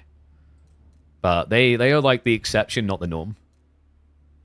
And also, like, games like Europa are focused on a 1v1 environment, not a team environment, not like an online environment much. So, like, you get used to it in a single player. Whereas, like, with RTSs, they're always thumping you over the head with their PvP boner. Like, oh, you gotta come play. I don't want to play yet. Oh, no, you gotta come play. I don't want to play yet. Oh, no, you gotta come play. Okay. All right. I'm just having a look at who we can cast, by the way. Trying to remember which one we actually did cast.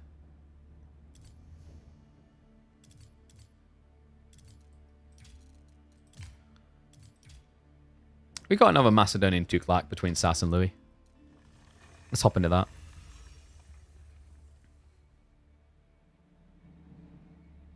Will you play EU5? I'm considering it. I think it's just going to be tricky because all the things that people want to know, and we know that like content creators have had early access because they've been talking about on their streams. And my concern there then is like, I didn't have the same early access. So like as a content creator, I am at an overwhelming disadvantage now to try and create content around that. Because we're like, what, 4 days away from release? So even if I had access now, like, to learn that game, because it's meant to be more complicated than Europa Universalis 4, has been the rumors. To learn that game is very difficult.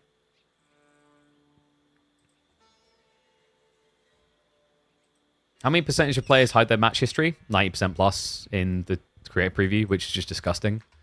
I've been trying to lobby for them not to be allowed to even do that. I have not been successful. I think the only way this now works for the next few days, I need to try and find budget to host show matches, which is challenging. Because we don't make crap tons of money as it is. Why would they hide? Because they don't care about the marketing success of a preview. They just care about getting competitive advantage, or they're just completely uninvested and they just want to play a few games and then tap out.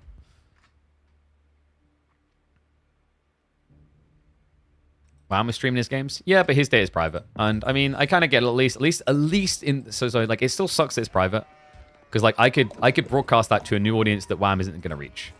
But like, at least he's creating content. I want to praise him for that. Same with Pop people. But there are people who just literally are coming on the game. They're not making any content at all, YouTube or Twitch. They're just hiding their data, and those people should not even be in the creator preview.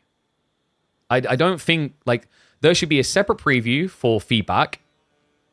And that shouldn't, like, stuff that happens there should be like, nope, none of that can be streamed, edited, or whatever. That's like, people want to give their feedback, this works out, whatever. When it's the creator preview, market. And if you're not marketing, you shouldn't be part of it. All right, guys. We're going to have dodgy UI here because we've got the weird capture age issue, but let's hop into game. He's doing it again. Louis MT has 2 modes. Elephanto Fun Time and Angry Vikings Go Re. He's been looking good with both of them. So we are going to have Louis MT in the red as Macedonian Dynasty, Sass as the Tughlaq Dynasty, the north side. Apologies for the UI being flipped the wrong way. I can't flip it. If I do it, their names get written in reverse, and then you guys don't have a clue what anything says. So, Sass, we've seen him a few times on the Tughlaq now. Yeah, Louis MT willing to share. I feel like Louis was just trying these cheesy fast castle builds with Tughlaq with mixed results, and now he's like, okay, now I'm just kind of like, you want to play that, that's fine. Now I'm just going to try to rush you with Macedonians.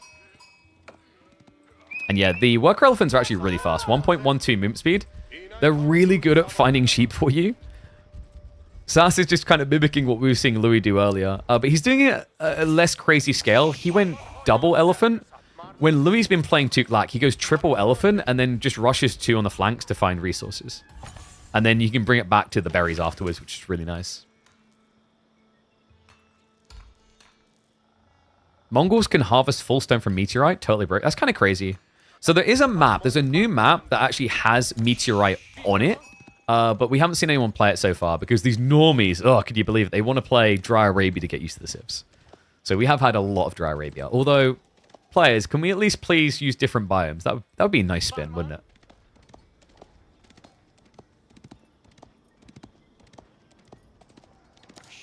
And you say you'd enjoy watching me learn the game, but I don't think people would enjoy it as much as you think. The challenge is most of the people who get invited to create previews are Conk Plus, and I don't really play much of the game, so I would not be anywhere near warmed up to that level.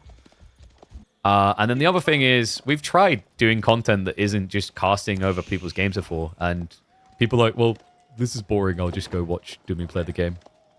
Or Beastie. Which is, you know, I get it, if you're trying to be like the pro of the pro. They're top level players.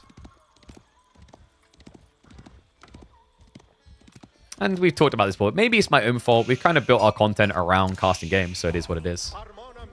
Could use cheats to bounce. There we go. Yeah, I'm allowed cheats. And then I can just like make the clickbait videos. I beat Beastie. I beat Dumu. I beat Louis. I beat them all. Now, admittedly, I had Smorgasbord, but I beat them. Huzzah. So Louis, he has gone for the rush play again, no?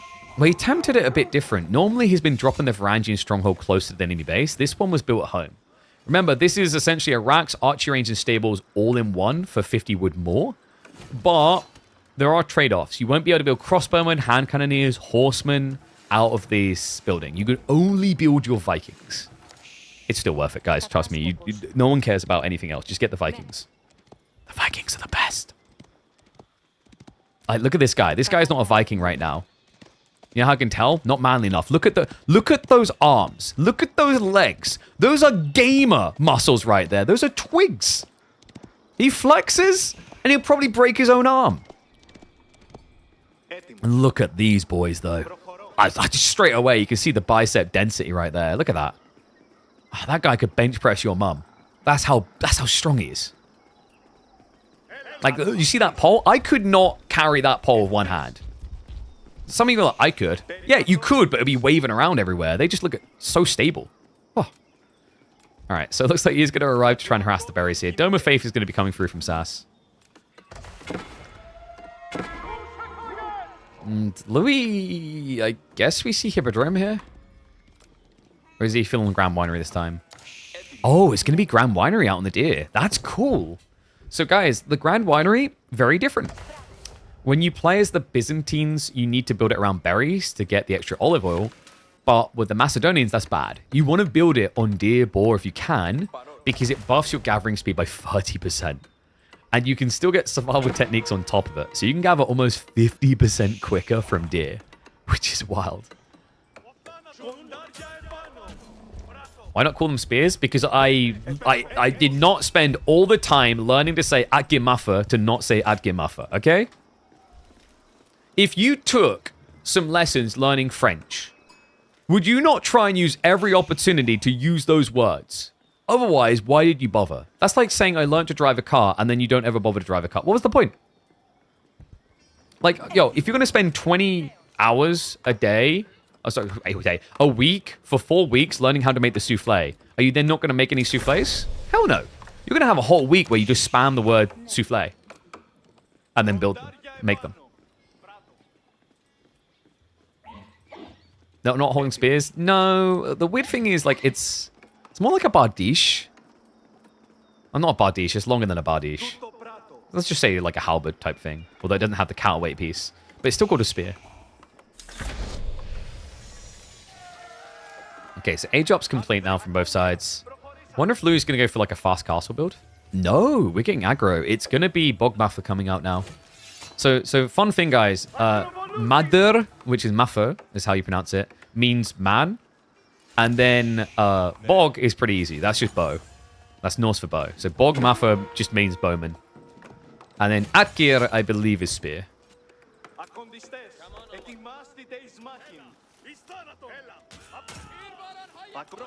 Okay, so we have already got archers coming out. And Sass, we're going to be getting raider elephants. Oh, that's kind of refreshing, actually. Like, all these games, and rarely a raider elephant anywhere to be seen has kind of been sad. So glad we're getting those come out.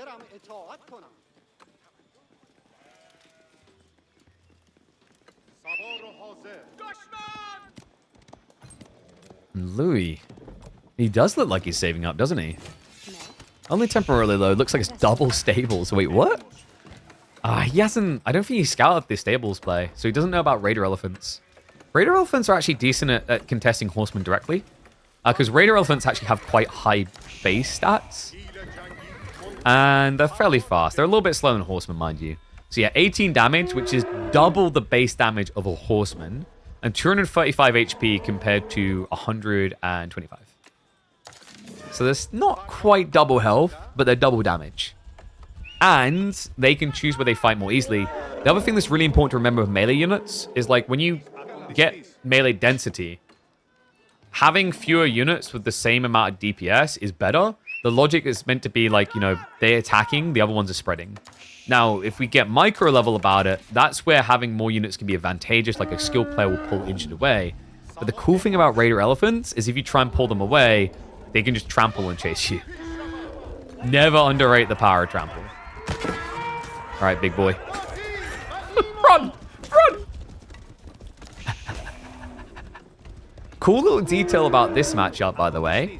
To generate runestones, Louis MT needs to get kills, 5 per runestone.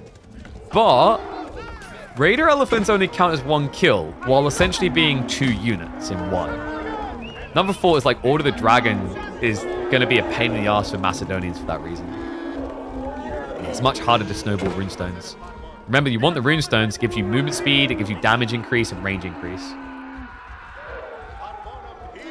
Okay, so we'll just ride away with the elephants. He has got Dome of Faith, so this is good for him. He can heal up the damage. I think Sass is fine here.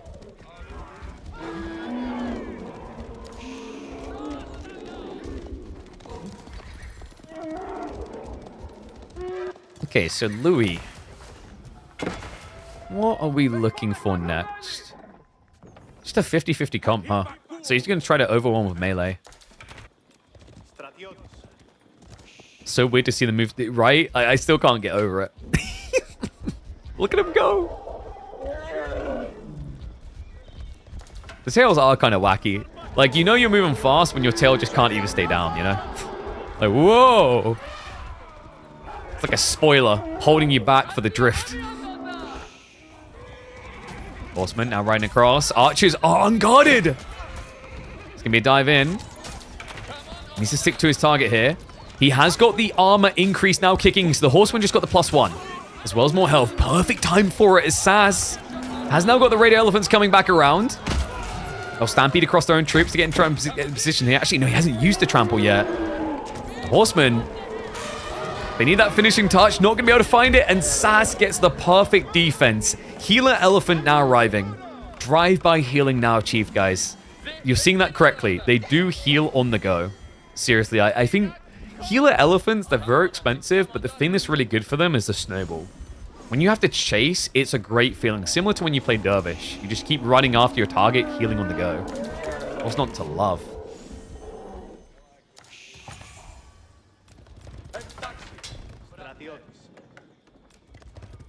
Yeah, I just love the fact they're always waving, by the way. Like,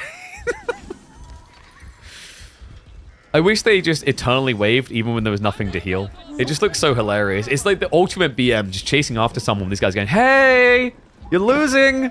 Hey, we're going to kill you. Hey, get back here. Oh, and so sorry, Nonna. I just realized. Thank you, the Prime sub, mate. I didn't respond because we're in the middle of the rant, but appreciate you, bud. Appreciate everyone who's been subscribing. Always remember, if you can afford it, subscriptions are appreciated. It does help us as a full-time content creator. If you can't, then share around with your kids. That also helps. Watching, getting more people watching is another way to help us be able to afford this for a living. Tughlaq already broke? I don't know about that. We've been seeing Tughlaq take the knee a lot. This is the first time I've seen someone trying to play Feudal Raider Elephants, though. They feel quite difficult to get into, because reminder, these cost double what a standard horseman does. Hence why you get double the stats.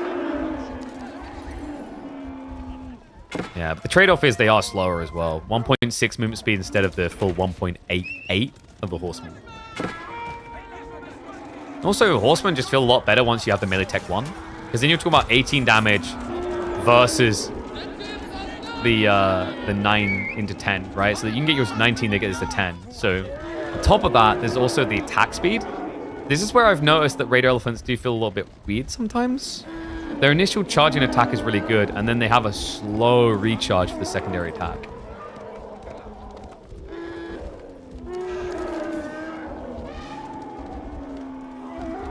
What's the strongest new Civ? Initially Sangoku Daimyo, but I think when the dust settles, I'm putting my money on Daimyo. On Macedonians. She's used to saying Daimyo now. Okay, so Louis. Is he just waiting for additional attacks here? Silver income's not good for that, though. They're jumping now. Akimafa do get a touch. Elephants trying to backstep. They are going to run past their own archers, but the horsemen now getting access. The healer elephant is absorbing a lot of shots, but there's a few Spearmen in there, killing him quicker. Remember, he's got a lot of melee armor, so if it's just horsemen, he lasts, but not long enough. Louis should have enough horsemen now to clear up the last of the archers. Recommits the A-click onto the backside, so it's just going to be Raider elephants left alive. Great fight by Louis. Sass is going to try to leave, but unfortunately, Trample might get you over them, but your movement speed will not get you away. Sass now with a full spear switch. Louis is just going to commit to try and get that kill on the Raider elephant. I wonder if he's just going to be switching into Bogmuffa now. The archers, like, this is the interesting thing. So one thing we've highlighted with the Macedonians, they struggle with unit transitions because of the tech investment. That is a negative.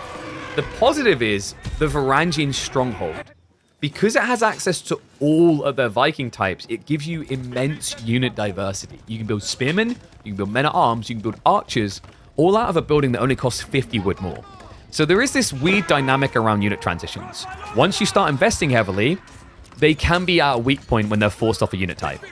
But transitioning units before you've invested in your Arsenal silver, I think is quite easy for Macedon. Crazy choice with the horseman, by the way. Just sacks them into spears. And I think he glimpsed that. So Compound Defender coming in. So Compound Defender functions similarly to the Delhi one. It gives you a discount on all stone costs for buildings. But it also allows you to unlock further levels for your governorships, which so far haven't been coming out in the early game. So the governors, remember, are things that you can place inside your castles when you build them.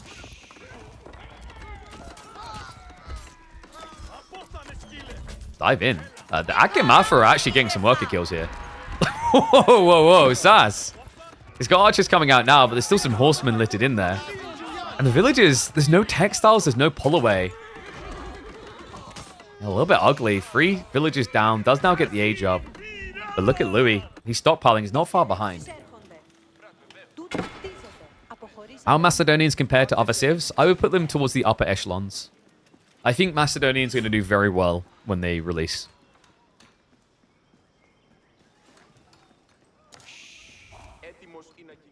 And we have got farms being set up. Remember, for Louis, this is a huge boon. The gathering rate is crazy. 30% faster on these farms.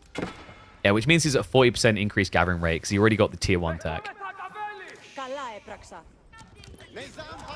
I think the Grand Winery does make farm transitions not quite as easy as Byzantines, but not far off. Also now diving. I mean, Sassy might have aged up, but they're not really seeing anything for it. Half of his economy is idle. And he's now 10 workers behind. Louis. Hey, he's in control, man. Golden Horn Tower now coming forward into the center of the map. Ambitious and kind of a funky positioning here. I think this is just to catch the counterattack because he's already walled the west side and this will guard this area. So he'll secure some food, but this also means the men-at-arms that are now going to be coming are going to struggle. How strong is the Golden Horn Tower? Honestly, I think it's a little bit underwhelming. Underwhelming might be unfair. It's defensively decent, but do not expect it to be giga broken compared to Byzantine's Golden Horn Tower. So it's a good castle landmark to defend you. You do get some crossbows for free gradually. The crossbows aren't that crazy though. You know, decent, you get 3 of them every 2 minutes, but it's not rapido. And technically, it should feel good. Because Golden Horn Tower from the Byzantines provides you, say, 5 lombos every 1.5 minutes. And lombos don't cost as much as crossbows, so it's actually comparative. But I guess, like, my bias is, I just feel like the Varangian units are better than the crossbows. But if the game does call for crossbowmen, you'll be happy. Let's just put it that way. I'm a big fan of the system just because it's similar to the floating gate for Japan. It gives you a way of massing into heavy cav straight away.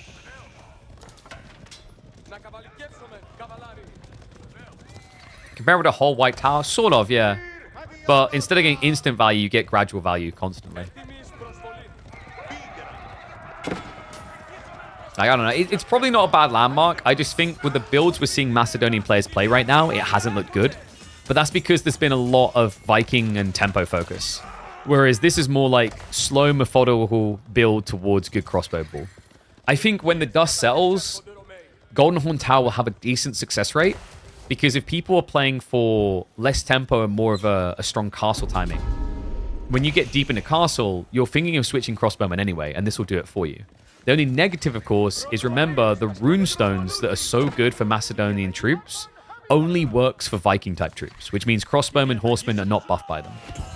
That's why right now, like with how good the runestones are, I've been advising you just lean into Vikings. Just build Atgematha, build Bogmatha, build your Varangian Guard, and build your Radari.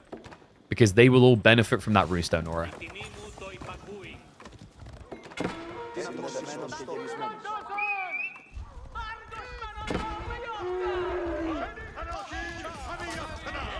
And Sass, it's kind of unfortunate. I feel like he got reasonable trades with his Raider Elephants in the fights. But just a little bit too much economy leaking. He has at least got relics to pad himself a bit here, but I think the big challenge now, Sass needs to start getting into forts. If you can get 2 or 3 of the Tughlaq forts up with the governorships, his economy starts to look good. But that's the challenge he has right now. Louis MT is going for an attack point here. Radari plus horsemen. Yeah, he's just fully leveraging what he's done with his blacksmiths here. The arsenal has been upgrading constantly the armor and the health on cavalry. Same with damage.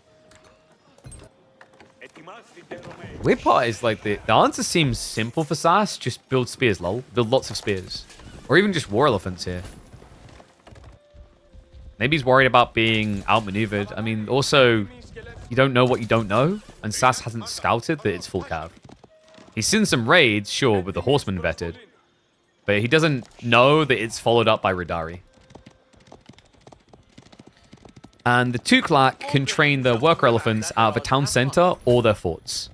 So you can either just select them in the TC over here, or your villagers, when they're not dying, can just select it from their bar and it will send a worker elephant from the closest fort or TC.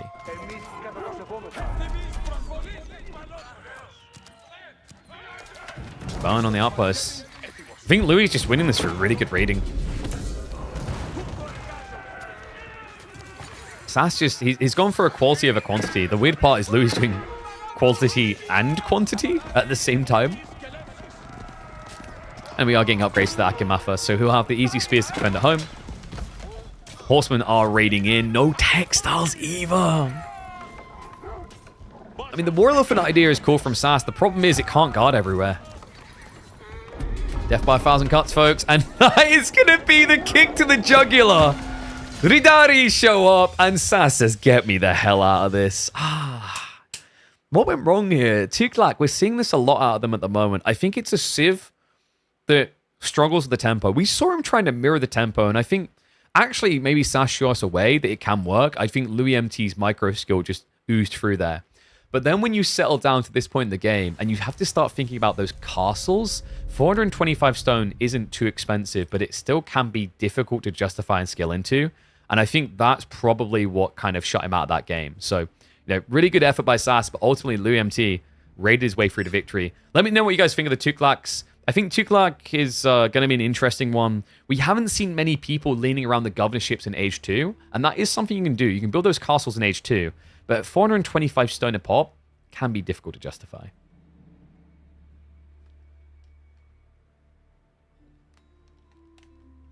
It's not Macedonians, there's a Macedonian dynasty. Yes, but what is quicker to say, Macedonians or Macedonian dynasty? It's word optimization. Everyone knows what I'm saying when I say Macedonian dynasty.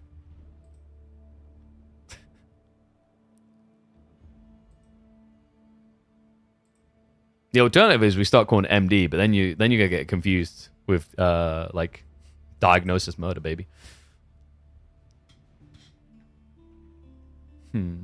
Oh, it seems Louis has now privated his data.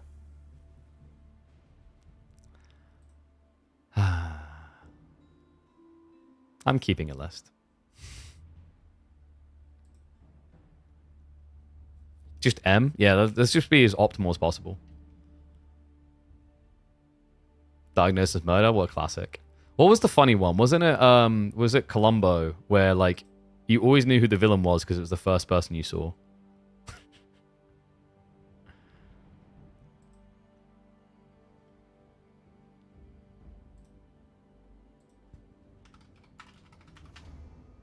What's that?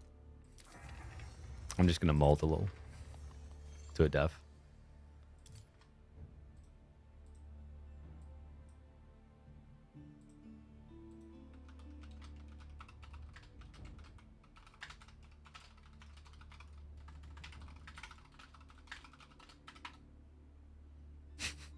I just messaged a dev with a screenshot of like the users hidden their match history, just saying, I'm going grey from this crap.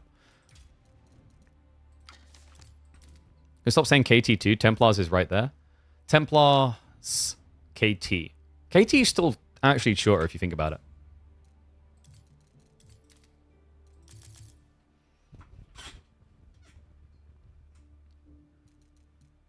Columbo was about how they did it. I mean, like, I only watched 1 or 2. I never really got into Columbo. It was like before my time, you know? Wasn't invested enough. Alright. Let's see who else we can cast over.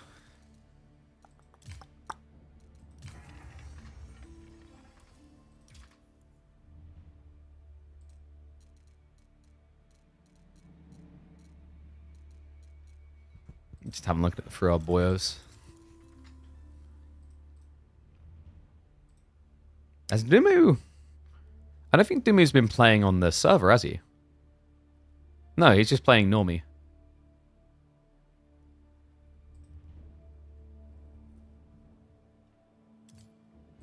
Interesting.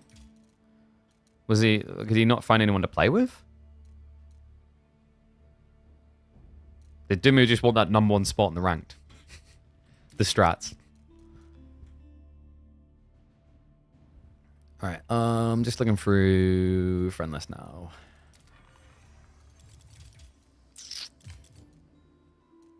Maybe some more Lucy from Vortex? Let's do some Lucy Vortex.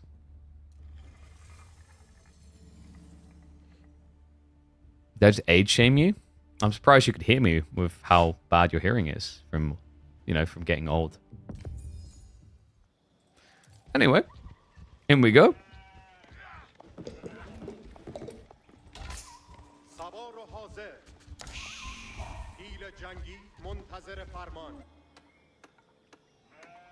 Boo on the other foot. Lucifron's turn to be on the Golden Horde, but Vortex opts for the Elephant Boys. And oh my god, guys, this is ridiculous.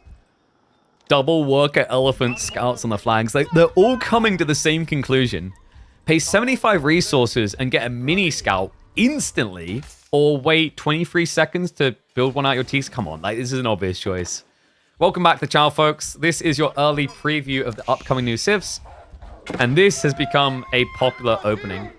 The vision's kind of low. It's low, but you're gambling to find sheep. Like, guys, remember, like, as long as sheep roulette is a thing in Age of Empires 4, this is going to be a crazy advantage. Until they rejig how sheep spawns work to a fundamentally different degree, you're going to see this be good. So it looks like he did grab one. Ah, he came back because he noticed that Lucifron was playing in the area. Oh, kind of curious to see, did he actually get much out of it? No, I think Lucifron actually cut him off really well here. So it should be about a 50-50 split. Well played by him. So, Golden Horde up against the Tughlaqs. We've been seeing some interesting Tughlaq strats. A lot of focus usually on going Castle Plus, especially with Louis MT. But that's not really the way that Vortex plays. So I've got a feeling we're about to get a showcase of some good old Raider elephants. And yes, elephants can gather sheep. The conversation is, and that just means follow me. Sheep herd logic. They'll just chase you anywhere. So remember, guys, with the elephants, they're not just good for scouting. They are a key piece to your economy. They're the way that you're going to be able to drop off because you do not have standard drop-off buildings. So you pay 25 resources more than you would for a standard drop-off building, but it moves. And we love the way it move it. Vortex, wait, are we getting a Tughlaq bad build? That doesn't sound too bad, actually. Tower of Victory as well. Okay, it's a switch. Dome of Faith. No. Hold on. It is TOV. Okay, I'm excited. We've been seeing a lot of Dome of Faith. We finally get to see Tower of Victory, which works different for the Tughlaq, the Tughlaq Dynasty. They get a 15% attack speed buff to all elephants produced in the influence of this landmark, as well as any Tughlaq forts. Is there a world in which this is a keep rush into the enemy base? Probably not. I'd be kind of surprised, but that would be super sick to see. Yeah, I want him to do it now, man. It would be a pretty goated move to see here, but seems unlikely anyway. So Khan and Torgu is going to be coming in. Lucifron will go for a tempo build. This allows him to get his Khan as well as his bodyguards cheaper. Remember, Tower of Victory though, with the attack speed buffer, it's pretty good on Raider Elephants, as Raider Elephants have very high waits between attacks. They take, I think, 2.3 seconds to attack. So by getting the Tower of Victory, you're getting very close to Horseman levels of attack speed on these things. I like this idea. I wonder what the opening is going to be, because remember, there's 6 governorships to choose between by going for a Tughlaq fort.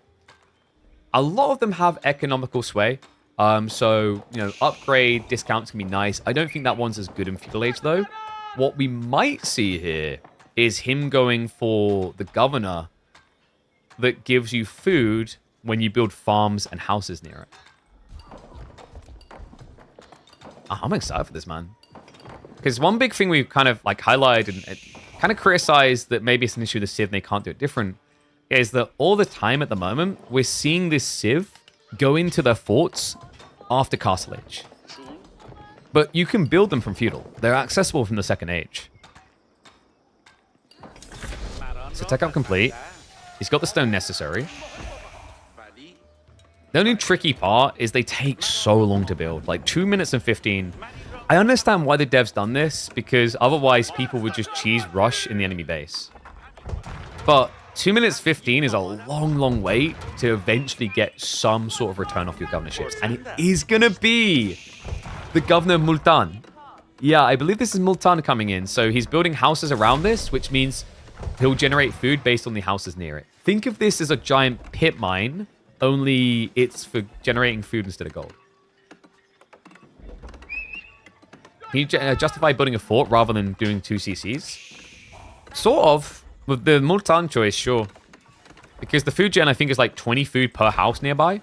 So it's actually not bad. Whereas if you go 2 TC, you know, that's a gradual return on investment and you're spending food to make resources.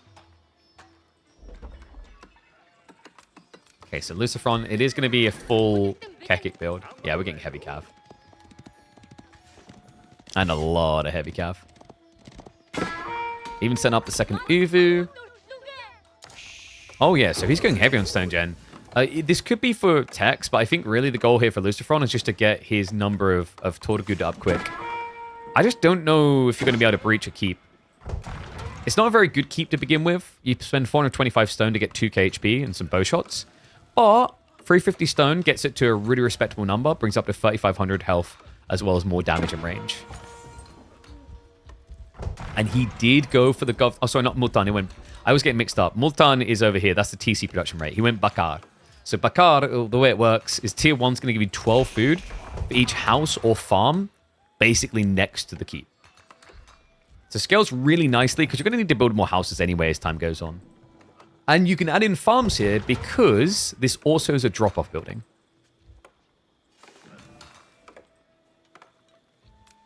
Seeing heavy cav for the last 6 months. Yeah, but the thing is, when you play Golden Horde, you have to. Golden Horde don't really have another strategy currently that makes sense. They are all about heavy cav.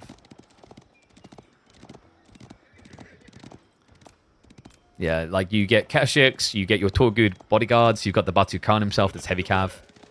And then even when you go Castle Age, you're probably thinking cavalry, so you can get Kipchaks.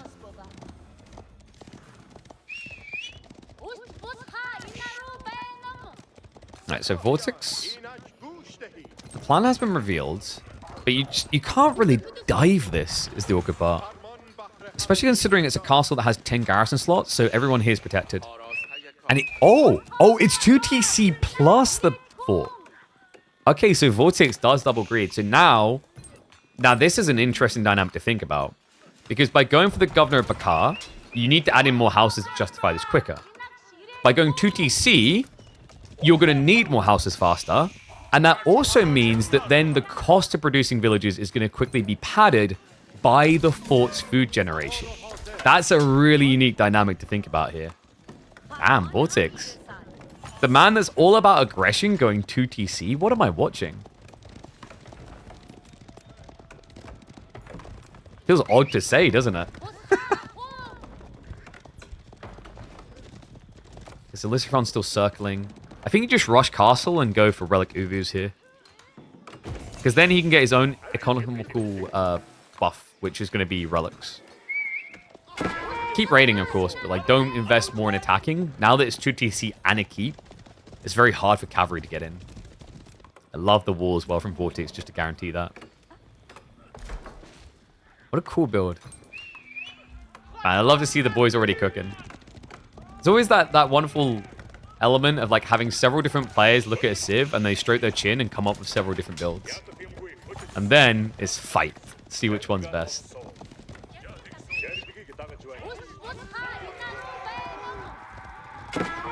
Vortex.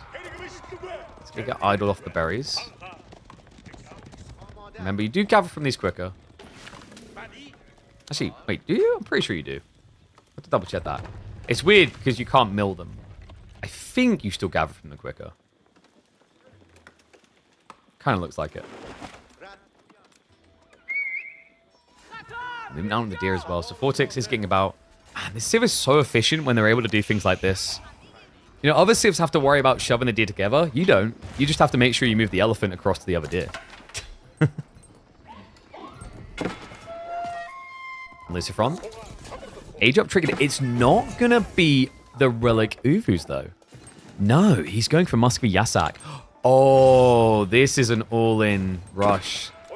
Now, there's a really cool build in theory around Muscovy Yasak, and yet he's doing it. So the idea here, guys, is Muscovy Yasak will give you +2 ranged armor on all your heavy infantry and cavalry. Now, the way it works is that you get 200 wood per minute as well, and per heavy unit, you get 2 less wood per minute for free from this. So you're still going to get some wood on the way, which is going to allow him to build more Raxes. And with those Raxes, you can add in men-at-arms and Keshiks from the stables. Then you look to dive the enemy base with +2 ranged armor, and then another +2 ranged armor potentially if you go for blacksmiths. It sounds pretty wacky when you describe it like that. That's because it is. Yeah, it's one of the builds that I was theory crafting out. Like it makes a lot of sense to kind of cheese greed. You know, if you imagine the Burgrave rush, but without necessarily the spam of men-at-arms timing, but more how tanky they look once they get all the blacksmith decks in. It's kind of like the effect of going minework Burgrave. The trade-off is you can't rush that age up, and Vortex can. 12 on the House of Learning. Oh, God. This is going to get bloody fast, isn't it? Still only the level 1 fort, but you're starting to see this food gen ramp up nicely. Vortex just getting into some farms for some permanents. And oh, he even gets a raid kill. Raider Elephant with a double kill. That's impressive. So he got the trample off and then just ran past them, hitting them. So you do 18 damage. The trample will do 4 damage every 0.5 seconds. It's kind of crazy. Just look at the health bars. Oh my god. That is ridiculous. The AoE on a chase down, and this is kind of Lucifron's fault as well because he doesn't have wheelbarrow, so you get caught for longer. Holy crap. I mean, raiders be raiding, and they raid well. Normally it takes you 3 hits to kill anyway, but if you think about it this way, you trample. If you start a trample and you're already on top of people, that means you're going to be doing 48 damage? Really? Wait, no. Well, because you're doing 8 damage a second. So you can do 48 damage if you constantly are on top of someone. I mean, for fights, it hasn't looked that impressive, but for raiding villages, that is wild. Holy crap. And it is giving them an arm strat, so you can notice straight away the different shields they carry. So these are the Muscovy Yasak ones. He's going to run into the Raider Elephants. Good hit straight away. On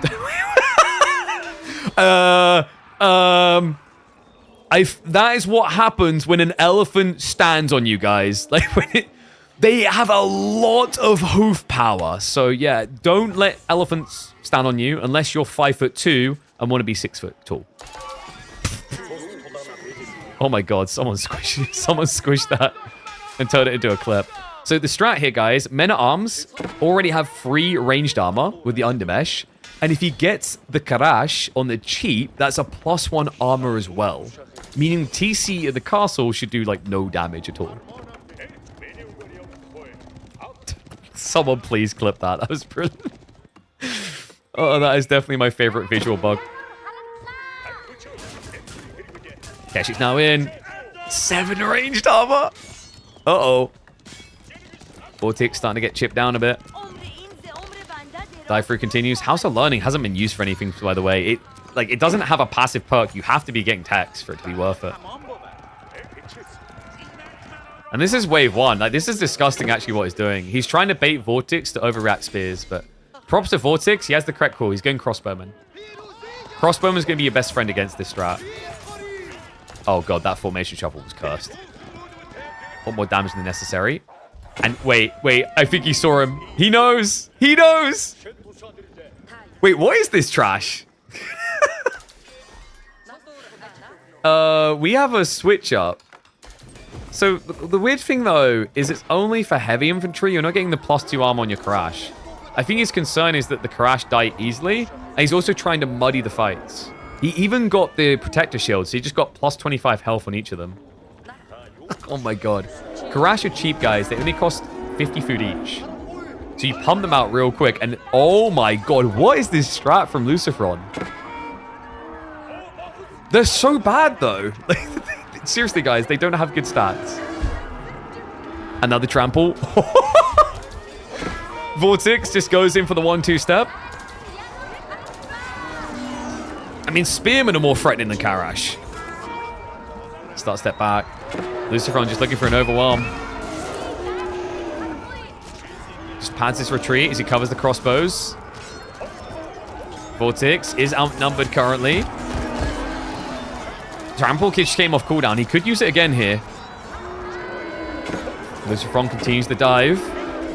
More men-at-arms are coming. It's turning into a trickle effect, though. So he needs to make sure he doesn't lose mass. But the problem is a lot of this is a lie.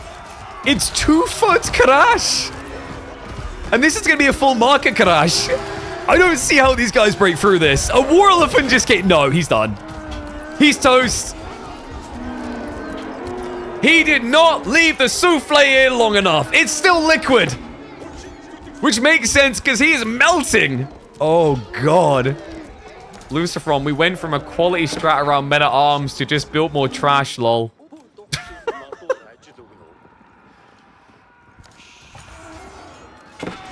Oh, he's going to get a raid. Wait. It's good, but... And it's a really big but. I think elephants win. Oh god, they're definitely going to do. The War Elephant has higher trample damage, by the way. Headbutts coming through with the splash damage looking good. That is going to be a wipe of the Karash. Vortex has got this. Yeah, Luciferon's macro is wild right now. Way too much wood and gold. Because he's just spamming Karash. They only cost food. So he's not using anything but food. And that's just simply not working. So army's going to get wiped. Alright, the lesson here, guys, is more people on food and even more Karash. Just uber levels of Karash. He needed 60 of these and then he wins. I'm not huffing opium. Don't you dare accuse me of being delusional here. Just need to download more Karash.com.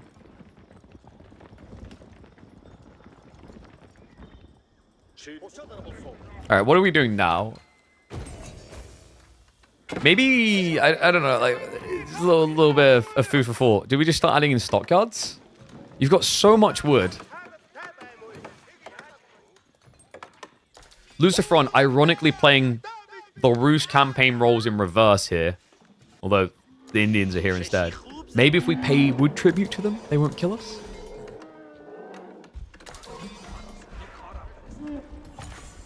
And the trample damage should add, but their AoE is pretty small. So it doesn't have crazy overlap.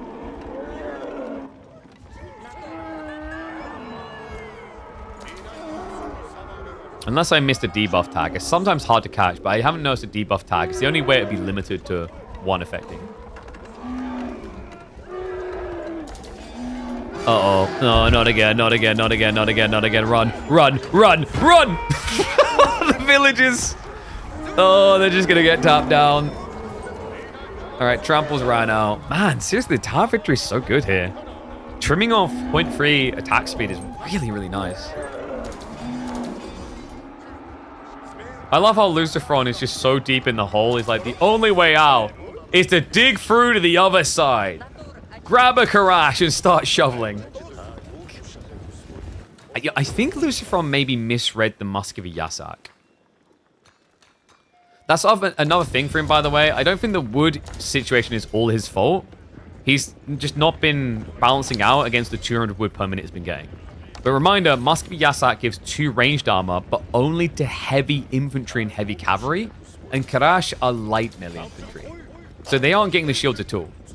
Like, it's wasted on them. The Rus tributaries do, the Kashyyyks do, the men-at-arms do.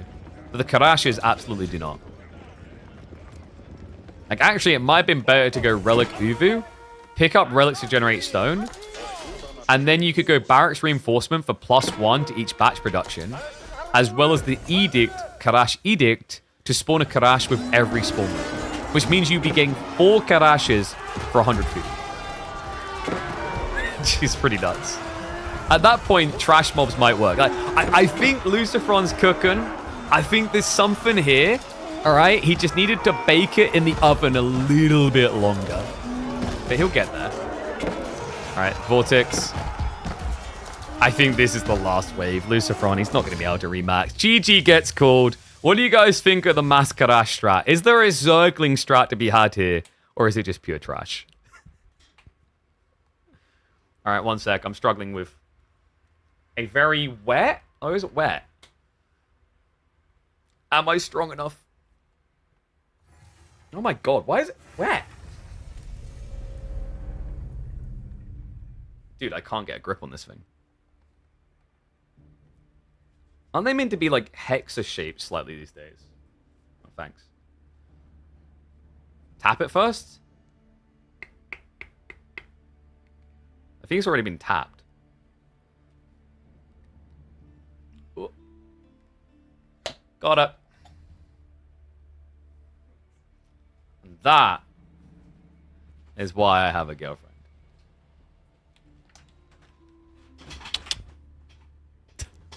Did someone get the pancake of the Karash?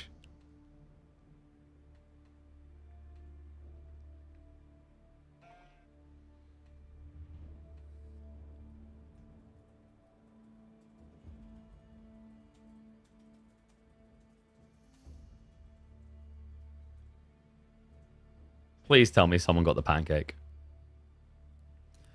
That's why Emma keeps me around. Pretty much, guys. I'm just a glorified like jar opener, really. Need to hit the gym. Dude, it's not that. It's legit. Every time I went on it, it felt kind of wet.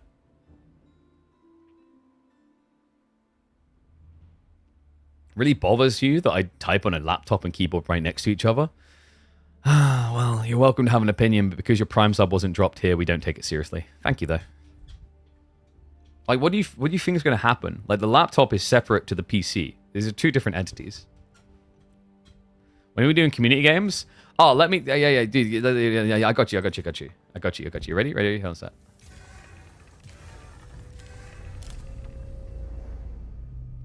All right, guys, community game time. Get on in here. We've got a community game set up right now. It's public. Go.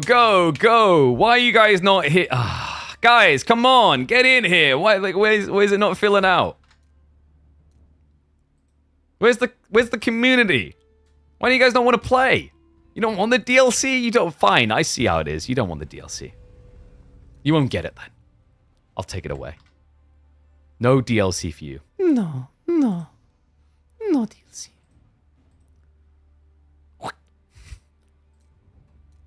Oh, I'm sorry. Did that hurt? Did that hit deep? Have I made some frenemies for that?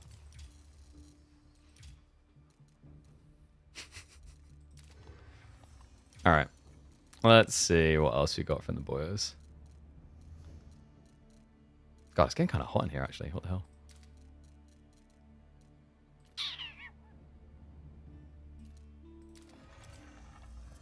You start the game for nothing? You started the wrong game. That's your fault. Lobby was up long enough, and you didn't start the right game. Okay? It's not my fault that your dad doesn't work at Microsoft and your dad isn't Bill Gates. That's on you for being born into the wrong family. Okay? If you want access, all you had to do was either A, be a member of the Gates family, B, be one of Gates' side pieces, or C, be a content creator. I had to put that final one in there. I just want to really point out that I'm not one of Bill Gates' hussies. Yeah, I think they bought that.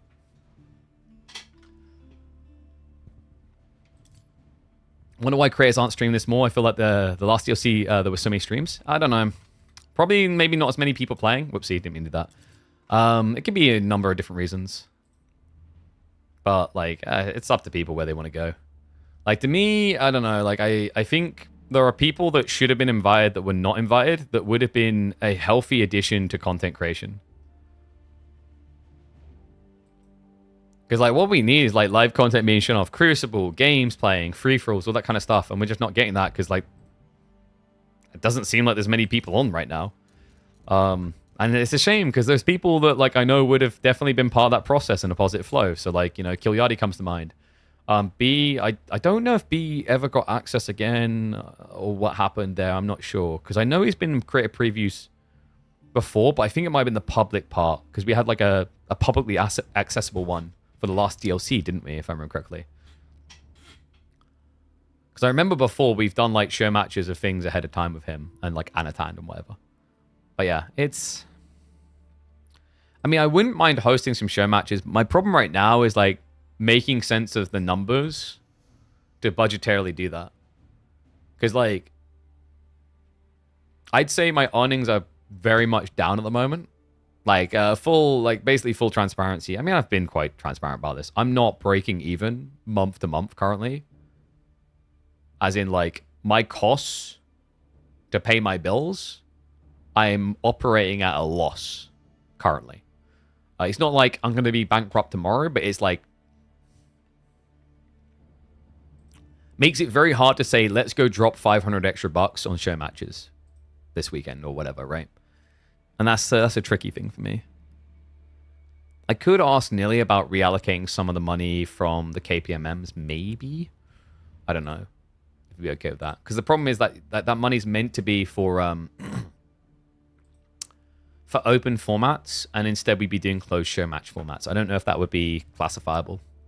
Maybe if I contact, like, some of the players, like, I could maybe try tonight contacting some of the players that played in previous KPMMs. Let's see if we can get someone crewed together last second, maybe. Like, maybe do BO5s, $100 each, something like that, maybe. Or $75, BO5, something like that.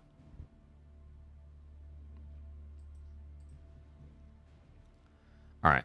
So, we can't do the other Louis MT team game, can we? Which sucks. Unless Scarlet Devil... Okay, Scarlet's accessible. We might be in luck.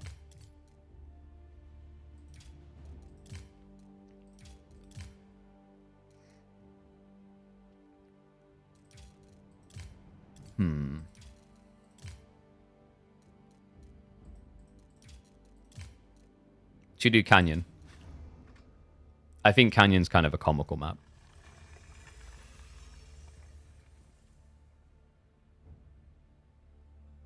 Do you calculate an opportunity cost per hour for you as in a job you could do otherwise? Not really. But, like, I can tell you, like, in terms of, like, content side, we do what? Do we do the math thing for this? Now you're my sugar daddy. Yo! What's up, Dace? Thank you very much for the raid, mate. Hope you had a good stream. So, like, if I calculate this, so I do 120 hours. Let's say I do 120 hours streaming. I times that by... What's min wage? $12? It's higher than that, it must be. Is it $15? $1,800. I maybe hit that. No, actually, I don't. No. I think last 30 days, I probably earned about 1,100 or 1,200 from streaming. And then maybe like another 300 on YouTube, 400 on YouTube. So basically, like, the challenge here is like growth on the channel, more people watching, equal more money realistically through ads and people subscribing. But the other real big thing on like why I've been chasing growth is like I need growth so that we can actually like go and get sponsors for KPMM and other things. And then instead of me just being like, oh man, I really need you guys to like donate $50 each this month so I can make ends meet or whatever, it becomes a nice. Now we're working with Nike or like, I know that's a crazy example, but like whatever company. And then they provide sponsorship money. So we've got like a few sponsorships lined up for November. But like, I say a few, not many at all. But my hopes is with the DLC dropping, a lot of people flock back to the game and a lot of people take a chance on this stream and we grow this community. And then what I want to do is I want to go talk to all these brands I talked to in the past and be like, hey guys, KPMM is a great investment. Come invest in us. It'll be great for your brand. And then I can have some money to let my family live. Jeez, that sounds dark. But then also some of the money can go into prize pooling. What happened to the idea of tying KPMM to bigger tournaments? Money. I'm going to be the realistic old dad here and just throw that out there. Money is what happened. Where is that money coming from? If I don't have that money, I can't make other tournaments and bigger tournaments. That requires money. That's cart before horse logic. I'm not about to drop $20,000 on hosting a big tournament when I like have at this point not made money. I'm not making break even reliably each month. You know what I mean? Like, don't get me wrong. I've had maybe 2 months this year where I'm past break even. But like, that's not a lot. So like, and it's definitely not enough to justify dropping 20k, which will realistically, with behind the scenes stuff, be more like 25 to 30k on a giant tournament. So yeah, I don't know if I've got some oligarch sugar daddies who want to like drop big money to run tournaments. Let me know. I'm always open to like people who want to fund tournaments and sorting that. But like I'm not really in a position where I can be like drowning myself in debt to put money into show matches, tournaments, etc. on top of what we already do with KPMM. That's like, because like that doesn't prove growth. That proves the opposite then. Because like so we, you know, if we're not making enough to get by on KPMM, adding more money isn't necessarily going to solve the problem. We need to come at it from a different angle. So yeah, this isn't like a guilt trip of, oh my God, give me money. But it is like a forewarning of like, you know, if we can't start figuring out how to be profitable, because like this is the thing, like a lot of streamers don't like to say this, but like streaming is a business. You have to think it's business. If we can't figure out a way to be profitable, then we can't figure out a way to like keep doing exactly what we're doing. Someone has to change. But anyway, guys, let's get ready to go.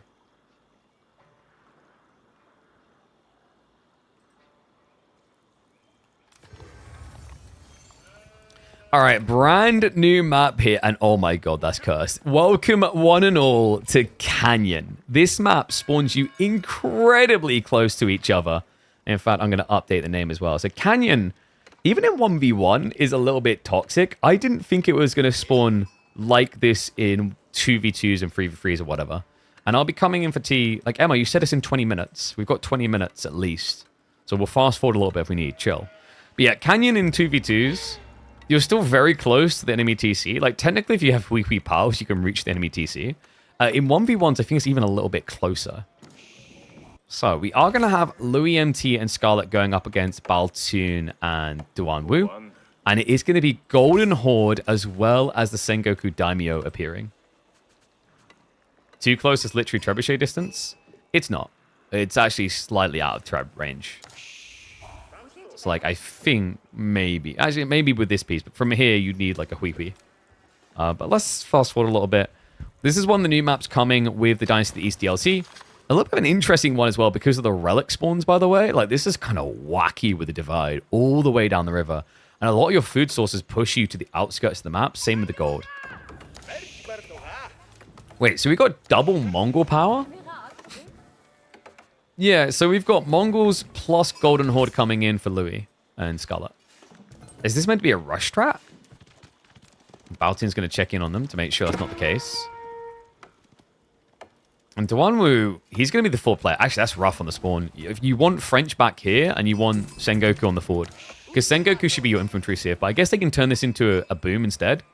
Especially this type of spawn. Oh my god. Yeah, if you just rush out a bunch of Yatais, this should be pretty effective. The only risk is if this is a Dark Age rush, which we can see where the racks down from Scarlet is going to be. That means he might not want to build into many Yatais. Because remember, you want to get these out of the base on the map to generate food for you. And that means they won't be safe at home. Gold harassed on the front. Uh-oh.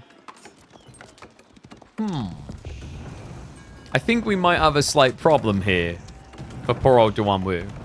Because he's meant to be the knight producer for his team. And now both golds are going to get blocked out? Yeah, I'm not liking the look of this. He might be getting cooked. We do have Khan and Torguts on the way. So there's going to be a cavalry focus coming in from Louis MT. Yeah, this feels a bit cheesy. I don't know if... I don't think... So I've seen this map in 1v1. I tested it when I was doing some AI tests. I don't think it's going to be that viable. I'd like to be wrong. With some slight tweaks, it could work. But in team games, this looks really funky. I'm kind of mixed on it. I guess it's kind of interesting, this idea of a tug of war. Like, I actually think for a team game environment, this could work in a really weird way. If the other 2 players spawn here and here. So you essentially get everyone spawning in one side, and then you have this, like, tug of war push zone in the center. That could make it a pretty interesting map.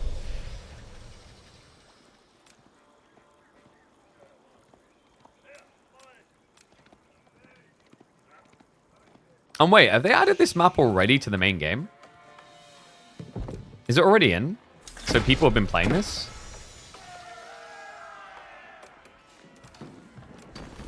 How does it spawn in 4v4s? Is it how I just said, or is it really bad?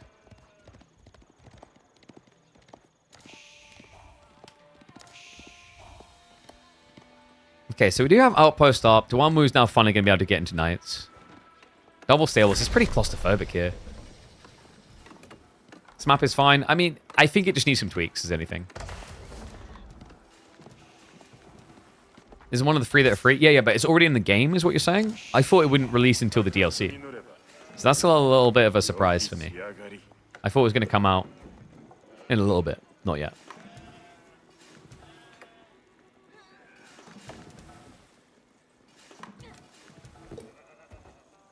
Came with the patch. Got you. Okay, so how many Yatais do we have? I feel like you can't get Yatais with this strategy. Yeah, you're too confined. I mean, you could Yatai here and clip the fish down here. And then have another one on the berry. So he could actually go multi-Yatai. Even maybe sneaking one out towards the deer, but that's risky. But in fairness, the Yatai, remember, the thing that generates food based on resources nearby. Yeah, and he is doing it with the fish. It doesn't die easily. It has 370 HP. It's a beast. I wonder, are we getting fast castle? We are. Baltoon is rushing age 3. My Discord? Oh my god, you're right. Whoops. I like how it took that long for anyone to say it. Whoops. Sometimes I forget I have screen cap. Alright, we got that out of the way. Okay, so Baltoon getting into Yuumi, Knights as well. We've got full walls coming. This is so weird to see from what is essentially double Mongol, but yes, Golden Horde can wall. And for good reason. They're just going for a trade boom. Alright, I see what this is. Does the Knight know? I don't think the Knight knows. Oh, Duan, no. He's suspicious. Maybe. Oh, I think he may have glimpsed it for a millisecond there. If not, that is depressing. Because now they need to move with some urgency. Silver Tree is about to deploy. Dude, I love this new biome. This is the Temperate Fall, by the way. Temperate Fall is sick. You know what it is? It's like it's a more refined version of the Japanese Spring, I think. What's up, Madam Wolf? Thank you very much for the Prime sub. I appreciate you. Righto, folks. Always get those Primes in. It doesn't cost you any money. You already paid for it. So you might as well give a sub. And then make sure you can view all of the DLC upcoming for the month of November. Reminder, the Prime subs do not auto-renew, so you have to drop them manually.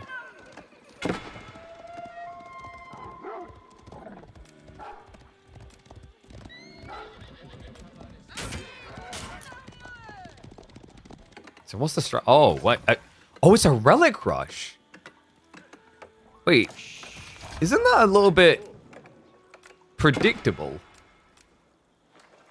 Yeah, you're going to get seen early with that. Because Scarlet, he went fishing. They have outposts up here. How are you? You have to kill the outpost then. Because if you don't, you can't access most of the relics. Yeah, guys, there's no little sneak point here. It's full cliff. So you have to go all the way across to here to go up the 3 relics. And then that means the other relics are also kind of guarded. So you're going to have to go really far to maybe access 3 relics on the far side. Good snipe there. Good intercept. God, this is so weird for the zoom because we can get so deep into the ravine. Oh, good sneak out though. Yeah, Duan Wu, he did creep out. Looks like he was maybe unnoticed by Louis. Louis, by the way, is aging up. Oh my god, it's a relic race. We've got relic Uvus coming in from the Golden Horde. So both sides rushing relics now. So it comes down to who's stronger, Duan Wu or Scarlet. I'm putting my money on Scarlet right now. I think Duan Wu got slowed down a decent amount at the start. Like, he only has 4 knights, while Scarlet is sitting pretty at 11 spearmen already and has trade now building. There's not really much that's going wrong for them.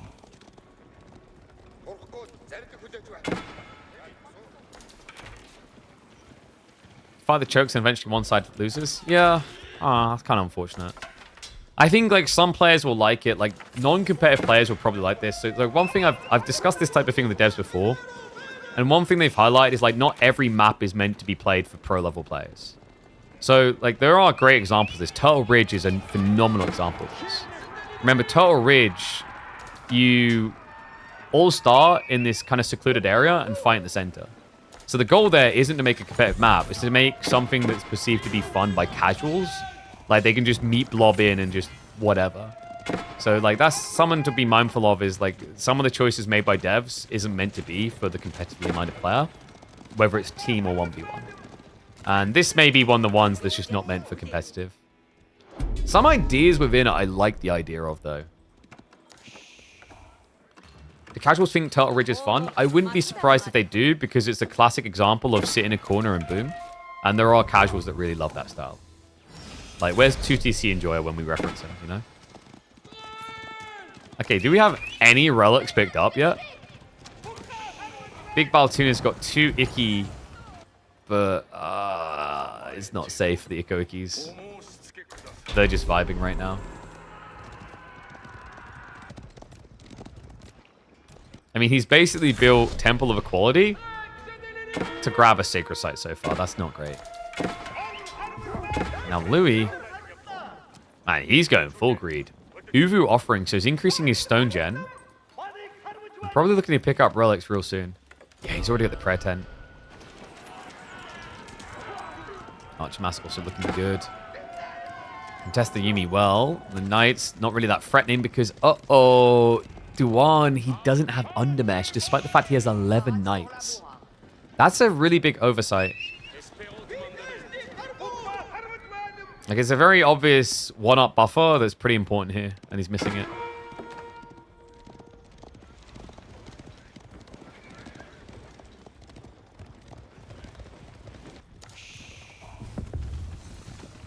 Duan actually aging now.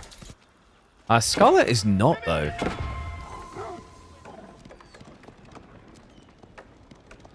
And it is going to be Rollins too, so he's going all in. Which is to be expected. Most Knight players do this with French in 2v2s, 3v3s, 4v4s.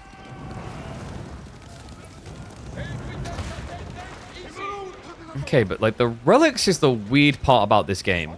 We have 2 civs trying to prioritize relics, and not a single relic has been picked up thus far. As soon as I say that, though, first one on the way back, Louis. So he could make this kind of cheesy just by trying to build the relic Uvus. I don't know if you can build them in the shallows. Probably not. But if he builds them here, he has a really lean timing to mass stone. He doesn't have to walk them all the way home, folks. You can just build relic Uvus wherever. Like, he could actually walk onto the enemy side and build it in the corner if he wanted to. It's all possible.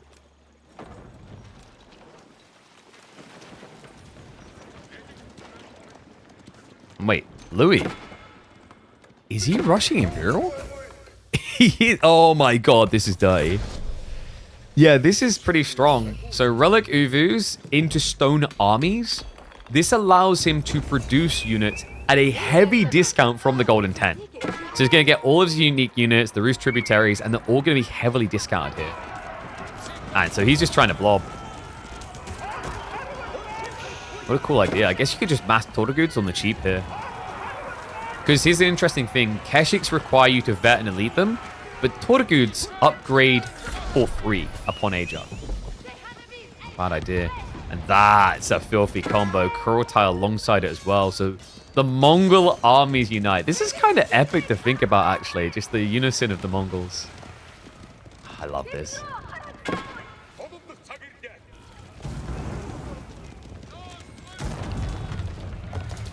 Baltin. Is Yumi really going to do enough here? I don't know.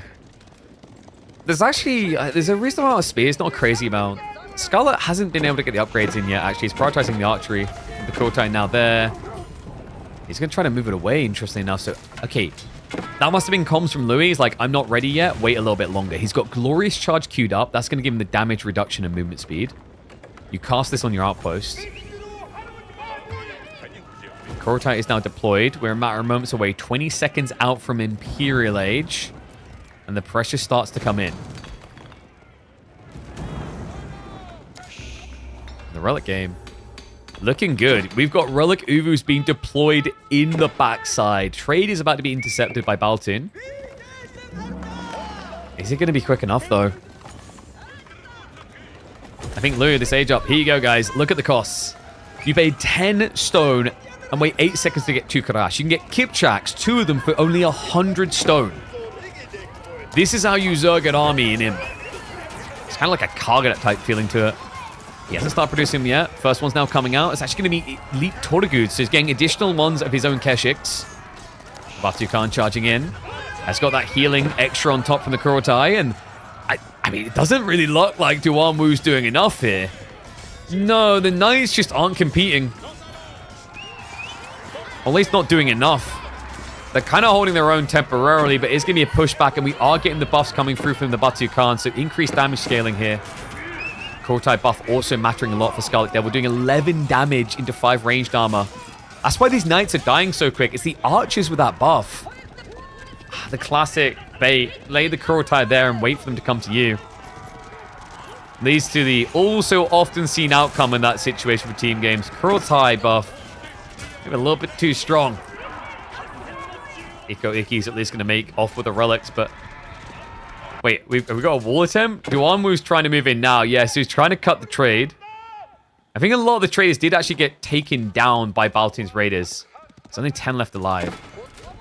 But army size is what really is going to matter here. So Scarlet's at 48. Louis at just 18. Baltin at 59. Duanwu only has 7, and he went Royal Institute.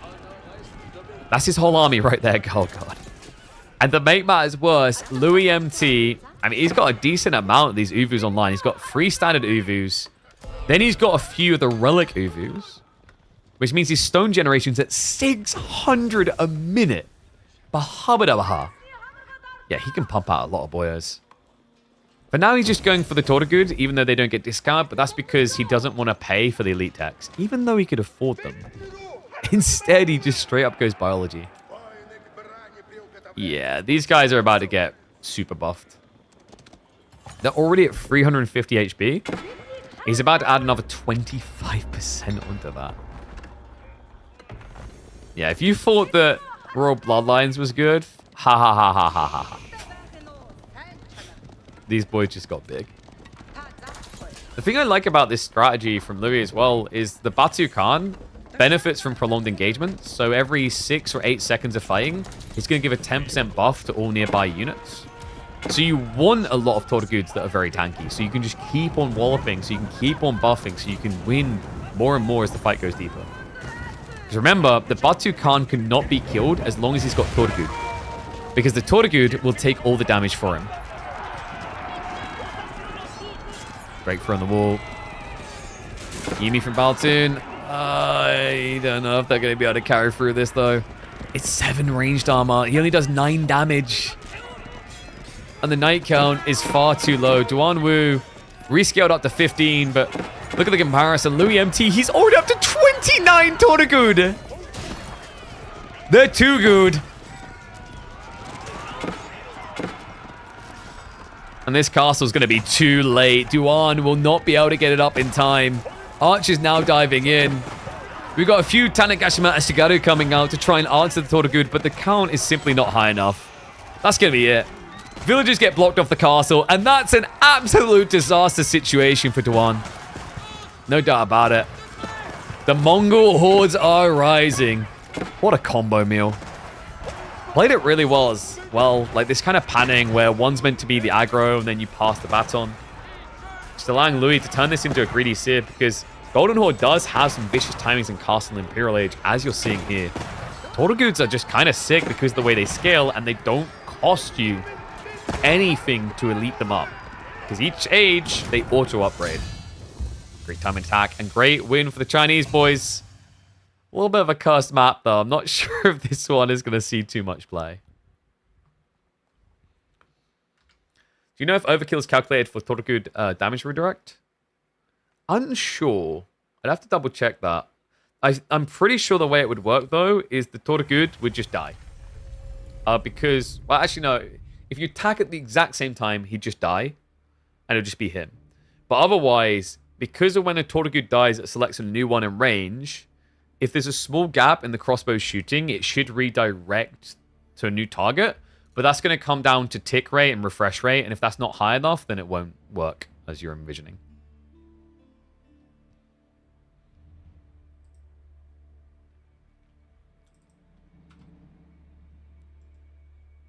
All right, guys. That's going to be it for me. I'm going to go eat with the fam for once. A little bit of a rare change for me, I know. What I'm going to do now, I'm going to raid through to Dumu. Looks like he's still live. He's not playing the test server, though. But go enjoy some ranked experience on the Classico. You can ask to cast show match, maybe. Was that a show match, Baltoon? I thought that was just you guys playing some pub games. Otherwise, I would have asked, but I assumed it was just pub games. Of course it is. I think, dude, how am I to know that? I'm literally... Everyone's playing custom games. So my assumption is that that was just a series being played.